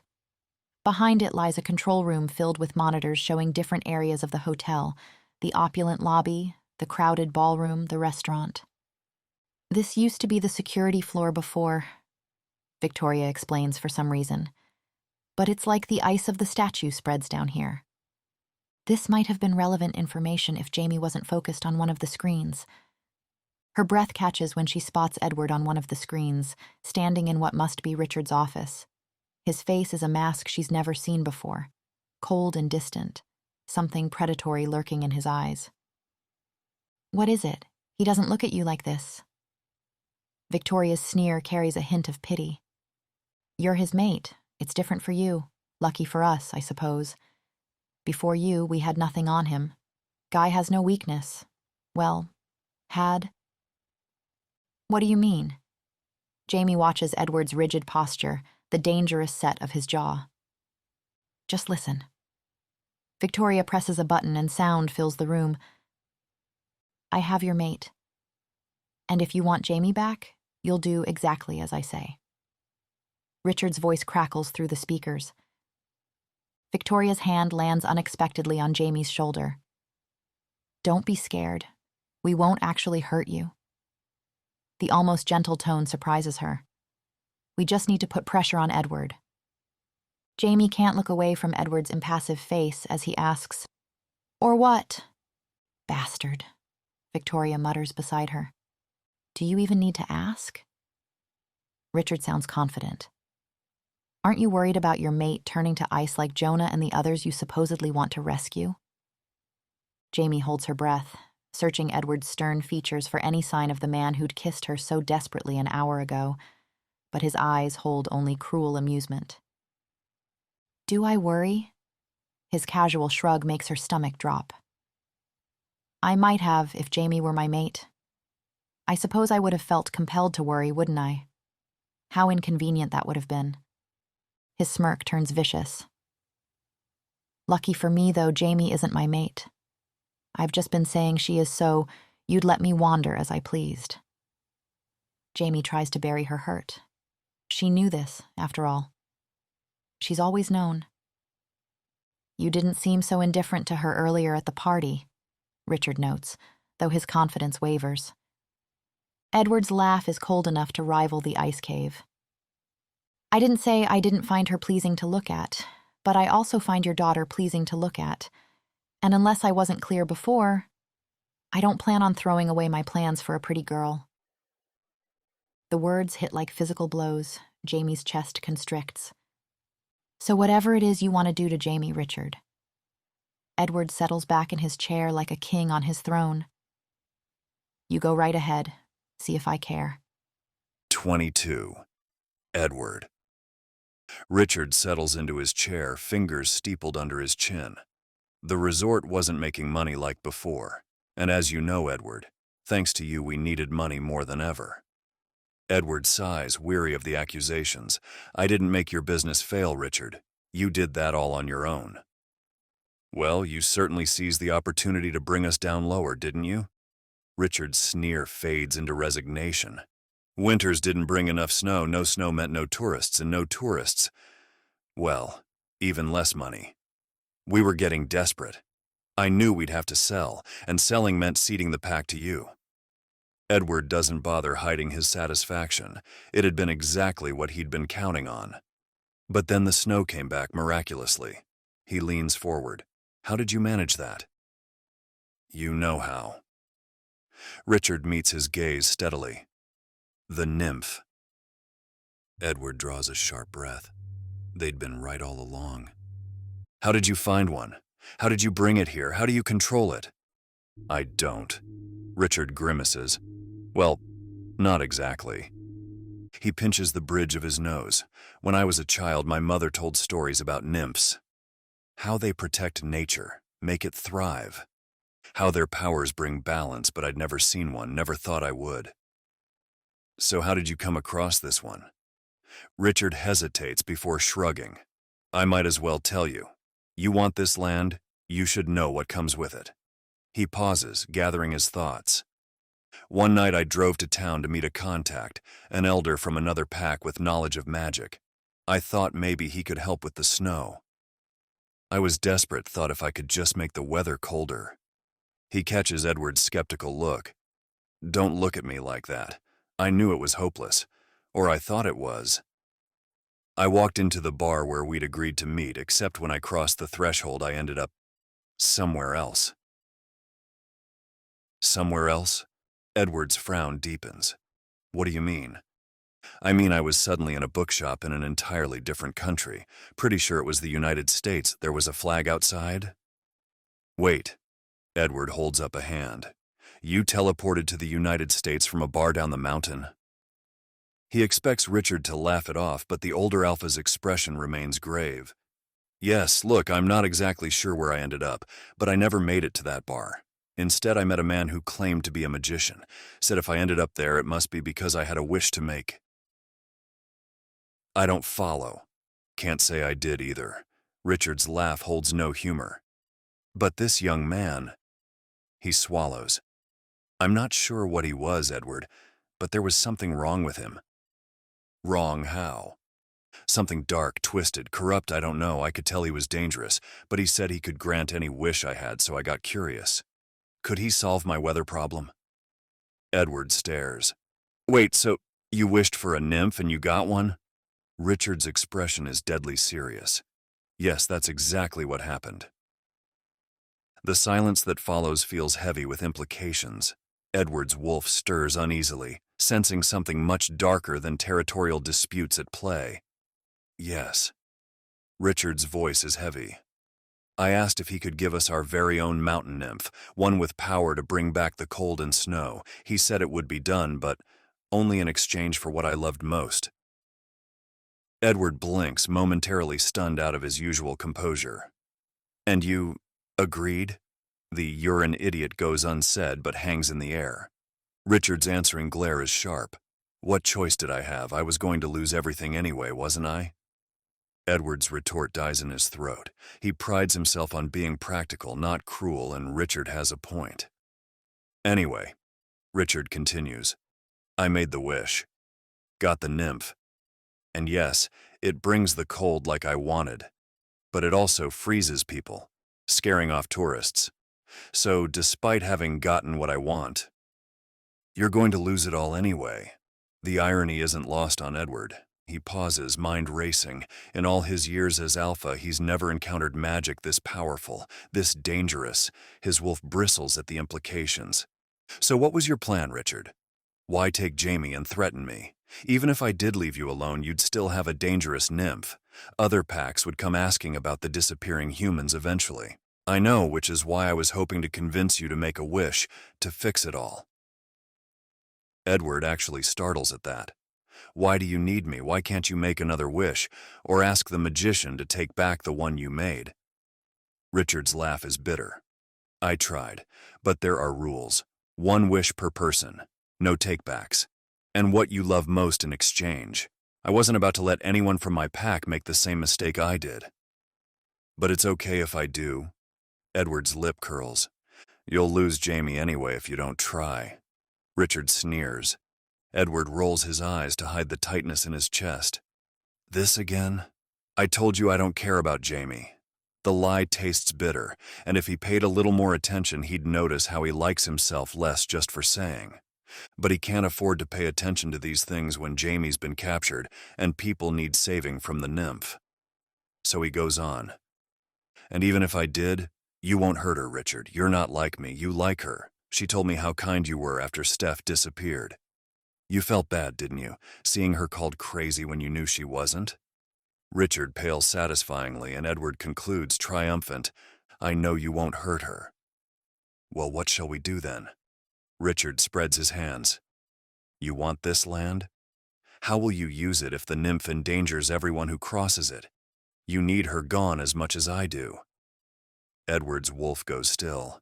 Richard isn't wrong, and there's still the matter of those frozen in ice, of Jaimie's friend, of Sam's brother. You said the magician wouldn't cancel your wish. Is there really nothing we can offer him? I doubt it. He seems bound by rules. The only way to cancel the wish would be if he died. Edward's head snaps up. If he died? Richard nods grimly, then catches Edward's expression. Wait, are you suggesting? Yes. Edward doesn't bother hiding his sudden certainty. And I'm not suggesting. I'm telling you. Let's kill this guy and get it over with. 23. Jaimie. Jaimie watches the scene unfold on the monitor, each word from Edward's mouth like a physical blow. Not only does he dismiss her existence like she means nothing, which she's still struggling to believe, despite the evidence before her eyes, but he's calmly discussing murder, like it's just another business transaction. I'm telling you, let's kill this guy and get it over with. Her hands shake as she watches him, so cold and calculating. Like taking a life is nothing more than a means to an end. Like he has the right to decide whose life matters and whose doesn't. On screen, Richard shifts uncomfortably. I don't know, he hedges. This young man, I thought you said he was dangerous, Edward says in a tone that could freeze blood. Yes, but... Richard looks lost, which only seems to irritate Edward more. We need to save all the victims the nymph took. He stands, impatient. The words hit Jaimie hard. Steph, is she who Edward is thinking of too? Does he believe sacrificing one life is worth to save many? Or is this about getting what he wants from Richard Grant? She has no way of knowing. The man on the screen seems like a stranger wearing Edward's face. I'll do it for you, he says, voice dark with promise. I'll kill this magician, or die trying. The words steal her breath. Die trying? She hadn't even considered something could happen to Edward, but of course. That powerful magician person will surely want to defend himself. What if instead of Edward taking a life, he loses his own? If I succeed, though, Richard, for solving your little problem, you'll give me this resort.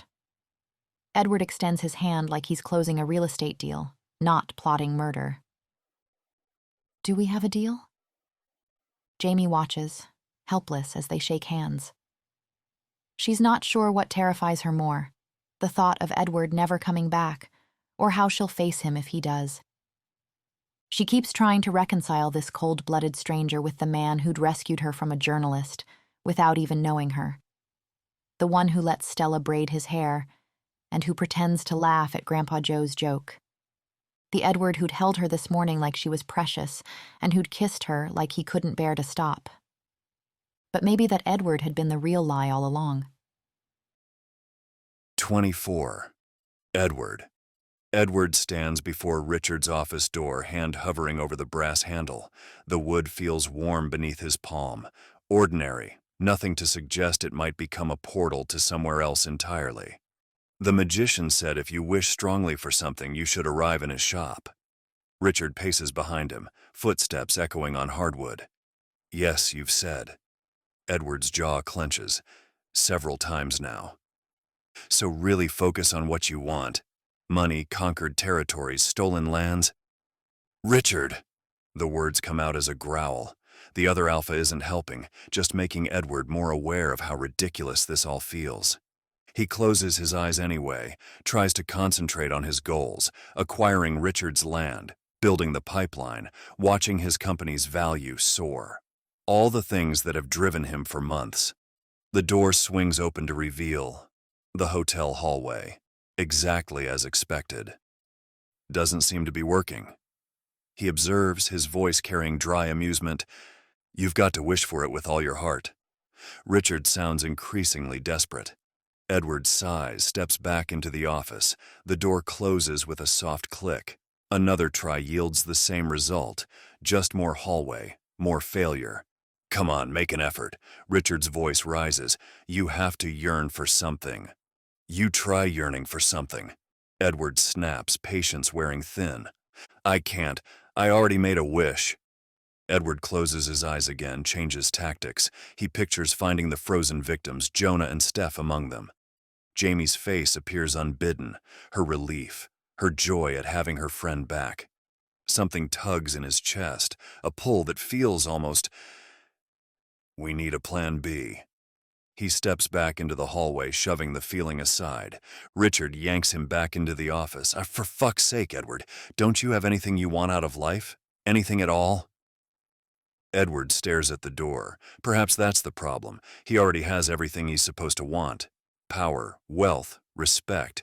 What else is there? Think of a time you felt frustrated lately. Owen's face surfaces immediately, his voice echoing, the pack will never accept her. She can't be your mate. The memory of Jaimie's kiss burns on his lips, soft but insistent. He sees her walking away when this is over, leaving him to his empire of snow and money, and nothing that matters. The handle turns under his palm, and Edward opens his eyes to darkness and books. Moonlight filters through grimy windows, casting long shadows between towering shelves. The bookstore seems endless, shelves stretching up into darkness, corridors branching off like a maze. His wolf's hackles rise at the unnatural silence. No traffic sounds from outside, no hum of electricity. Like the store exists in some pocket separate from the real world.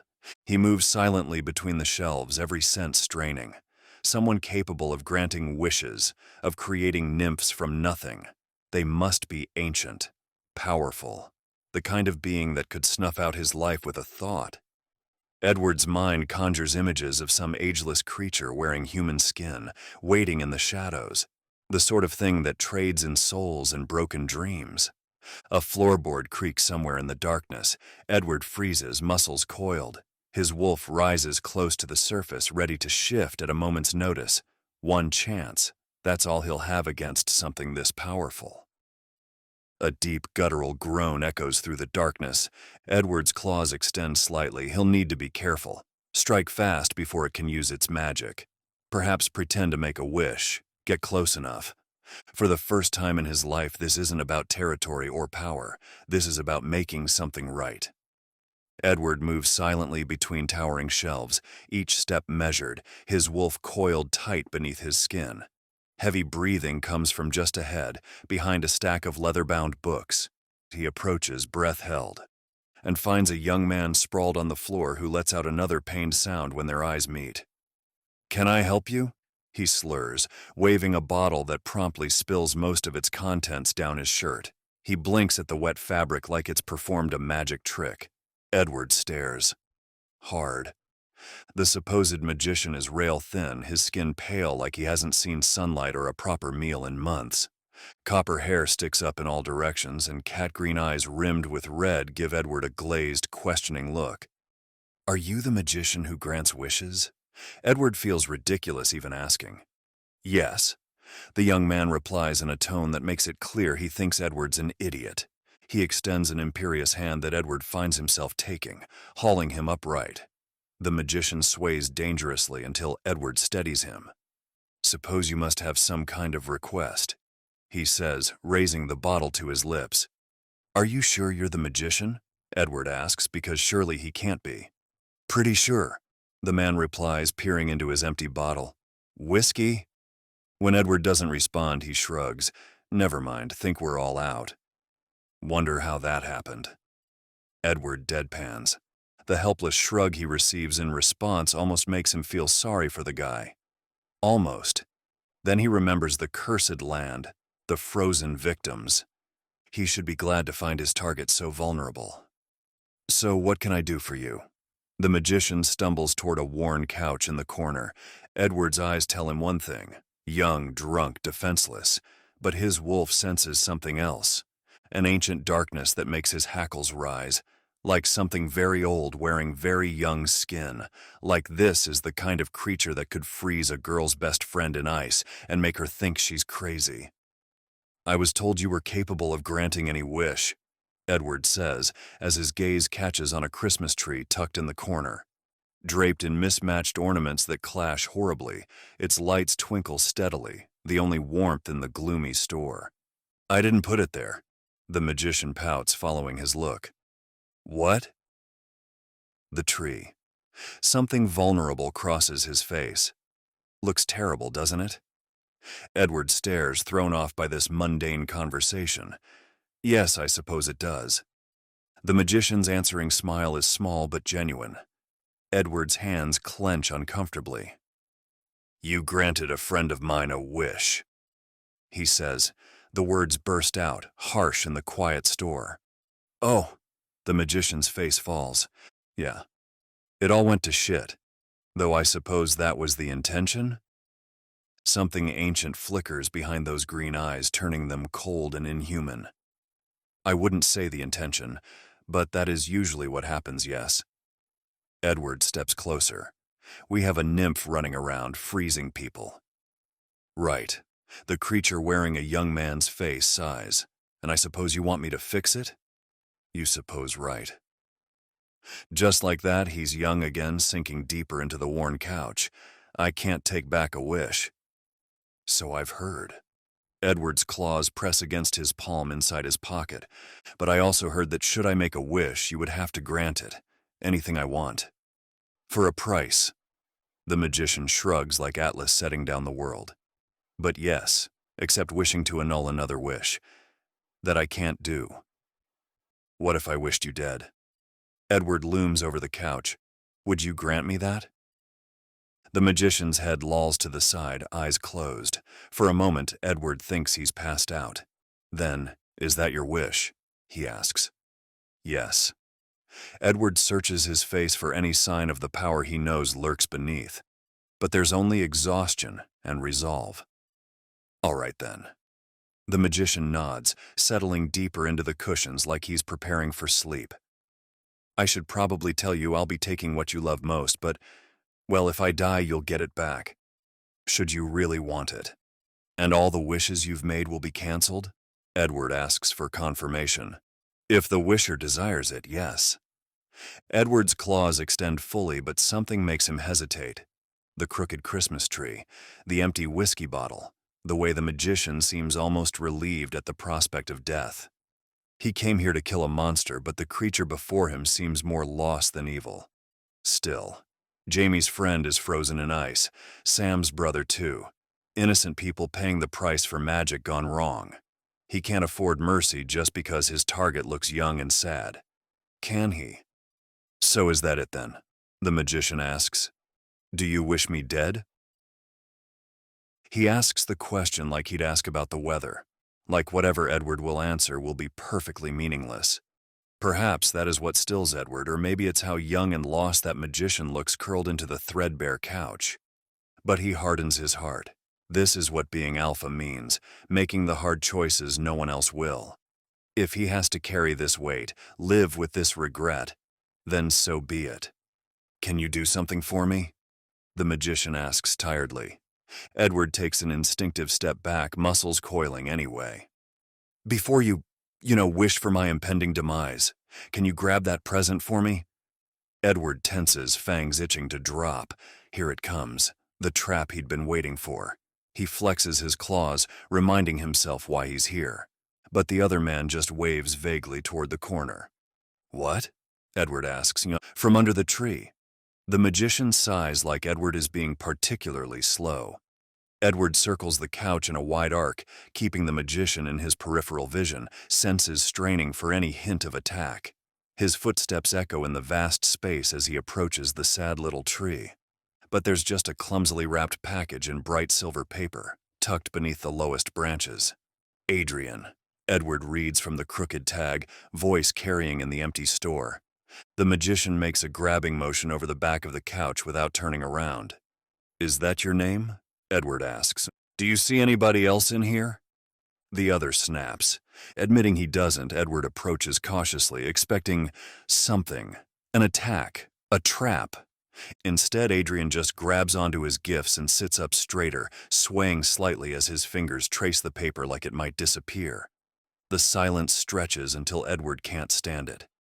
Aren't you going to open it? He asks. Shut up. The command vibrates with power and Edward's mouth snaps closed. He watches, standing awkwardly beside the couch, as Adrian unwraps what might be the worst scarf ever created. The stitches vary wildly in size, at least 3 different yarns tangled together, and one end is noticeably wider than the other.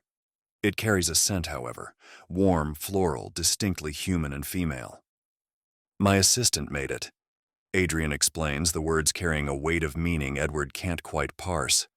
Though at the mention of someone else possibly being there, Edward's head snaps up, scanning the towering shelf. She's not here.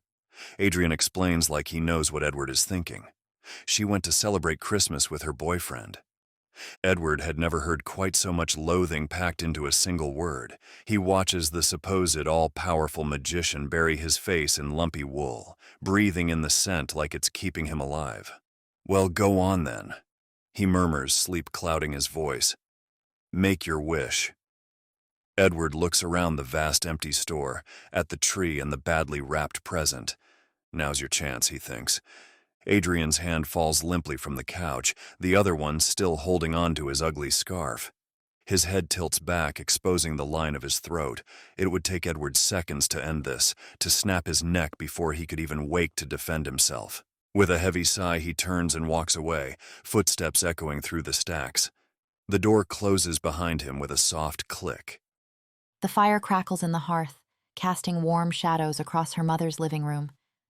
Jaimie curls deeper into the blanket Rebecca draped around her shoulders, clutching hot cocoa that tastes like childhood and comfort. Her family surrounds her, her mother's gentle hands rubbing circles on her back, Rebecca's steady presence beside her. Even Stella asleep in the armchair, refusing to go to bed until Aunt Jaimie feels better. She should feel safe, loved. But all she feels is hollow.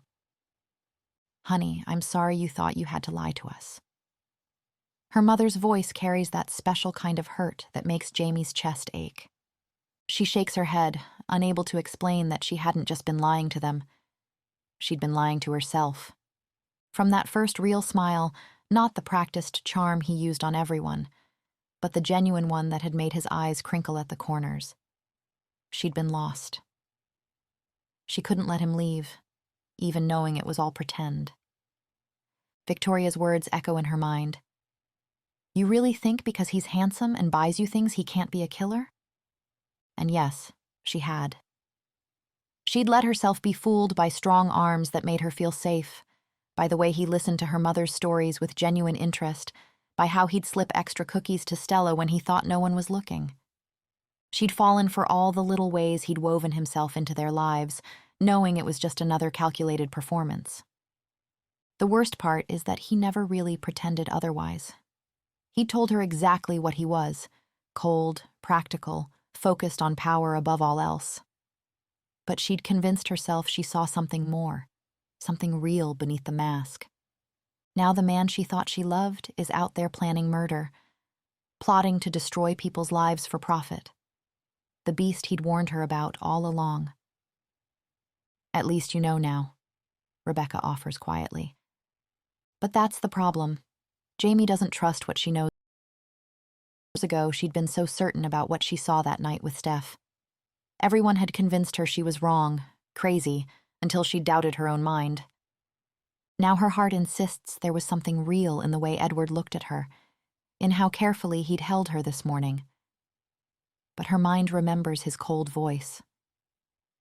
See if I care. She doesn't know which to believe anymore. The fire pops, sending sparks up the chimney. Her family's love wraps around her like a shield, but it can't protect her from the voice in her head that whispers, "Wrong again, Jaimie. You saw what you wanted to see. You're crazy. You can't trust yourself." At least this time she's not alone with her broken certainties. What happened at the ball? Rebecca pushes gently. Did you tell Edward how you feel? Jaimie shakes her head, throat tight. I don't feel anything. That's not true. Her mother exchanges a knowing look with Rebecca. Honey, you really care about this man, everyone can tell. I mean, everything I felt for him was a lie. The words burst out with her tears. He's not who I thought he was. I made him up. Her mother and sister's comfort washes over her, but it only makes it worse because all she wants is Edward. Wants to bury her face in his neck where he always smells like winter pine, curl into the solid warmth of him, let his steady heartbeat drown out her thoughts. She'll never have that again. Never see his rare, genuine smiles or watch his face soften in sleep. She won't even get to give him the Christmas present she'd wrapped so carefully. Jaimie. Mark's uncomfortable tone cuts through her misery. Someone's here to see you. Her stomach drops. Just moments ago she'd been crying at the thought of never seeing Edward again, but now... I'll tell him he can fuck right off. Rebecca stands, righteous fury radiating off her. Jaimie shakes her head. No, it's okay. I'll go. You don't have to. Her mother's hand tightens on her shoulder. It's okay. She makes her way downstairs like she's walking to her own execution. Grandpa Joe stands at the door telling Edward in no uncertain terms that Jaimie's asleep, that she won't be seeing him. But Jaimie can't focus on anything except Edward standing in her doorway, looking exactly like the man she fell in love with. Broad shoulders dusted with snow, amber eyes finding hers immediately. He's still wearing his suit from the ball, though it's wrinkled now, like he's been running his hands through his hair the way he does when he's stressed. Looking at him makes her dizzy. How can he appear so unchanged when everything is different? How can he still be the Edward who holds doors open and remembers how she takes her coffee, while also being the man who calmly discussed murder? Her heart recognizes him. Her mind recoils. She doesn't know which to trust anymore. When Edward's eyes find her, they soften with such seemingly genuine relief that Jaimie wants to scream. Snow melts in his dark hair, his suit rumpled like he's been running his hands through it. His broad frame fills her doorway, familiar and foreign all at once. Jaimie. The warmth in his voice makes her chest ache. She grips the banister tighter, knuckles white. Her pulse thunders against her ribs as he steps inside, snow clinging to his expensive shoes. His hand reaches for her, and she can almost feel its phantom warmth on her skin. She steps back before he can touch her, wrapping her arms around herself. Her sweater feels too thin, letting in a chill that has nothing to do with the winter air he brought in. "Are you okay?" His voice is soft, concerned. His eyes track her movements like he's checking for injuries, and she has to look away from the intensity in them. "Fine. What are you doing here, Edward?" He shifts his weight, an uncharacteristically uncertain gesture. Well, I wanted to check on you." "Why?" He frowns, looking so genuinely bewildered that tears prick at her eyes. One hand runs through his hair, that familiar, nervous gesture that used to make her want to smooth it back down. Now, it just makes her chest hurt. "Well, because His breath comes out in a frustrated cloud. "You disappeared. The Grants were holding you." "I'm fine." She forces herself to meet his gaze, even as her body wants to lean into his warmth. "Don't worry about it." His jaw works as he studies her face. The muscle in his cheek ticks. The tell she used to think meant he was worried. But she can't trust those little signs anymore. Can't trust anything. Did something happen? He takes another step forward, and Jaimie has to force herself not to retreat up the stairs. "Did they hurt you?" She almost laughs, the sound catching painfully in her throat. Each breath feels too shallow as he looms closer, smelling of winter air and that pine scent that still makes her want to bury her face in his neck. "Did you do it?" The question bursts out, making him freeze mid-step. "What?" His chest rises and falls rapidly like he's been running. "Did you kill the magician?" The color drains from his face. His shoulders, always so straight and proud, curve inward slightly. She wants to believe the guilt in his expression is real. Wants to believe the Edward she thought she knew exists somewhere beneath the sharp suit and sharper ambitions. "I couldn't." His head drops, exposing the vulnerable line of his throat. "I'm sorry." Relief floods her, making her knees weak. She grips the banister harder to stay upright. He's close enough now that she can see the shadows under his eyes, the way his hands flex at his sides like he's stopping himself from reaching for her. "I'll fix it, Jaimie." His eyes plead with her, gold flecks catching in the hallway light. "I promise I'll find a way to help your friend." She forces her feet to move backwards, one step at a time. "Okay." He follows her retreat, hand lifting again before dropping when she flinches. "Please don't." The hurt in his expression looks so real it steals her breath. His whole body seems to strain toward her, and she remembers how safe she felt in those arms this morning. How real his kiss had tasted. She was wrong then. She's probably wrong now. "What's wrong?" His voice roughens. "You're upset, I can tell." Her laugh comes out bitter. "Nothing. I told my family everything." She watches him flinch, the movement sharp enough to echo through his whole frame. "Since you told the Grants I wasn't really your mate." "Jaimie, what I said?" He steps forward again, desperation rolling off him in waves. "It doesn't matter." She wraps her arms tighter around herself. "I suppose you'll be working together now. They need the nymph gone, and you want to destroy everything they hold dear, so..." He recoils like she struck him, those broad shoulders going rigid.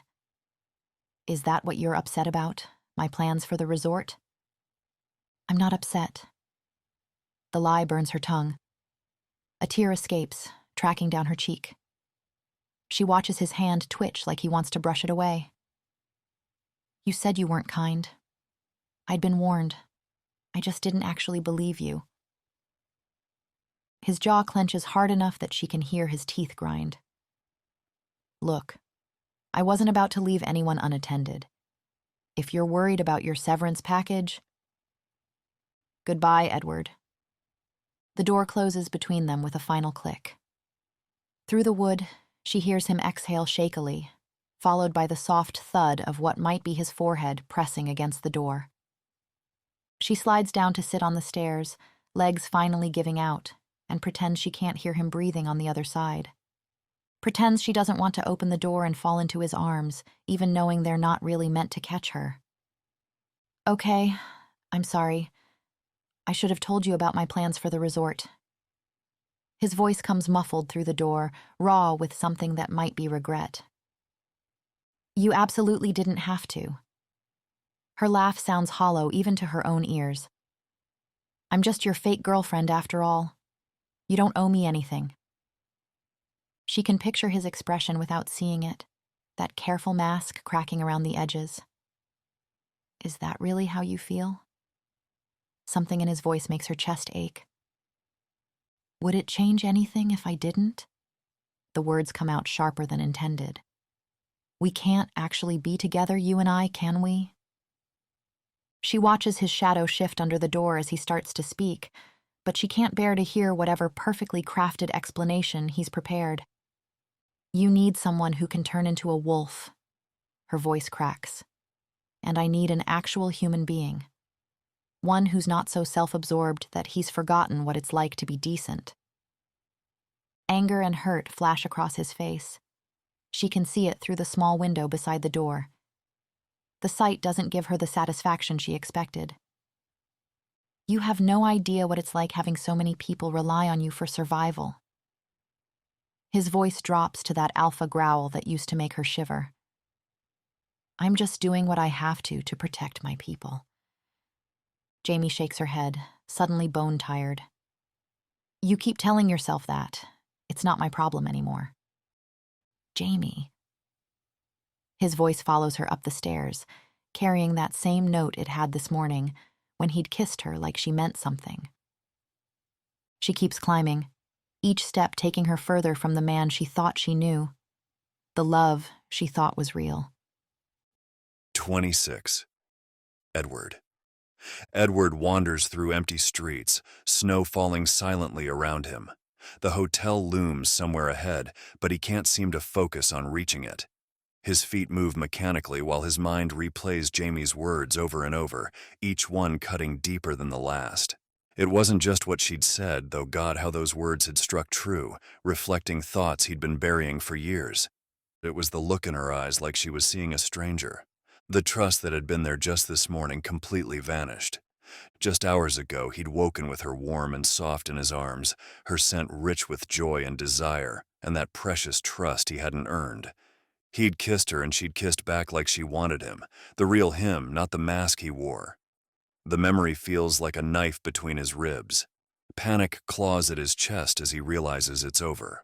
All of it, her playful teasing at breakfast, the way she'd roll her eyes at his formality, how she made him feel like maybe he could be more than just an alpha's ambitions. Gone before it really began. Anger flares hot and quick. How dare she judge him without letting him explain? She'd assumed the worst, like Edward was some heartless villain in her story. He would have told her everything if she'd just...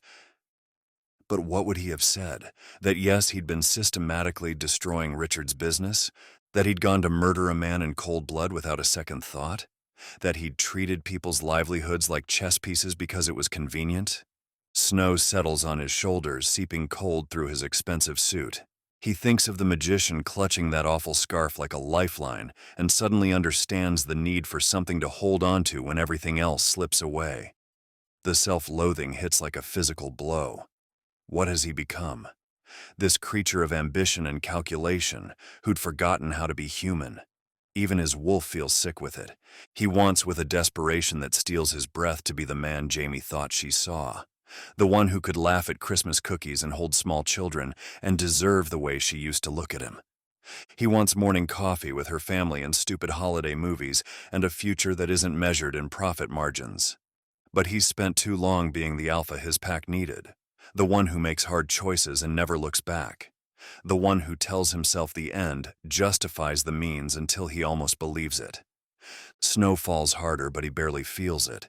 The cold inside him goes deeper, a howling void where his heart should be. His wolf whines, lost and hurting.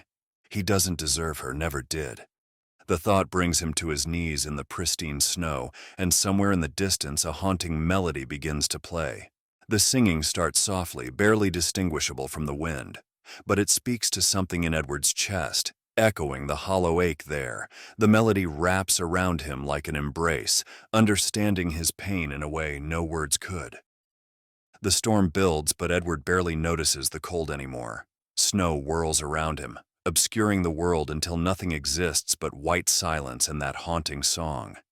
He has no idea where he is, but it doesn't seem to matter. Nothing does except following that voice that promises he isn't alone. A figure appears in the distance, so far it might be a mirage, a dream his frozen mind has conjured. But his feet carry him forward, drawn by something stronger than will. The silhouette grows clearer with each step until she stands before him, breathtaking and impossible. She's made of living ice and starlight, her form shifting like snowflakes in wind. Her hair streams behind her, though there's no breeze, and her eyes, ancient, endless eyes, reflect his own loneliness back at him. "You're alone too, aren't you?"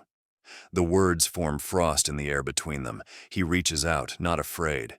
She tries to speak, but her language is winter winds and breaking ice, yet somehow he understands. Her finger touches his forehead, gentle as falling snow, and suddenly, he is her, waking confused and alone in these strange mountains. Everything is new, wonderful at first. The peaks to explore, the storms to dance in. But the silence grows heavier with each passing day. No one to talk to, no one to touch, only the song to keep the emptiness at bay. Then the humans come. Their pain calls to her, loss and loneliness that mirror her own. She only wanted to help, to keep them with her, to build a family of ice and snow where no one would ever be alone again. But their fragile bodies couldn't withstand her touch. "You have to let them go." His voice sounds distant, dreamlike. There are people waiting for them, missing them. Rage flashes in those pale eyes, then she would have no one. The mountains echo with her despair as the storm thickens until all he can see is her face. "I'll stay with you." The words come without thought. His hand lifts to her crystalline cheek. "Take me instead." Her eyes, so like his own, see everything he is. The ambition, the calculations, the carefully constructed walls, the desperate loneliness beneath it all. And she accepts him anyway. Her kiss spreads ice through his veins, but it feels like warmth, like peace. "No one will miss me," he thinks as his eyes drift closed. A smile touches his lips as the cold takes him. 27, Jaimie. If it wasn't for Steph still being frozen under the Grants Hotel, Jaimie wouldn't have gotten out of bed. Her limbs feel heavy with unshed tears, and Edward's face keeps haunting her. The hurt she'd seen so openly displayed, the way he'd pounded on her door when she refused to talk to him. The memory makes her chest ache. Had she gotten it wrong? The softness in his eyes when he'd asked if she was okay, the genuine confusion at her anger. Maybe there was more to his actions than simple ambition. Maybe he really did think he was doing the right thing, in his own misguided way. Her family's already gathered around the breakfast table when she finally drags herself downstairs. The smell of coffee and fresh waffles hits her like a punch to the gut. Edward had been so proud of learning to make them, even if they always came out slightly burnt. Never liked him?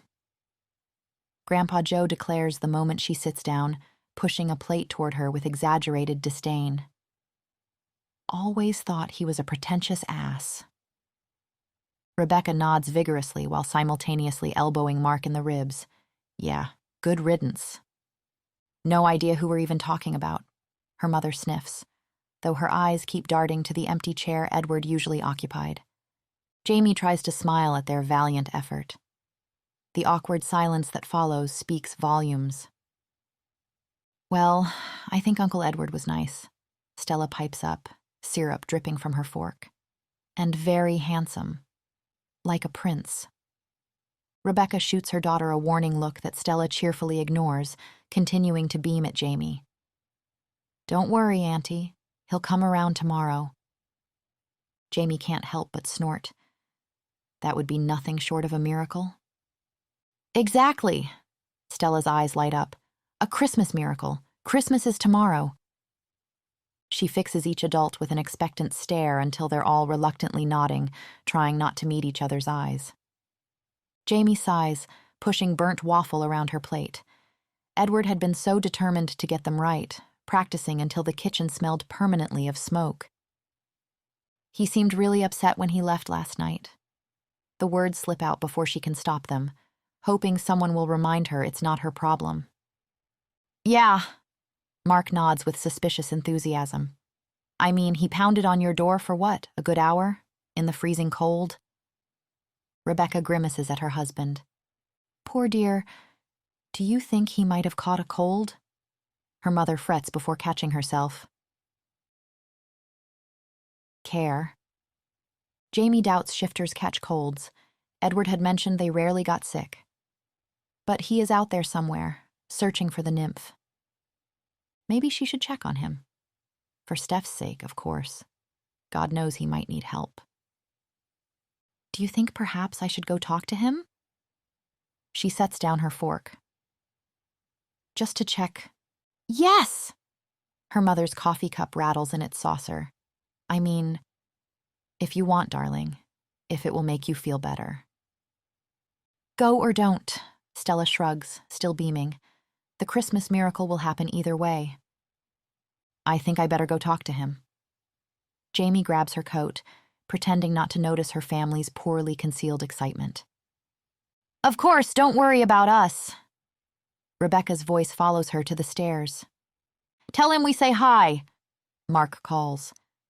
As she reaches the bottom step, she hears Grandpa Joe's voice drift down. I hope she patches things up with him. I love Edward. Jaimie walks to the Grants Hotel, figuring Edward will be there. At least, she hopes so. Victoria had assured her she could come back any time to check on Steph, all threats of kidnapping apparently forgotten now that their packs were allied against the nymph. The weather surprises her. Bright blue sky stretching overhead, sunlight almost blinding on fresh snow. It's beautiful. Unnaturally so after days of storms. A knot forms in her stomach as she remembers Victoria explaining how the nymph controlled the weather. Why would it be so cheerful now? What changed?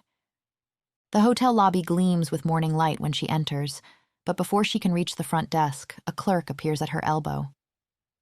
Miss Grant would like a word. He guides her through marble hallways, past closed doors, finally ushering her into a well-furnished office she's never seen before. Not that she cares much about any of the decorations, because there, in the midst of it all, is Steph? The name comes out as a gasp.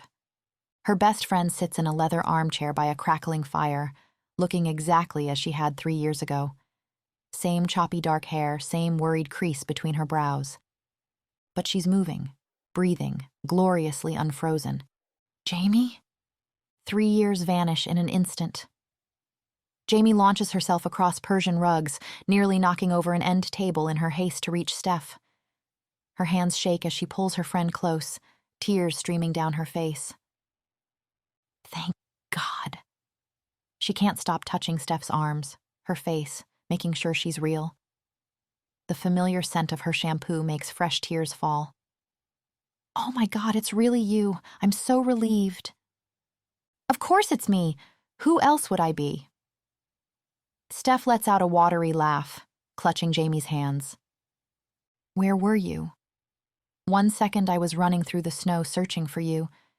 The next I'm in a basement, and this lady comes in saying I can't leave. A lady?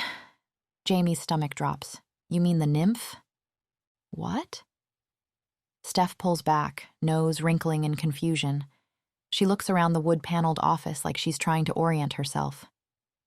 No, some blonde girl, pretty, tall, definitely not a nymph or whatever you called it. Victoria? The pieces start falling into place. Steph had woken in their basement with no idea 3 years had passed. Victoria must be keeping her here until they figure out how to explain the lost time. Were there others? Jaimie perches on the arm of Steph's chair. When you woke up? Yeah, but we were separated. Steph runs shaking hands through her hair exactly like she used to when stressed. Jaimie, what's going on? Jaimie has no idea. For some reason, and seemingly out of nowhere, the nymph had released her hold on its victims last night. But why now? The office door swings open before Jaimie can answer. Victoria strides in, all perfect posture and forced cheer. There you are. I see you were reunited with your friend. Her friendliness feels calculated, meant to keep Steph calm while they figure out how to explain her missing years. It could work, Jaimie realizes. Apart from her grandmother, who'd been diagnosed with Alzheimer's before the disappearance, Steph has no family to question her absence. Victoria. Jaimie keeps her voice neutral. How about we order in some breakfast, catch Steph up on what's been going on? Victoria's meaningful look could hardly be more obvious. Yeah, that'd be great. Steph sounds small, uncertain. I have no idea what's going on. Great. Victoria turns to Jaimie, something shifting in her expression. So where is he? He? Jaimie repeats, confused. Edward. Victoria rolls her eyes. Didn't you come together? His two henchmen are already with Dad. Cold spreads through Jaimie's chest. I don't know where he is, but surely Sam or Owen said he was with you. Victoria's frown deepens. Apparently, he left to see you last night. Didn't you see him? Who's Edward? Steph asks, but Jaimie barely hears her. He did come.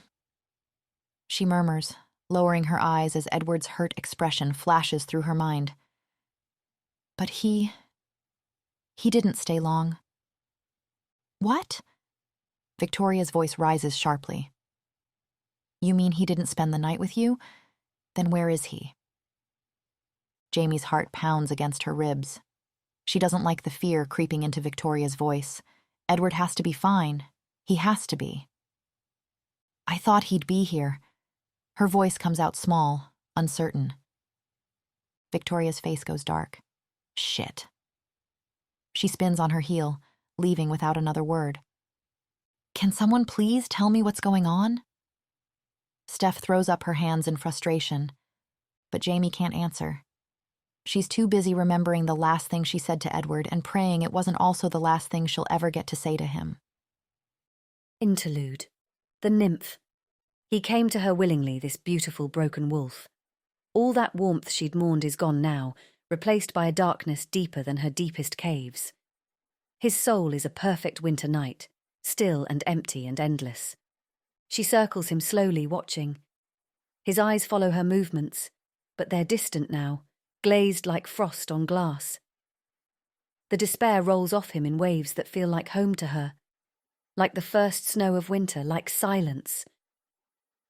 When she touches him, his skin is already cooling. No more of that strange heat that burned when the bright girl was near. Now he leans into her cold touch, like it's relief, like her frost is a balm to whatever burns inside him. She presses her lips to his forehead, his cheeks, his lips. Each kiss draws more warmth away, numbing him to everything but her presence. He doesn't resist, doesn't want to. She feels his gratitude with each surrendered breath, each slowing heartbeat. Beautiful, she thinks, trailing fingers of ice across his face. So beautiful in his brokenness, in his willingness to fade. The others fought the cold, but he welcomes it, seeks it. When she wraps him in her arms, he sighs like someone finally coming home. She will keep him like this forever, she decides. Not frozen solid like the others, but suspended in this perfect moment of surrender. A companion in her eternal winter, preserved in the same numbness he chose for himself. Her perfect frozen wolf, who finally understands the peace she offers, who finally chooses to stay. 28. Jaimie. Jaimie sits with Steph in one of the hotel's private lounges, clutching her friend's hand in silence. Guilt gnaws at her. She knows Steph must have countless questions. But she can't focus on anything except the earlier conversation with the shifters. Their worried faces when they realized Edward was missing. Owen's growl had made the windows rattle. What do you mean missing? Shall I read you the definition of the word? Victoria's eyes had flashed molten gold. It means what it means, you dimwit. Victoria, not helping. Richard raised his hands placatingly. Missing since when? Nobody's seen him since last night. Victoria had gestured Jaimie forward like a witness at trial. She's the last one who saw him. What time was it, Jaimie? Nearing midnight? She'd nodded, feeling small and foolish. She'd sent Edward out alone, knowing the nymph was out there. After what happened to Steph, how could she have been so stupid? Hey, look, it's not your fault, kid. Richard's kindness had only made it worse. Like hell it's not. Owen had looked ready to tear her apart. Sam stepped between them with a warning growl.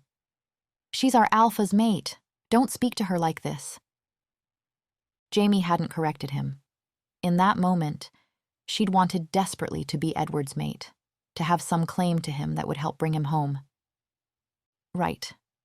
Well, he could be in another hotel with somebody we haven't heard from. Richard hadn't sounded convinced. You two, track his scent from Jaimie's home. See where it leads. Owen and Sam had bolted, while Victoria led Jaimie back to Steph with instructions to stay put. Now she stares unseeing at some Christmas movie playing on the suite's massive TV while Steph works through a room service feast. Hours have passed with no word. The silence from Victoria feels ominous. She can't shake the feeling that the nymph is involved. Everyone else suddenly unfrozen. And Edward vanishing? It can't be coincidence. Her mind keeps conjuring images of him trapped in ice somewhere, alone in the dark. Steph squeezes her hand. I've missed some things, haven't I? Her voice comes out small, uncertain. Jaimie manages a sorry smile. God, she's being such a terrible friend. The wolves will find Edward, they have to. But Steph needs her now, after 3 years of being trapped in ice while Jaimie gave up on her. I'm sorry, she whispers, and Steph's eyes fill with tears. They've known each other since kindergarten. Steph can read every note in her voice. What happened to me, Jaimie? She draws her knees up to her chest like she used to during sleepovers. Why are the Grants keeping us here? Why did I wake up in a cave? Jaimie takes a deep breath. You disappeared that night at Spider's. I followed you into the snow. But I lost you. Then I found this cave. The words pour out, the nymph, the ice, how everyone thought she was crazy.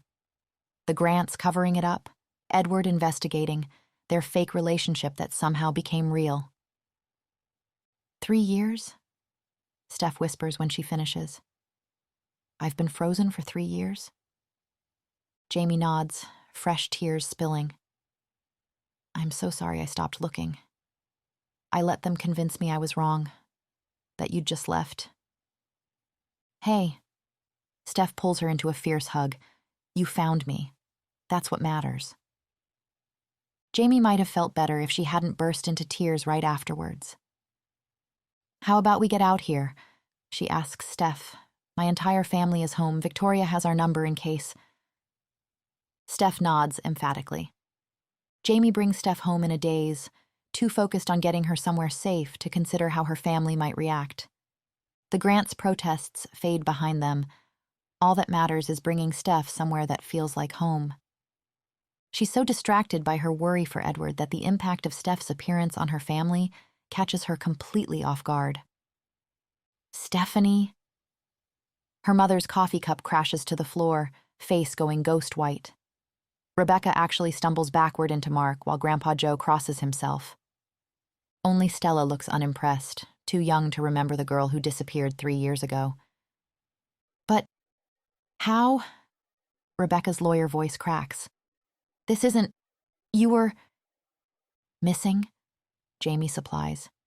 And for the first time in 3 years, they look at her, really look at her, like she's herself again. Not fragile, not crazy. Just Jaimie, who'd been telling the truth all along. The realization dawns in their faces one by one. Her mother's hands flutter to her mouth. Rebecca's eyes fill with tears. Even Grandpa Joe looks shaken. It should feel like victory, like coming home. Their apologies and shocked explanations wash over her, everything she's wanted for years. But her house phone stays stubbornly silent, and all she can think about is Edward out there somewhere, alone in the cold. Try calling, Steph suggests between sips of cocoa. Maybe there's news. It takes Rebecca threatening legal action in terms Jaimie can barely follow before Victoria finally answers. Still no sign of Edward. Oh, God. The tears she's been holding back finally spill over.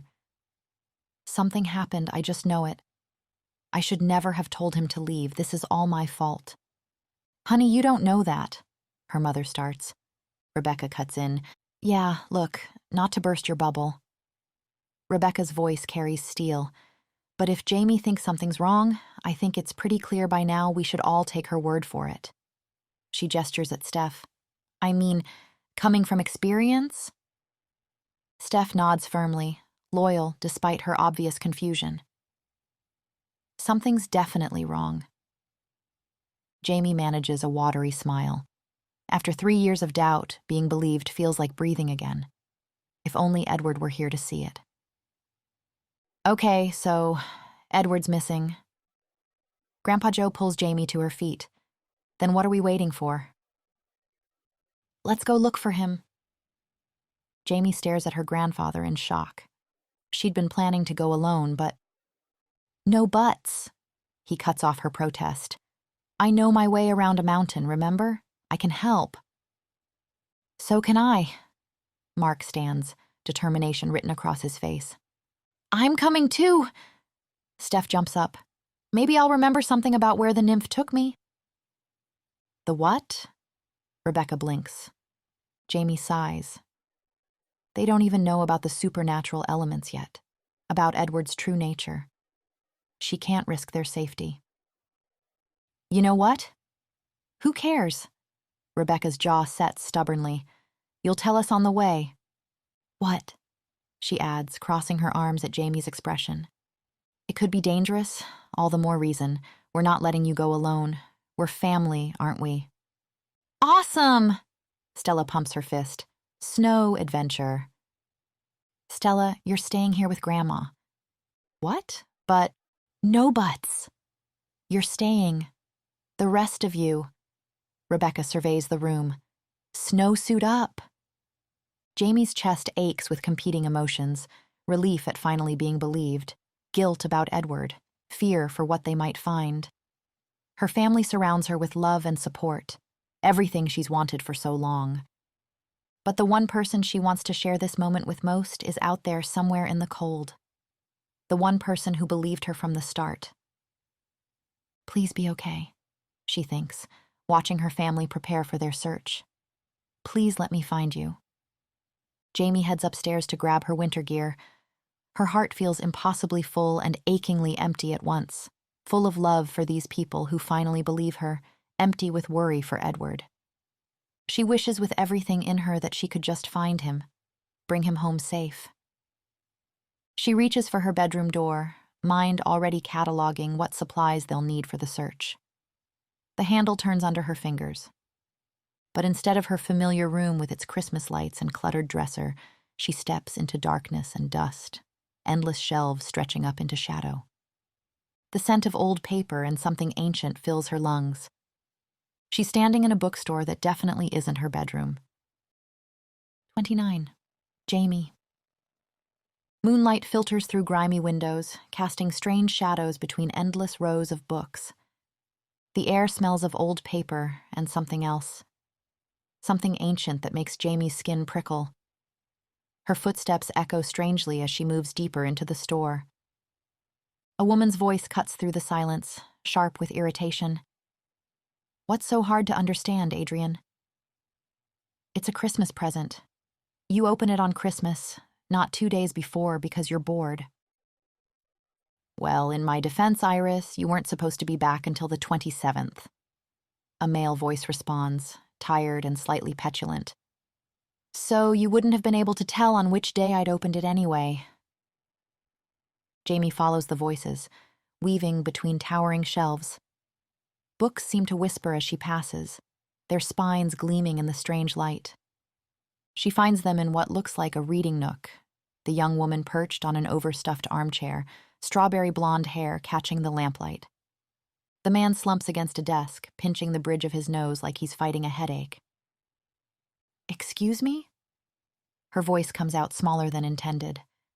They turn in unison.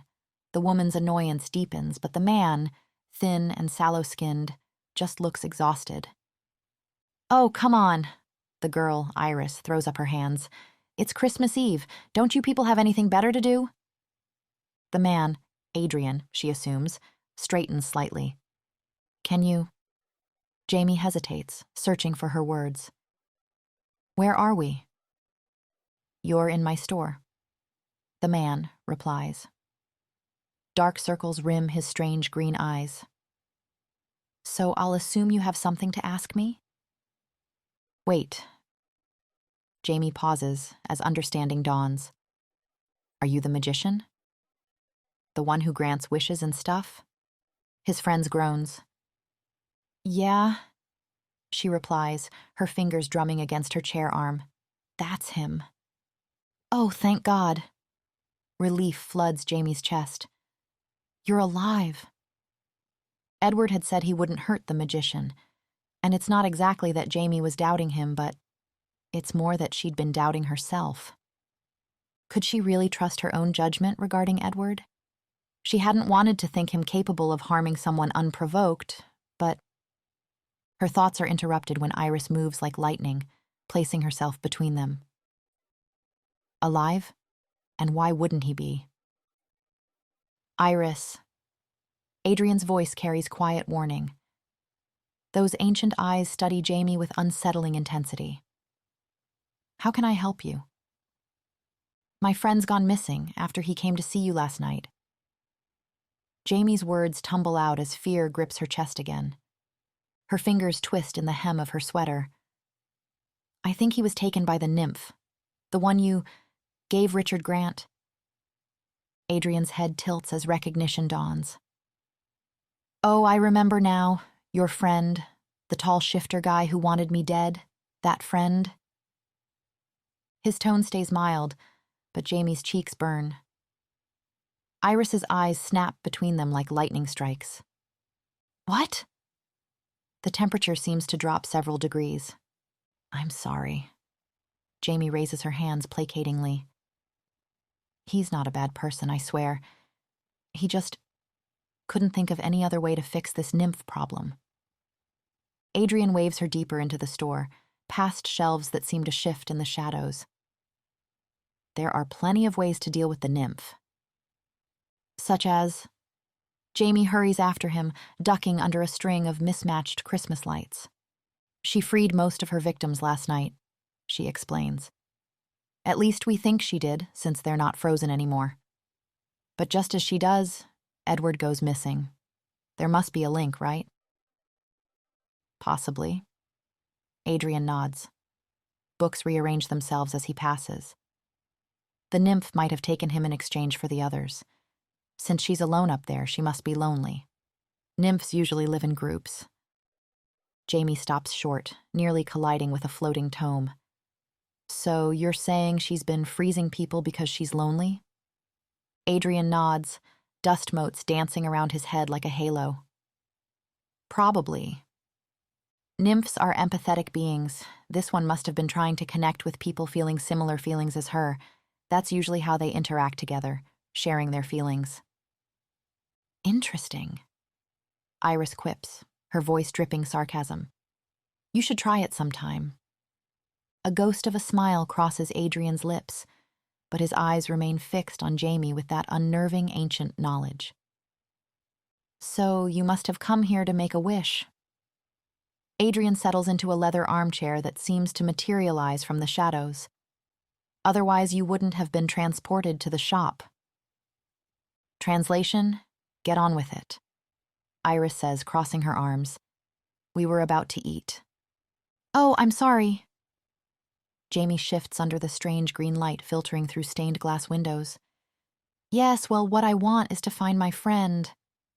She twists her hands together. But if I do, there's no guarantee the nymph will let him go. Adrian shakes his head, shadows dancing across his sharp features.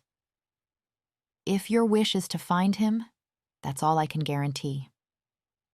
The words rise to Jaimie's lips. The desperate wish to have Edward back safe. She has to physically bite them back, tasting copper. If I wish for Edward's safe return. Her voice wavers. The nymph could still come after other people. Probably will, in fact. True. Books shift on their shelves as Adrian speaks, like they're listening. And you can't cancel Richard's wish, correct? The magician nods, then adds, however, he wished for a nymph. And what he cared for most was having tourists at his station. Something in his tone makes Jaimie lean forward. Yes? So? Iris sighs, her breath creating patterns in the dusty air. So, if you wish for something keeping these two conditions in mind, you could solve all your problems. I see. Understanding dawns like sunrise. So what should I wish for? Adrian opens his mouth, but Iris's hand clamps over it. He won't be telling you because he isn't allowed, and breaking the rules makes him sick. Her eyes flash warning. So, unless you want to kill him, like your lovely friend did? No, of course not. Jaimie's protest echoes off ancient spines. I don't think he wanted to either, if it's any consolation. It's not. Iris's glare could freeze flames. Jaimie closes her eyes, pieces falling into place. The nymph connects with lonely souls, freezing them in her attempt to share feelings. She has to stay in the mountains, and tourists must come. Could I wish for the nymph to have other nymph friends? Adrian blinks, something like wonder crossing his tired face. I'm sorry, but you want to give up what you love most so that a nymph you don't know has friends? Even Iris's hostility falters slightly. Yes. Jaimie's voice grows stronger. I think she might let Edward go if she wasn't so lonely, and besides, it seems harsh to let her remain there alone for eternity. Right. Shadows gather in Adrian's eyes. But remember, you'll lose what you love most. With no guarantee she'll release your shifter friend, even with new companions. Jaimie's heart clenches. She can't risk Edward's safety. Then I'll wish for the nymph to have other nymph friends, if she agrees to let Edward go as asked. Can you do that? Adrian studies her for a long moment, books whispering around them like spectators holding their breath. You're an odd one. His fingers crackle with power that makes the air taste like lightning. But if that is your wish, I can grant it. Are you sure, knowing the price? Jaimie thinks of Edward alone in the cold, of the nymph's endless solitude, of whatever precious thing she's about to lose. Yes, she says, and seals her fate. I'm sure. The shadows lean closer, waiting to collect their due. 30. Jaimie. The snowmobile's engine echoes through the silent night as they climb higher into the mountains. Moonlight turns the fresh snow silver blue, creating shadows that seem to move at the corner of Jaimie's vision. Behind Grandpa Joe's solid form, she watches the familiar landscape transform into something otherworldly. Rebecca and Steph follow on a second snowmobile, their headlights cutting through darkness that seems to grow thicker with each passing minute. Jaimie had insisted Mark stay home with Carol and Stella. No need to risk both parents on this journey into the unknown. I definitely went up there. Steph's voice carries over the engines, pointing to a path that winds between towering pines. I remember looking at those two peaks beyond the trees as I walked. Jaimie nods, the memory crystallizing. She'd followed the same path that night, chasing Steph's footprints until they vanished in fresh snow. Her heart pounds against her ribs. What if they're too late? What if the nymph refuses to release Edward? And if she does agree, what will Jaimie lose in exchange?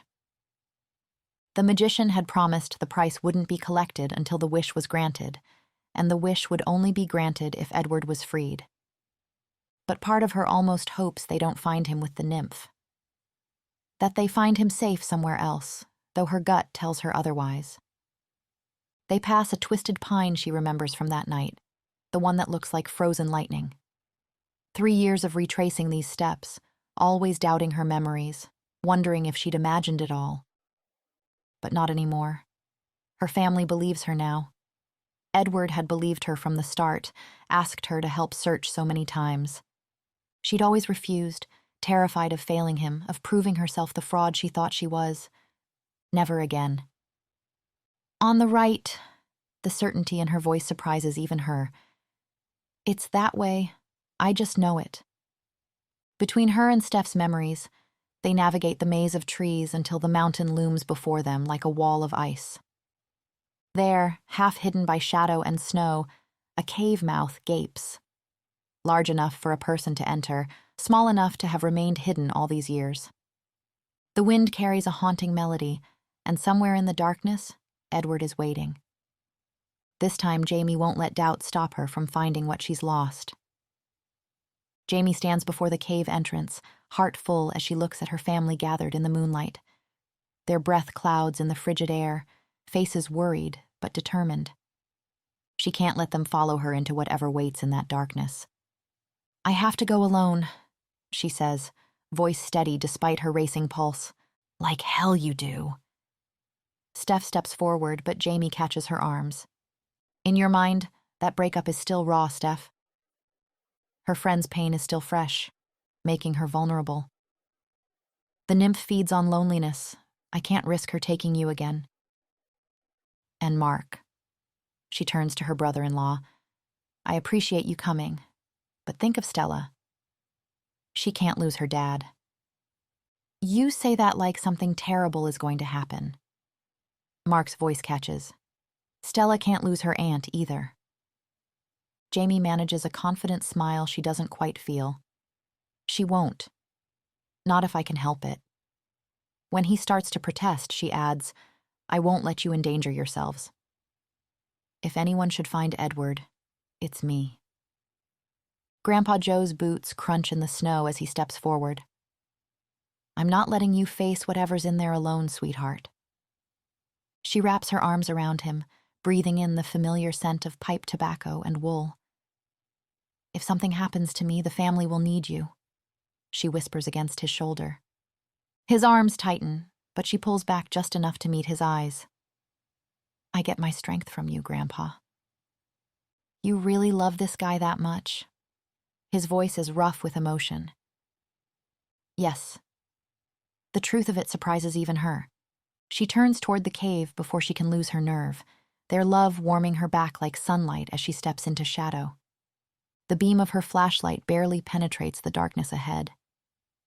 The cave walls press close, slick with ice that seems to swallow her light rather than reflect it. Each step echoes strangely, like the stone itself is listening. The temperature drops with every step until her breath comes in white clouds and her fingers ache around the flashlight.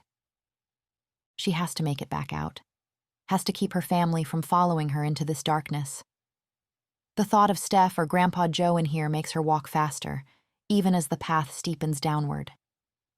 The tunnel spirals deep, ice crackling beneath her boots. The air grows so cold it hurts to breathe, crystals forming on her eyelashes. But then, a glimmer ahead.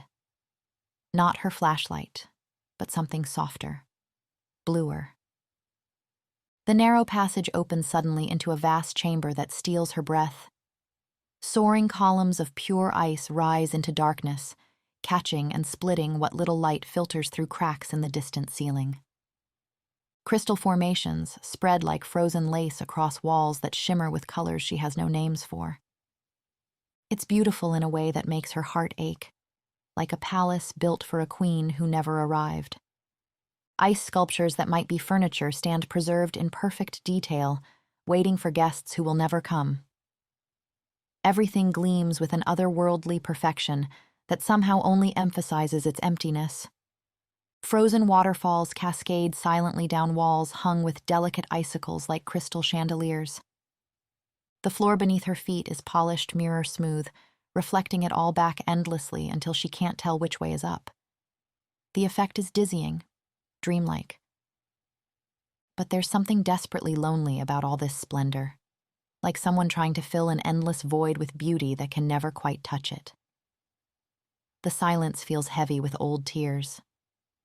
She moves further in, her footsteps whispering across ice that hasn't known warmth in years. Edward? His name echoes off ice walls, a desperate plea carried on the freezing air. Her breath clouds in front of her and she shivers violently. Edward, she calls again, her voice breaking. She pushes forward, past the eerie beauty of the room, her flashlight beam bouncing off crystalline surfaces, her own reflection fragmented and distorted in the polished floor beneath her feet. Then she sees him. He stands motionless in the center of the chamber, his broad shoulders stiff, his head slightly tilted downward like a statue carved from winter itself. For a brief, heart-stopping moment, she thinks he's completely frozen, but then she sees his chest rise and fall in shallow breaths. Relief floods her, though it's short-lived as she moves closer and takes in the pale, bluish tint of his skin. Edward, she whispers, her voice breaking as she reaches for him. Her gloved hands cup his face, but he doesn't react. His eyes, once golden and so full of life, are now an icy, vacant blue. It's like he's there, and yet completely gone, lost somewhere beyond her reach. Please, say something. Look at me, she begs, her fingers trembling against his frozen skin. I'm here. I'm here to bring you home. The silence that answers her is deafening. She swallows thickly, her chest aching with the weight of all the words she's never said, of all the moments between them that she didn't appreciate until now. Are you angry with me? Is this because of what I said before? I was wrong. I was so wrong, she says, her tears falling freely, freezing almost instantly on her cheeks. The words pour out between sobs. You make Stella laugh when she's sad. You remember how my mom takes her coffee. You learned to make waffles even though you hate cooking because you knew I loved breakfast. Her fingers trace his frozen features. You believed me about Steph when everyone else thought I was crazy. You make me feel safe and strong and I can't lose you like this. But his eyes remain distant, lost in whatever winter dream has claimed him. Please, she whispers against his frozen chest. Come back to me. The silence stretches on, oppressive and unyielding, until a sound breaks through, a faint, haunting melody. Jaimie's head snaps up, her breath catching. It's a song filled with sorrow, so achingly lonely that it makes her heart ache even more. She spins around, her flashlight casting long, wavering shadows across the cavern. The icy walls seem to ripple and shimmer with the sound, as if they're alive, amplifying the haunting music. Who's there? She calls, her voice barely steady. The melody twists, sharper now, and she glimpses something, a flash of white in the corner of her vision. Her flashlight jerks toward it, but the figure is gone. Nothing but the smooth, gleaming ice staring back at her. The music crescendos, filling the cavern, and then there's a sound right behind her, and Jaimie gasps, spins her head around, her body locking in place. The nymph is standing right there, pale arms wrap around Edward's shoulders possessively, and the temperature drops until Jaimie's bones ache with cold. Her beauty so otherworldly it feels wrong to look back at her. Her form shimmers like sunlight on fresh snow, her features sculpted with an inhuman grace and here eyes. They are endless and ancient, filled with a loneliness so profound it makes Jaimie's chest tighten. Her breath comes in short, shallow gasps, her body trembling as the creature strokes Edward's cheek with fingers made of frost, and his breathing grows shallow, painful. Ice crystals form on his eyelashes. No. Jaimie's voice is raw, tearing from her throat as she rushes forward. Stop it! You're hurting him! She reaches out and the nymph's ethereal features twist with something like pain, her expression unreadable as her glowing eyes flicker to Jaimie. Her grip on Edward tightens, but there's nothing malicious in it, only desperation. Jaimie hesitates but forces herself to step closer, her voice softer now. I know you don't mean to hurt him, she says, her words trembling. I know you're just lonely. The nymph stills, her crystalline body shimmering faintly as her gaze shifts again, ancient and searching. Her arms tighten briefly around Edward as if she might disappear into him entirely, but then her fingers extend toward Jaimie. She reaches back slowly, their fingers touch, and the world dissolves into ice and memory. She is the nymph, waking alone in endless winter. Humans pass through her domain, some so sad they call to her very essence. She tries to help, to share their pain, but her touch brings only frost. They freeze before she can show them they're understood. Then Edward appears in her forest. Sometimes wolf, sometimes man, but always alone. She feels the iron control he keeps over himself, emotions locked away like they might destroy him if released. How he holds himself apart from everything, watching the world through walls of his own making. So much like her, trapped behind barriers of ice. He's not alone. Jaimie pushes her own memories forward, Edward laughing as Stella tangles tinsel in his hair, the warmth of his hands as he passes her coffee, the way his eyes crinkle when he thinks no one's watching. The feeling of absolute safety in his arms, of being seen and understood. Please give him back to me. Tears freeze on her cheeks. I'll take good care of him, I swear. The nymph's form shimmers like sunlight on snow. For a moment, Jaimie thinks she sees tears made of diamonds trailing down that perfect face. Her crystalline fingers hover uncertainly, her gaze flitting between Edward's frozen form and Jaimie's tear-streaked face. She's sad, so heartbreakingly lonely, and she likes Edward. She's drawn to him the same way Jaimie is, and the thought makes Jaimie's chest ache. Please, Jaimie whispers, her voice trembling with desperation. I love him. The words hang in the frozen air, raw and unguarded. The nymph's luminous eyes widen slightly, and then a single tear escapes, sliding down her perfect, icy cheek. It shimmers like a diamond as it falls, catching the light before vanishing into the frost below.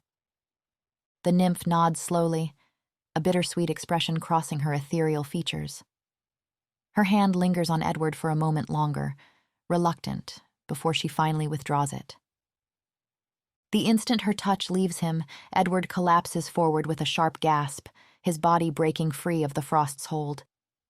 Jaimie rushes to catch him, her arms wrapping around his solid, heavy weight as he slumps against her. His skin is cold, almost unbearably so, but she doesn't care. Edward! She cries, her heart leaping at the sound of his breath, the rise and fall of his chest against her own. Around them, the cavern erupts into song, not the haunting, sorrowful melody from before, but something utterly transcendent. The music is joyous, cascading through the ice like sunlight breaking through a storm. It echoes and swells, a symphony of voices unlike anything Jaimie has ever heard. Tears stream down her face as the nymph releases Edward completely, her body dissolving into a flurry of shimmering snowflakes that swirl upward. But she doesn't vanish. Instead, she launches herself around the cavern, her form shifting like a living snowstorm, graceful and wild. As Jaimie watches in awe, another figure emerges from the shadows, and then another. More nymphs appear, their forms as fluid and radiant as the first, their voices joining in the song. They spin and twirl through the air, their movements synchronized in a breathtaking dance that fills the cavern with light and motion. Jaimie's breath catches as she tries to count them, but they're too many now. An endless cascade of snow and ice, weaving together in a spectacle so beautiful it makes her chest ache. The cavern glimmers with their presence, the walls and ceilings reflecting their brilliance until it feels like she's standing in the heart of a living star. For a moment, everything feels weightless, like time itself has paused to witness this miracle. And then, as suddenly as it began, it's over. The nymphs vanish in a final burst of snowflakes that swirl around Jaimie and Edward. She blinks against the cold flurry, and when she opens her eyes again, they're no longer in the cavern. The familiar sight of the town square surrounds them, the towering Christmas tree glittering with lights in the crisp night air. Snow falls softly, dusting the cobblestones and muffling the distant sounds of holiday cheer. Jaimie looks down at Edward, still leaning heavily against her. His body is warm now, his breathing steady, and relief floods her as she realizes he's okay. "Jaimie?" he murmurs, his voice rough but unmistakably his. His golden eyes blink open, focusing on her, confusion flickering across his face before giving way to immense relief. "You came back," he says, his voice soft, like he's releasing a breath he's been holding for years. Jaimie feels her heart swell at the raw vulnerability in his gaze. His fingers, rough and calloused, settle gently on her cheek, his touch grounding her in a way nothing else ever could. His eyes search hers, and for once she sees no walls, no guarded distance. Just Edward. "I was never gone," she says, a soft smile curving her lips. Edward's expression softens, and for the first time, a genuine smile spreads across his face, warm, unguarded, and filled with something Jaimie can only describe as gratitude. 31. Edward.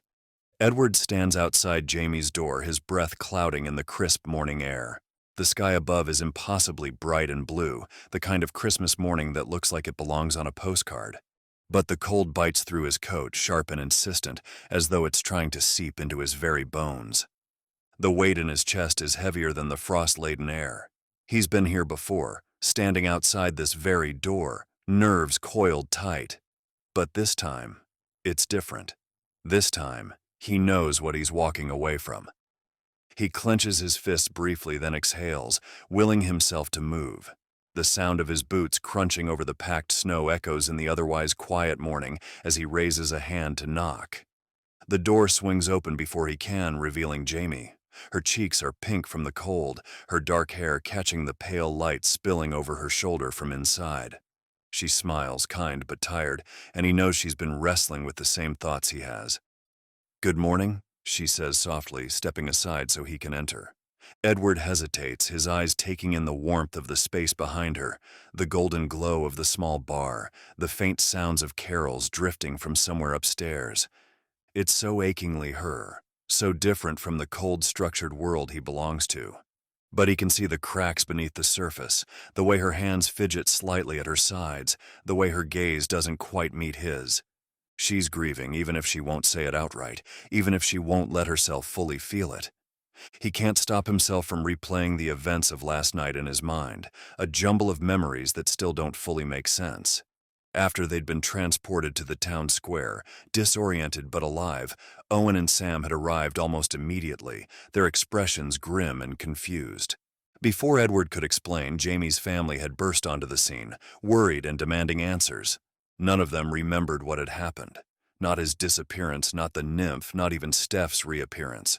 Steph, who were nowhere to be found, but who Jaimie would later find out, was home with her grandmother. To them, it was as if the past few days had been nothing more than a normal family trip to the resort. Because Jaimie had made a wish to the magician, and in exchange, the magician had taken what mattered most to her. Her sense of belonging, her ability to feel at home with her family like she had before Steph's disappearance. They still loved her, of course, but to them, Jaimie was still the woman hiding out in the resort, running from the fallout of her so-called mental breakdown. No one remembered the truth. No one remembered the nymph. To them, Steph's reappearance had been simple, mundane, and explained away years ago. I'm sorry, Jaimie, he says instead, his voice quiet but firm. I know how important it was to you. That they know. That they'd believe you. She shakes her head, her smile growing a touch sadder but no less kind. Don't be. At least Steph doesn't remember missing out on 3 years of her life. She has a nice job, happy memories instead of gaping holes. It's all for the best, really. The words hit Edward like a blow, the weight of her sacrifice sinking into him. He steps closer, his hand brushing hers. Your sacrifice will not be in vain, he says, his voice low but resolute. Richard and I will figure out how to close the resort so the nymph can live here in peace. You won't be taking everything from him, will you? Jaimie interrupts, her voice even. Edward tenses at first, but when he meets her gaze, he realizes she's not asking out of worry. There's no accusation in her tone, only quiet certainty, like she already knows the answer. No, he says, a faint smile tugging at his lips. We'll work together on this, as we should have from the start, as allies. Jaimie nods, her expression softening briefly before she glances away. And Victoria? She asks, her voice quieter now. Do you see a future where you rule one pack together? Edward studies her, the way she keeps her face carefully neutral even as her scent betrays her nerves. Her question cuts through him more than it should. You mean as mates? He asks, tilting his head slightly. Jaimie nods once, still not meeting his gaze. No, Edward says firmly. I don't think so. To be honest, that isn't really on my mind right now. Her eyes finally lift to meet his, and for a second, something flickers between them, something raw and unspoken that makes his chest tighten. So I guess this is goodbye? She says, her smile tight and resigned. Then she gestures behind her to the bar. Unless you want to join us for Christmas? Edward hesitates, the warmth spilling from the room behind her, almost pulling him in. He imagines it. Stepping inside, reuniting with her family, being harassed into eating Christmas cookies while Stella tangles him in tinsel again. I wish I could, he says sincerely, his voice tinged with regret. But I've been away too long, and there's so much work to be done. The logistics of transforming the resort, not to mention... Jaimie interrupts with a nod, her smile tightening further. Of course, you're a busy man. There are people waiting for you. The words hit harder than they should. The silence that follows feels suffocating, heavy with everything they can't say. Edward swallows thickly, his chest aching with the weight of it all. He wishes things were different, wishes Jaimie was a shifter, that she could be his mate. But their worlds are too different, and his is too dangerous for someone like her. You know, Jaimie says suddenly, her voice soft. When I met the magician, I thought, what if there was a way to save you without making a wish at all? Then I could have kept my wish for something else. Like what? Edward asks, desperate to prolong the moment. Like wishing to be a shifter, she says, her voice steady despite the vulnerability in her eyes. So I could be with you. His breath catches, but before he can respond, she continues. But you know, Edward, for the past 3 years, I've let people tell me who I was. They called me crazy, made me doubt myself. It was like dissociating, not knowing what to believe, who I was, what to trust. I think now, I just want to be myself again. I don't want to become something I'm not even for you. The words hit him like a punch to the gut, but they're followed by a deep sense of admiration. Touched, Edward grabs her hand, his grip firm but gentle. And you shouldn't have to, he says, meaning every word. You're perfect the way you are, Jaimie. Don't ever change, not for anyone. She smiles at him, her eyes shimmering with unshed tears. The moment feels warm, bittersweet, and final, like the closing of a chapter neither of them is ready to end. I got you something, Jaimie says, reaching behind her. She hands him a square package wrapped in red and gold. Don't open until later, okay? She says, sheepish. It's nothing big, really. Merry Christmas, Edward. He walks away from Jaimie's door, each step feeling heavier than the last. The crisp Christmas morning air cuts through him, sharp and unforgiving, but it's nothing compared to the ache lodged in his chest. He hopes the distance will help ease the regrets swirling inside him, but instead, every step seems to dig them deeper. By the time he rounds the corner of the small building, the warmth of Jaimie's presence has faded, leaving a hollow chill in its place. His mind wanders to the nymph, and for the first time, he's grateful she's no longer on the prowl for lonely souls. Right now, he feels like the perfect prey, his own emotions a storm of grief, longing, and self-doubt. But he can't let himself dwell on it. He's the alpha, and there's work to be done. His pack has been without him for too long, and there are the grants to deal with, the resort to close, the humans to keep safe. The black car waiting for him outside the hotel looms like a shadow against the snow. Owen is already inside, buried in a stack of documents. The second Edward opens the door and slides in, Owen waves a handful of papers in his face. "About time," Owen says, his tone clipped. "We've got a backlog of issues to address. First, the grants.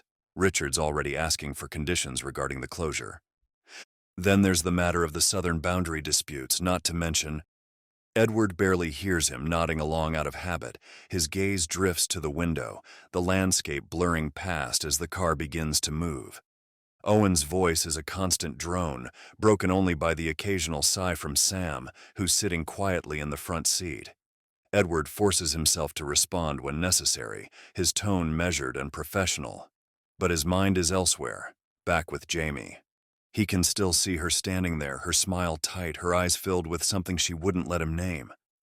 Something cold and quiet settles in his bones like a frost that's crept too deep to shake off. He tells himself he has to endure it. He's the alpha, after all. They reach the station just as the train pulls in, the hum of its engine filling the air. Edward steps aboard with Owen and Sam, settling into the small, sterile compartment that feels suffocating despite its emptiness. Owen is relentless, his questions and commentary filling the space as the train departs. Edward nods and responds when needed, his replies automatic. The landscape outside rushes past, the snow-covered trees blending into a blur of white and green. Eventually, Owen leaves to get something to eat, and the silence that follows feels both jarring and welcome. Edward leans back in his seat, staring out the window, his thoughts a tangled mess of regret and longing. "You know," Sam says suddenly, his voice sharp and unexpected, "any one of us could have stepped up and made a wish to that magician. We're shifters, we're the ones who are meant to protect the humans, not the other way around." Edward flinches, Sam's words cutting straight to the core of his guilt. Of course, he'd already known this, but hearing it aloud makes it impossible to ignore. "You're an idiot, Alpha," Sam continues, his tone harsher than Edward's used to. "You're never going to find anyone so selfless that they'd sacrifice what matters most to them for you in the bat of an eye like that ever again. Not in 1,000 years. Edward shifts in his seat, uncomfortable under the weight of Sam's glare. "She didn't do it for me," he says weakly, though the words feel hollow. His chest tightens. "She did it because she felt sorry for the nymph. Because she's selfless, like you said." Sam's glare only intensifies, his silence speaking louder than words. Edward forces himself to speak again, his voice quieter. "It was brave of her, though, making that wish without even knowing what she'd lose." Sam snorts, his frustration palpable. Almost unconsciously, Edward's hand moves to his bag, pulling out the package he'd been avoiding looking at since Jaimie pressed it into his hands. He unwraps it carefully, aware of Sam watching him. Inside is a handmade book, its pages filled with familiar recipes in Jaimie's messy handwriting. Carol's hot chocolate, Rebecca's sugar cookies, even that disastrous attempt at Grandpa Joe's eggnog. But it's the photos tucked between the pages that make his breath catch.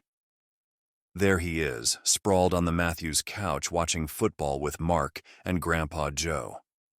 In another, he's covered in flour in Carol's kitchen, looking startled but amused.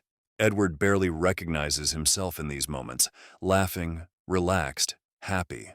The stark difference between the man in these photos and who he is now feels like a physical pain. Each family member has left notes in the margins. "Come back for New Year's," from Carol. "Next time we'll teach you proper football," from Mark.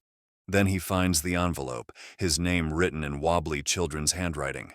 Inside, a note decorated with stick figures, one tall and frowning, clearly him, one small and smiling, unmistakably Jaimie.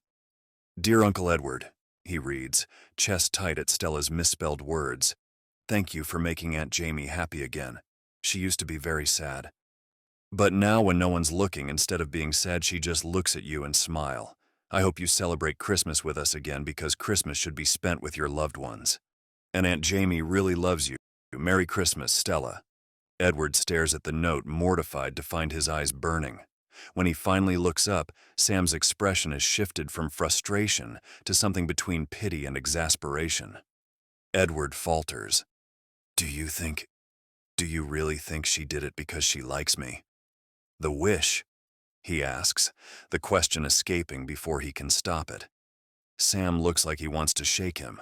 She did it because she loves you and everyone knows it, he snaps. And because she doesn't have to look out for a pack, she just has to look out for you.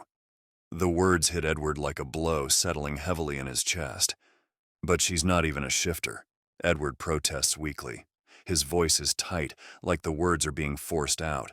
She couldn't join our pack. I wouldn't be a good partner for her. I wouldn't bring her anything she needs. If anything, I'd only make her life harder. Yeah, Sam says, his tone dry and scathing, and she still gave up everything for you. So no disrespect, Alpha, but I'm really wondering what the hell you're still doing here. Edward stares at him, stunned, his gaze flicking to the window where the snowy landscape rushes past. To be honest, he says, his voice low and uncertain, I'm not sure either. Sam leans back in his seat, crossing his arms with a satisfied huff. 32. Jaimie. Jaimie works the bar with a practiced ease, her hands darting between bottles and taps as the warmth of Christmas Day hums around her. The place is packed, every table filled with laughing tourists and locals alike. Plates of roast turkey, mashed potatoes, and cranberry sauce pass from hand to hand, and a group in the corner breaks into a slightly off-key rendition of Jingle Bells. Merry Christmas, Crazy Jaimie, Dave the ski instructor shouts from his usual spot near the end of the bar, lifting his beer like a trophy. His cheeks are ruddy, and his grin as wide as ever. A man fully in his element. Right back at you, Dave. Jaimie flashes him a smile, though her mind is already working on a plan to switch his drink for water. Behind her, the bell over the door jingles as another group of skiers files in, shaking snow from their boots and calling for hot cider. The bar is alive with the energy of Christmas, warm, noisy, chaotic, and somehow perfect. At one of the smaller tables crammed into a corner, Jaimie's family sits together, plates piled high and glasses full. They're laughing about something, probably one of Grandpa Joe's stories, and the sight tugs at Jaimie's heart. She knows they want her to join them, to stop working for just one meal. Mark appears beside her, leaning casually against the bar. If you don't seat your ass down and eat the mashed potatoes Rebecca made, I'm never going to hear the end of it, he says with a grin, pulling the dish towel from her shoulder and slinging it over his own. Jaimie raises an eyebrow, smirking. You mean it's terrible, and you need my help finishing it? Mark winks, already sliding behind the counter. You didn't hear it from me. Laughing, Jaimie lets him shoo her away and heads for the table where her family sits, the warmth of their laughter drawing her in like a blanket. She slides into the open seat, letting herself relax for the first time all day. The mashed potatoes are just as questionable as Mark hinted, but the company more than makes up for it. Jaimie looks around at her family. Her mom pouring coffee for Grandpa Joe, Stella sneaking another bite of pie when she thinks no one is watching. It's messy and loud and imperfect, but it's home. She hadn't expected to feel this warm sitting here with them, but while her family may not remember how they'd all come together to help her search for Edward, may not recall believing her about the supernatural. The magician's magic ensuring their memories aligned with a simpler truth, she'd still rediscovered her connection with them over the weeks leading to Christmas. Ironically, she has Edward to thank for that. Watching him discover the joy of family dinners and Christmas traditions had reminded her how precious these moments were, even when accompanied by worried glances and overprotective hovering. They might still think she's fragile, but they're here, loving her regardless of what they believe about her stability. And Jaimie knows the truth. For now, that's enough. Or it would be, if not for the Edward-shaped hole in her heart.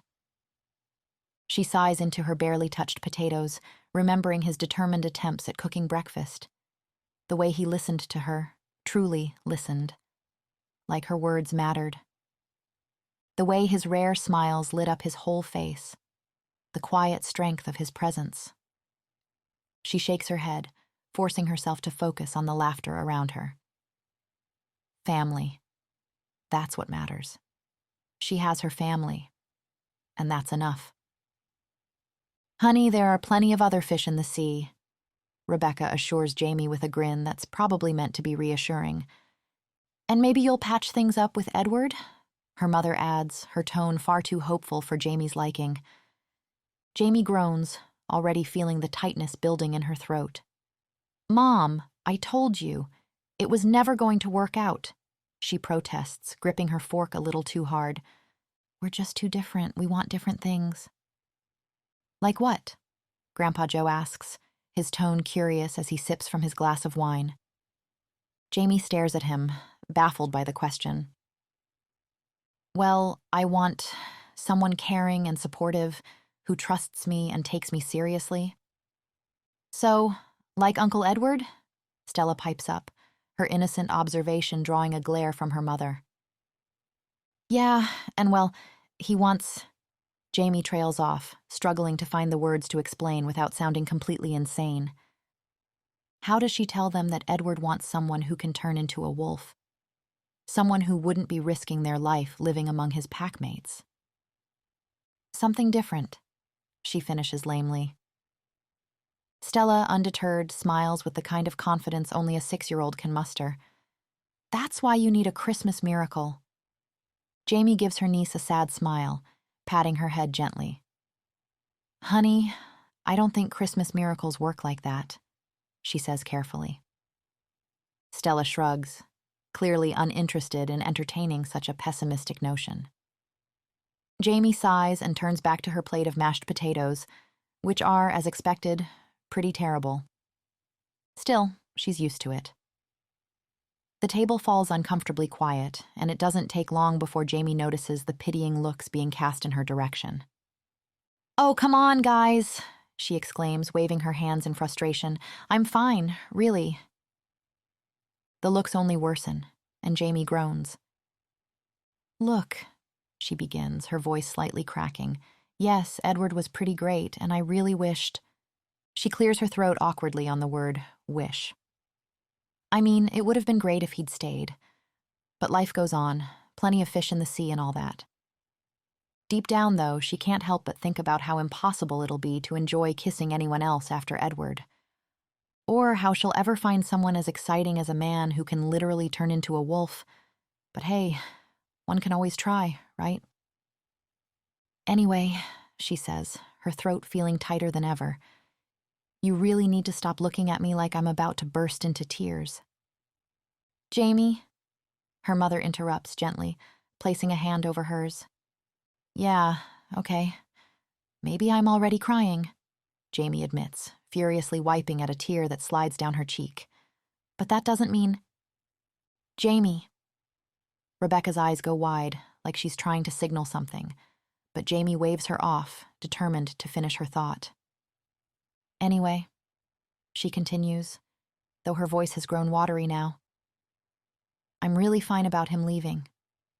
Really. I don't miss him at all. A throat clears behind her, and Jaimie notices her entire family staring past her with comically wide eyes. Frowning, she turns around, and her breath catches in her chest. Edward is standing right behind her, achingly regal and so awkwardly out of place it almost makes her laugh. His coat is dusted with snow, his hair slightly mussed, and his expression... Well, it's enough to make her heart stop. Edward? She exclaims, jumping to her feet and hurriedly drying her cheeks. You're here.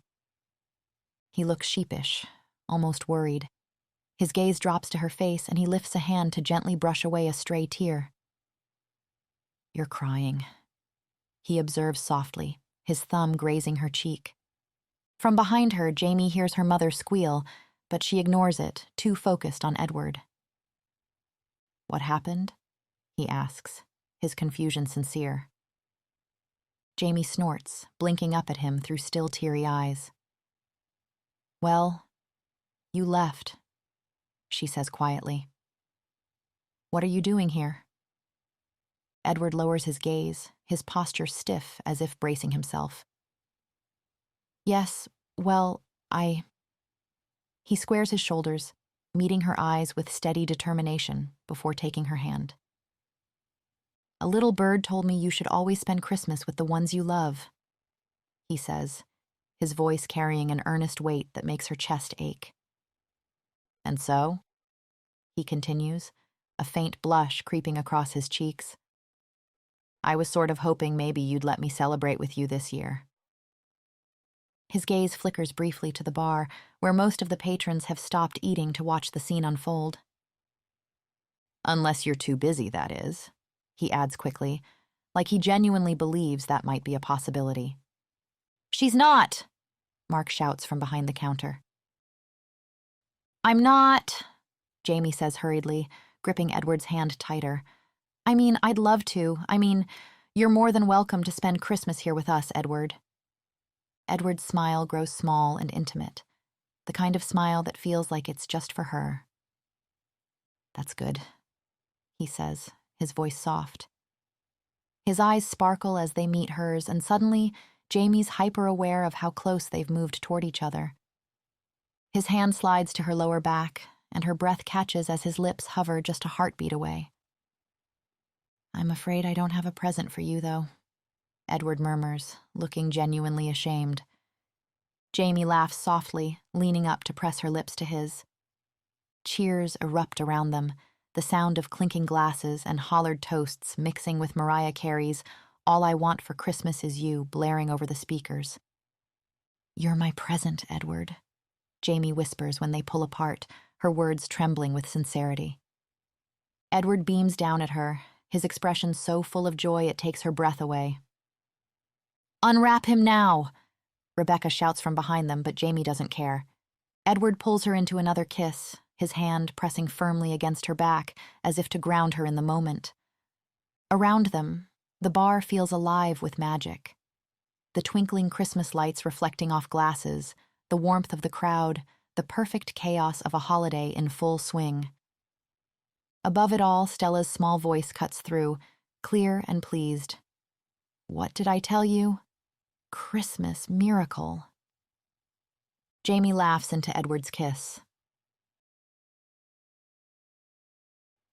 Thank you for watching.